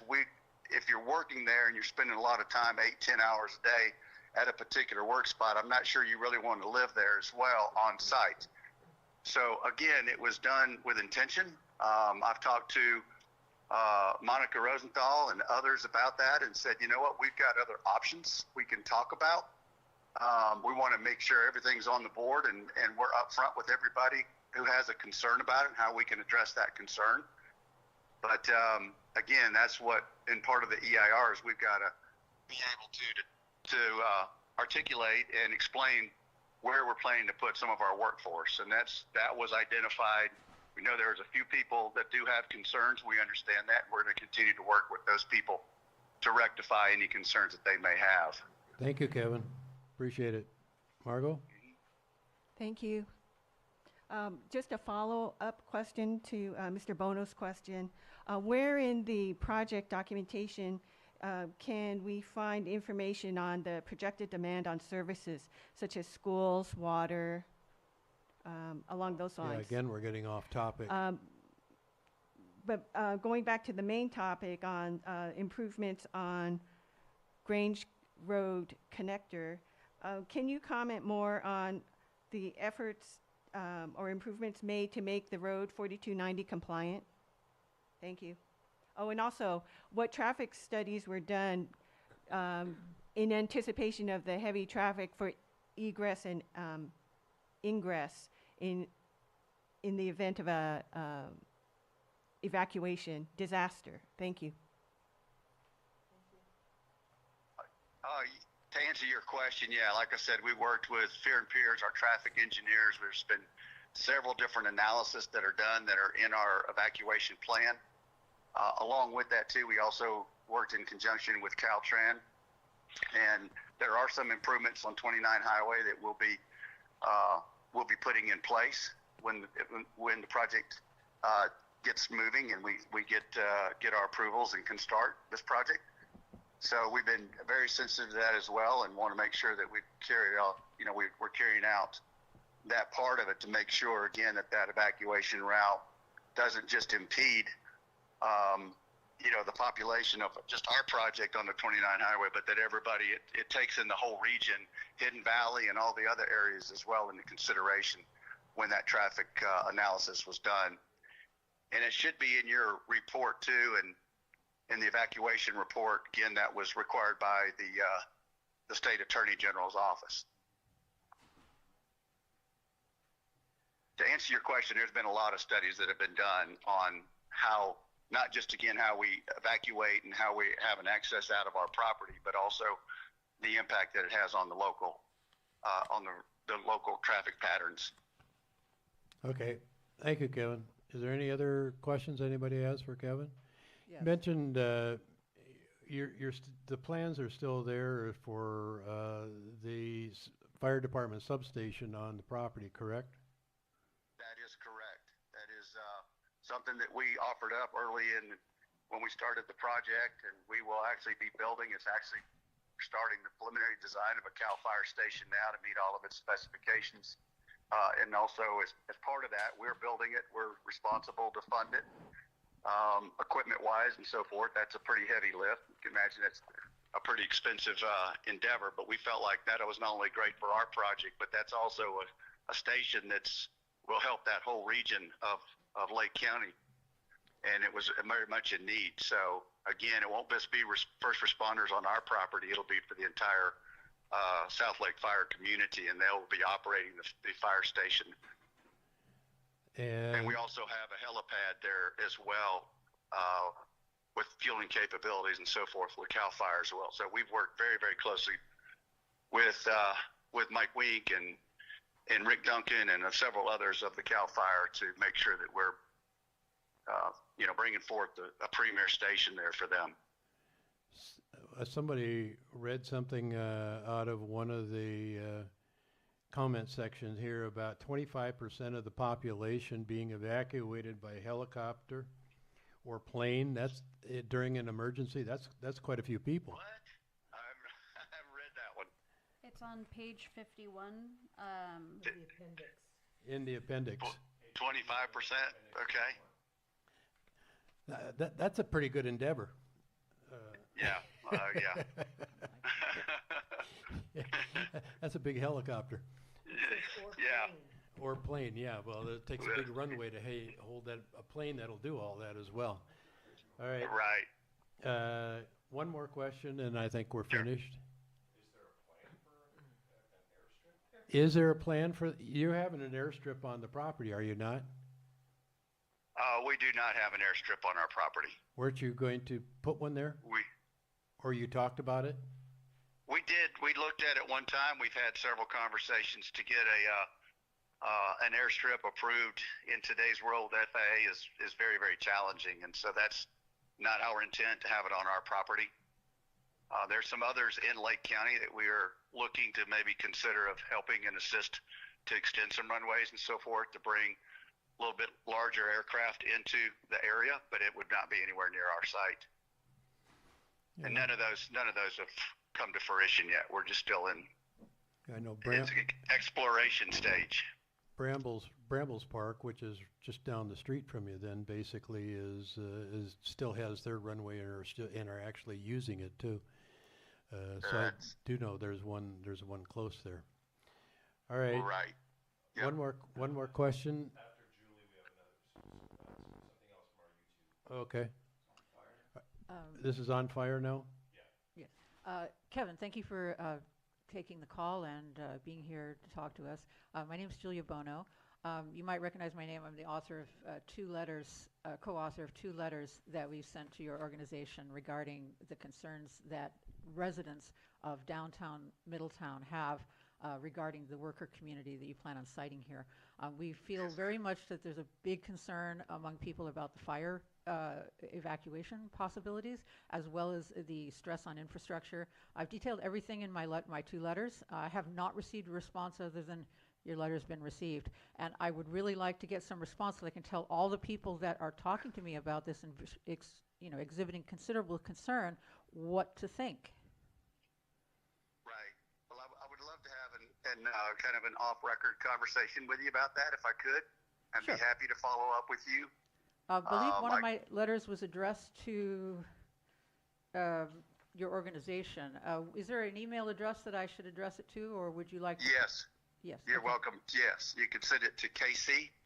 K at, as in the letter, C as in cat? Yes, ma'am. Yeah, just the letter K and then a C. Yes. And then at Mahaman, MAHAMAN.com. M-A-N as in man. Yes, ma'am. Okay. KC MAN. at mahaman.com. Okay, sir. That's thank it. You. That's it. If you'll send me an email, I'll be back to you on that today. I appreciate that, sir. Bye-bye. Absolutely. All right, Kevin, I lied to you. We have Comment from Zoom. a comment Not from Zoom, from coming in YouTube. from Zoom. So No, YouTube. oh, YouTube. Yeah, okay. we're on YouTube. Okay. So this comes from Angie. The assessment states 10% of residents and 15% of guests will take 12, and it will take 1,200 trips. It's in their assessment. Is he saying the assessment is wrong? And so this assessment was page 51 of the appendix H1, wildfire and evacuation assessment. It says 25% of the residents and guests will be evacuated by a plane or helicopter, estimated to be over 1,200 trips. So are you saying the assessment is wrong? That's the question. No, I'm just saying I had not seen that. And there's thousands of documents that I have read over at environmental, you can imagine, and I missed that. And I apologize. And I would like to get a little bit more clarification on that myself. And I'll be happy to do that. There's a lot of pages there to go through. I understand. Oh my gosh, yeah. Well, yeah, the original EIR and then this one, and then we've also got two very large documents as well that I've supplied to several people on the supervisors and also some of the planning commissioners that have requested them, and they're the wildfire risk assessment, where we actually modeled the project to determine that it was less risk of it being developed than its current state. And that report proved out. And then we also have our wildfire protection plan as well, which is a supplement to it as well, which is a very in-depth. We worked with a lot of the fire science specialists at UC Berkeley. Again, many conversations, working with CAL FIRE. We worked with Marin County on with their fire people and so forth. And there's a lot of technology companies as well that we've been working on. Our goal day one was always to be have a fire safe community in California. And as we all know, that's a challenge in itself. And that's the reason that we're doing things like exterior fire suppression systems on all of our buildings, all of our structures. And that's not a requirement of the state, but it's a requirement of our development, and it's a commitment that we've made. The defensible spacing is probably more conservative than any other project that we're aware of in the state of California, and again, that was working with state attorney general on our roadways, roadways. Again, we have the fire station. I mean, there's just our grazing plan, everything we can to try to keep not only our community safe, but the impact it'll have on the surrounding developments as well. Again, Hidden Valley and others. But that's been our goal from day one, is to make sure that we've just got kind of a new standard when it comes to fire safety. And we're going to continue that. That's not just rhetoric. That's, we got to prove that out. We have to make sure that this community is very, very safe. Again, not just for our residents and our guests, but for the entire Lake County. And I'm sure that eventually those ideas and everything you'll be presenting to the county as well as hopefully math anyway, that as you develop a plan to put all those formulas together, that still has to be approved, right? These are just the concepts that you're bringing up right now, right? Or am I wrong on that? The reports that we put together have been approved, and will continue. Like I said, as we all know, fire safety is an evolving.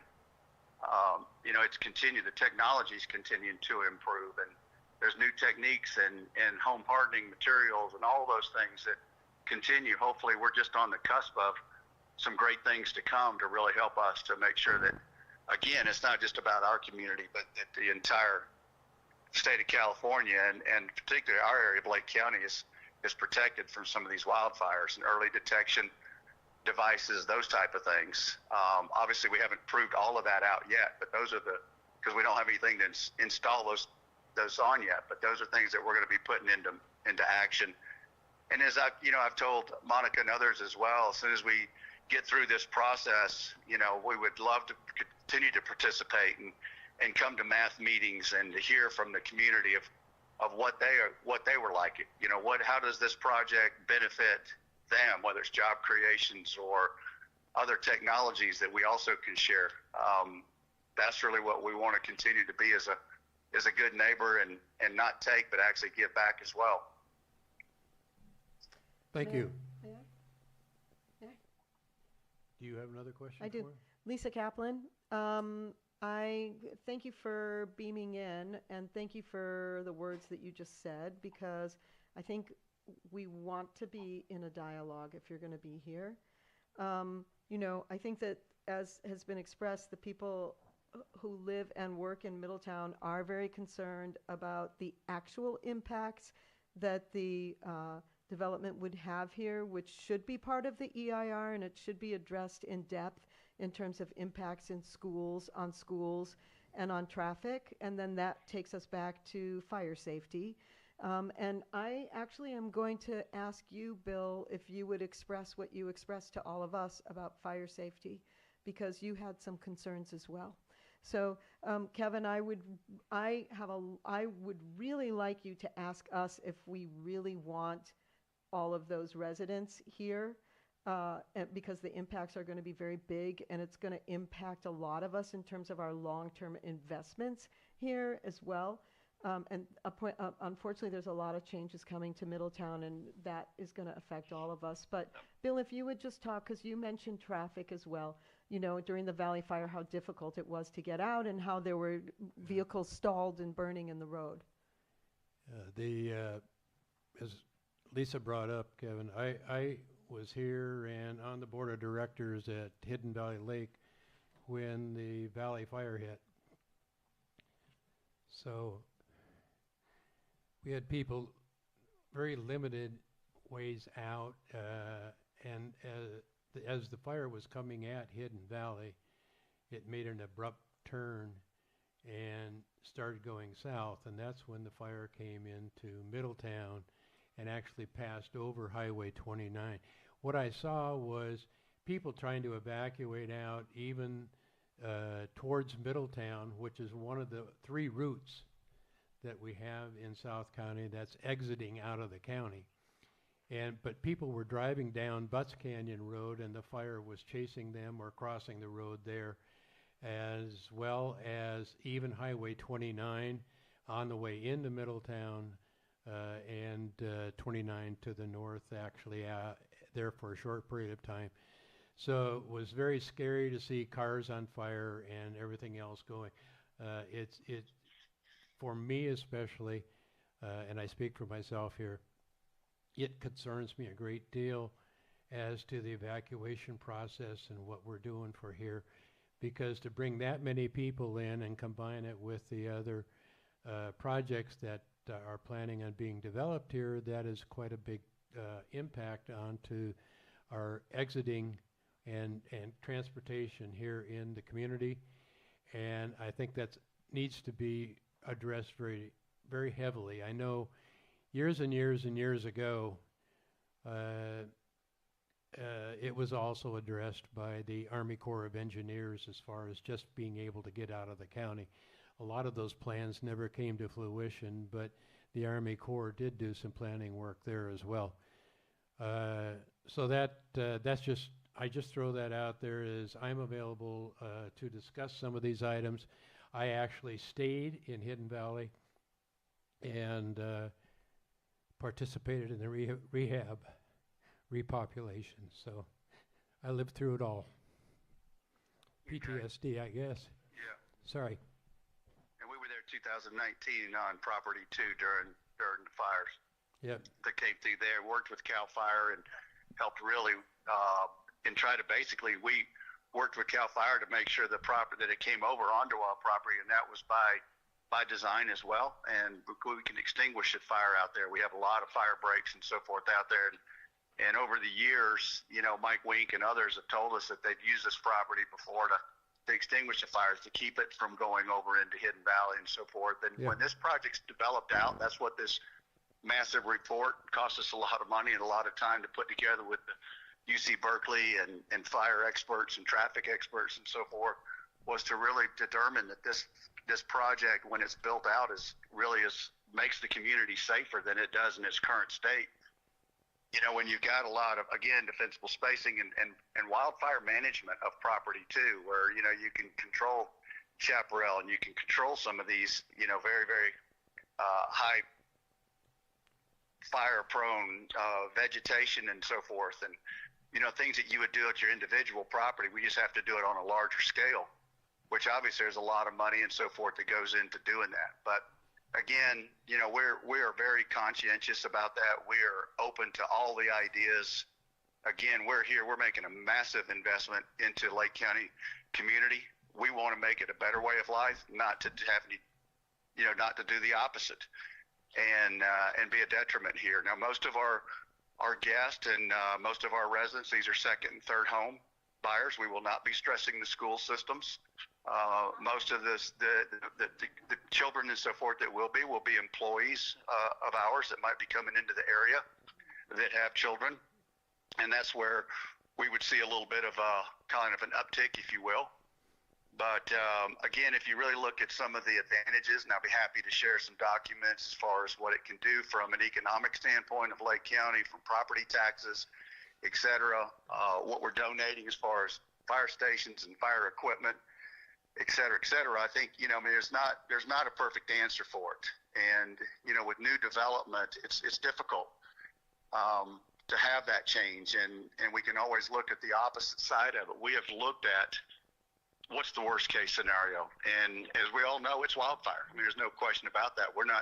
It's the elephant in the room, and we haven't kind of danced around it as you would think. We've spent, and even before, I mean, when I first came on site in 2018, first meeting I remember is with community, other ranch owners in the community. We put together a consortium and just said, how do we come together and how do we make each other's property safer? How do we collaborate, you know, and bring resources? Because it's very expensive, as we all know, for a lot of these fire management techniques and defensible spacing and, you know, how you backburn and the things that you can do and can't do, and how do we work together, again, not just on ours, because it affects everybody's property. You know, unfortunately, these wildfires don't discriminate. They'll hit wherever the embers blow to, you know. So I hear what everybody's saying. I promise you we have spent a lot of money, a lot of time, and we're going to continue to do just that. It's not the end all. This report is a report of talking about the various techniques and things that can be done, which you people are very much familiar with. A lot of it, hopefully, you're doing on your own private residence. Ours is just a bigger scale. But, you know, we don't anticipate all of these residents too. I just want to stress the fact that, you know, this is a resort community. These are second and third homes. People aren't going to be here, you know, 7 days a week, 365 days. Not even close. I wish they would. It'd be great.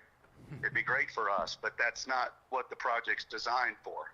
And, but again, like I said, it's going to help a lot of ways. We want people to come and understand the history of Middletown, and, you know, whether it's the travel piece of it, we want to be respectful of that, and we will. The project will honor Lake County, its history, and we're excited about that. We could have made this investment anywhere in the United States, and this is where we chose to make this incredible investment. I mean, it's massive. But again, I really do think it's with change comes, sometimes it's difficult. But I can tell you, and I hope anybody that I've had an opportunity to sit down and talk with sees the same way. And it's not me. It's a whole team of people. But I can tell you, our team of people is very collaborative.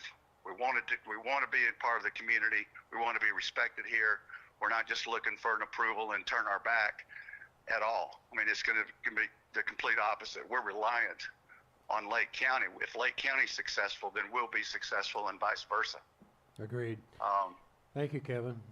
You're welcome. Yeah, I appreciate your time. I've got to jump on another meeting. I apologize so much that I wasn't there in person. I'm glad my voicemail came through when it did. But anyway, like I said, I hope I can get your support, or the project can. It's not me. And if there's anybody who wants to reach out, you've got my email address. I hope I don't get 100 today, because I've got a bunch of them already in there. But anybody that's got a real concern, please do reach out. You're welcome to email me, and I will get back to you. That's a commitment you have for me. Thank you. Hi, I just have one question, and that is regarding all the helicopters that are going to be evacuating these people. How is this going to interfere with the firefighting aircraft, or not? Anyway, I think that should be addressed, and a very important issue, because you're talking about a lot of helicopters, or a lot of people being evacuated, which means that there's not going to be one or two helicopters taking off. So I think that issue needs to be addressed. Thank you. Thank you. Well, Cal Fire will have a precedent. I can assure you that. And Okay. so, Dan? but I will look into that. I apologize. I did miss that, and I couldn't speak to it intelligently. I apologize, but I will look into that part of the study as well. One more, please, Kevin. One more, Kevin. Okay. I said that a long time ago, but that's I'll, okay. I'll be really brief, hopefully. My name is Dan Terrell. I'm the president of the Merchants Association here in Middletown. And it's I get front row seats to see Mr. Bill Waite's expression, the pain, across his face when he's describing the fire. I lived on Grange Road during Valley Fire, and my car was one of the ones that burned up on the highway. Wow.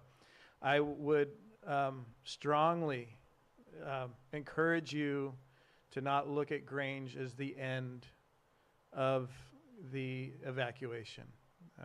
Right. I know you're probably doing your due diligence, but I strongly advise you to look at that as just another step in the escape route, and it's a harrowing experience. I don't ever want to go through it again, and I would feel horrible Right. if the number of people that were in your facility had to experience that as well. So that's my time. Right. Thank you for Well, for I hope talking. you don't. I hope you don't have to experience it either. But at the same time, I hear what you're saying. I take note of it. No, it's not an end all.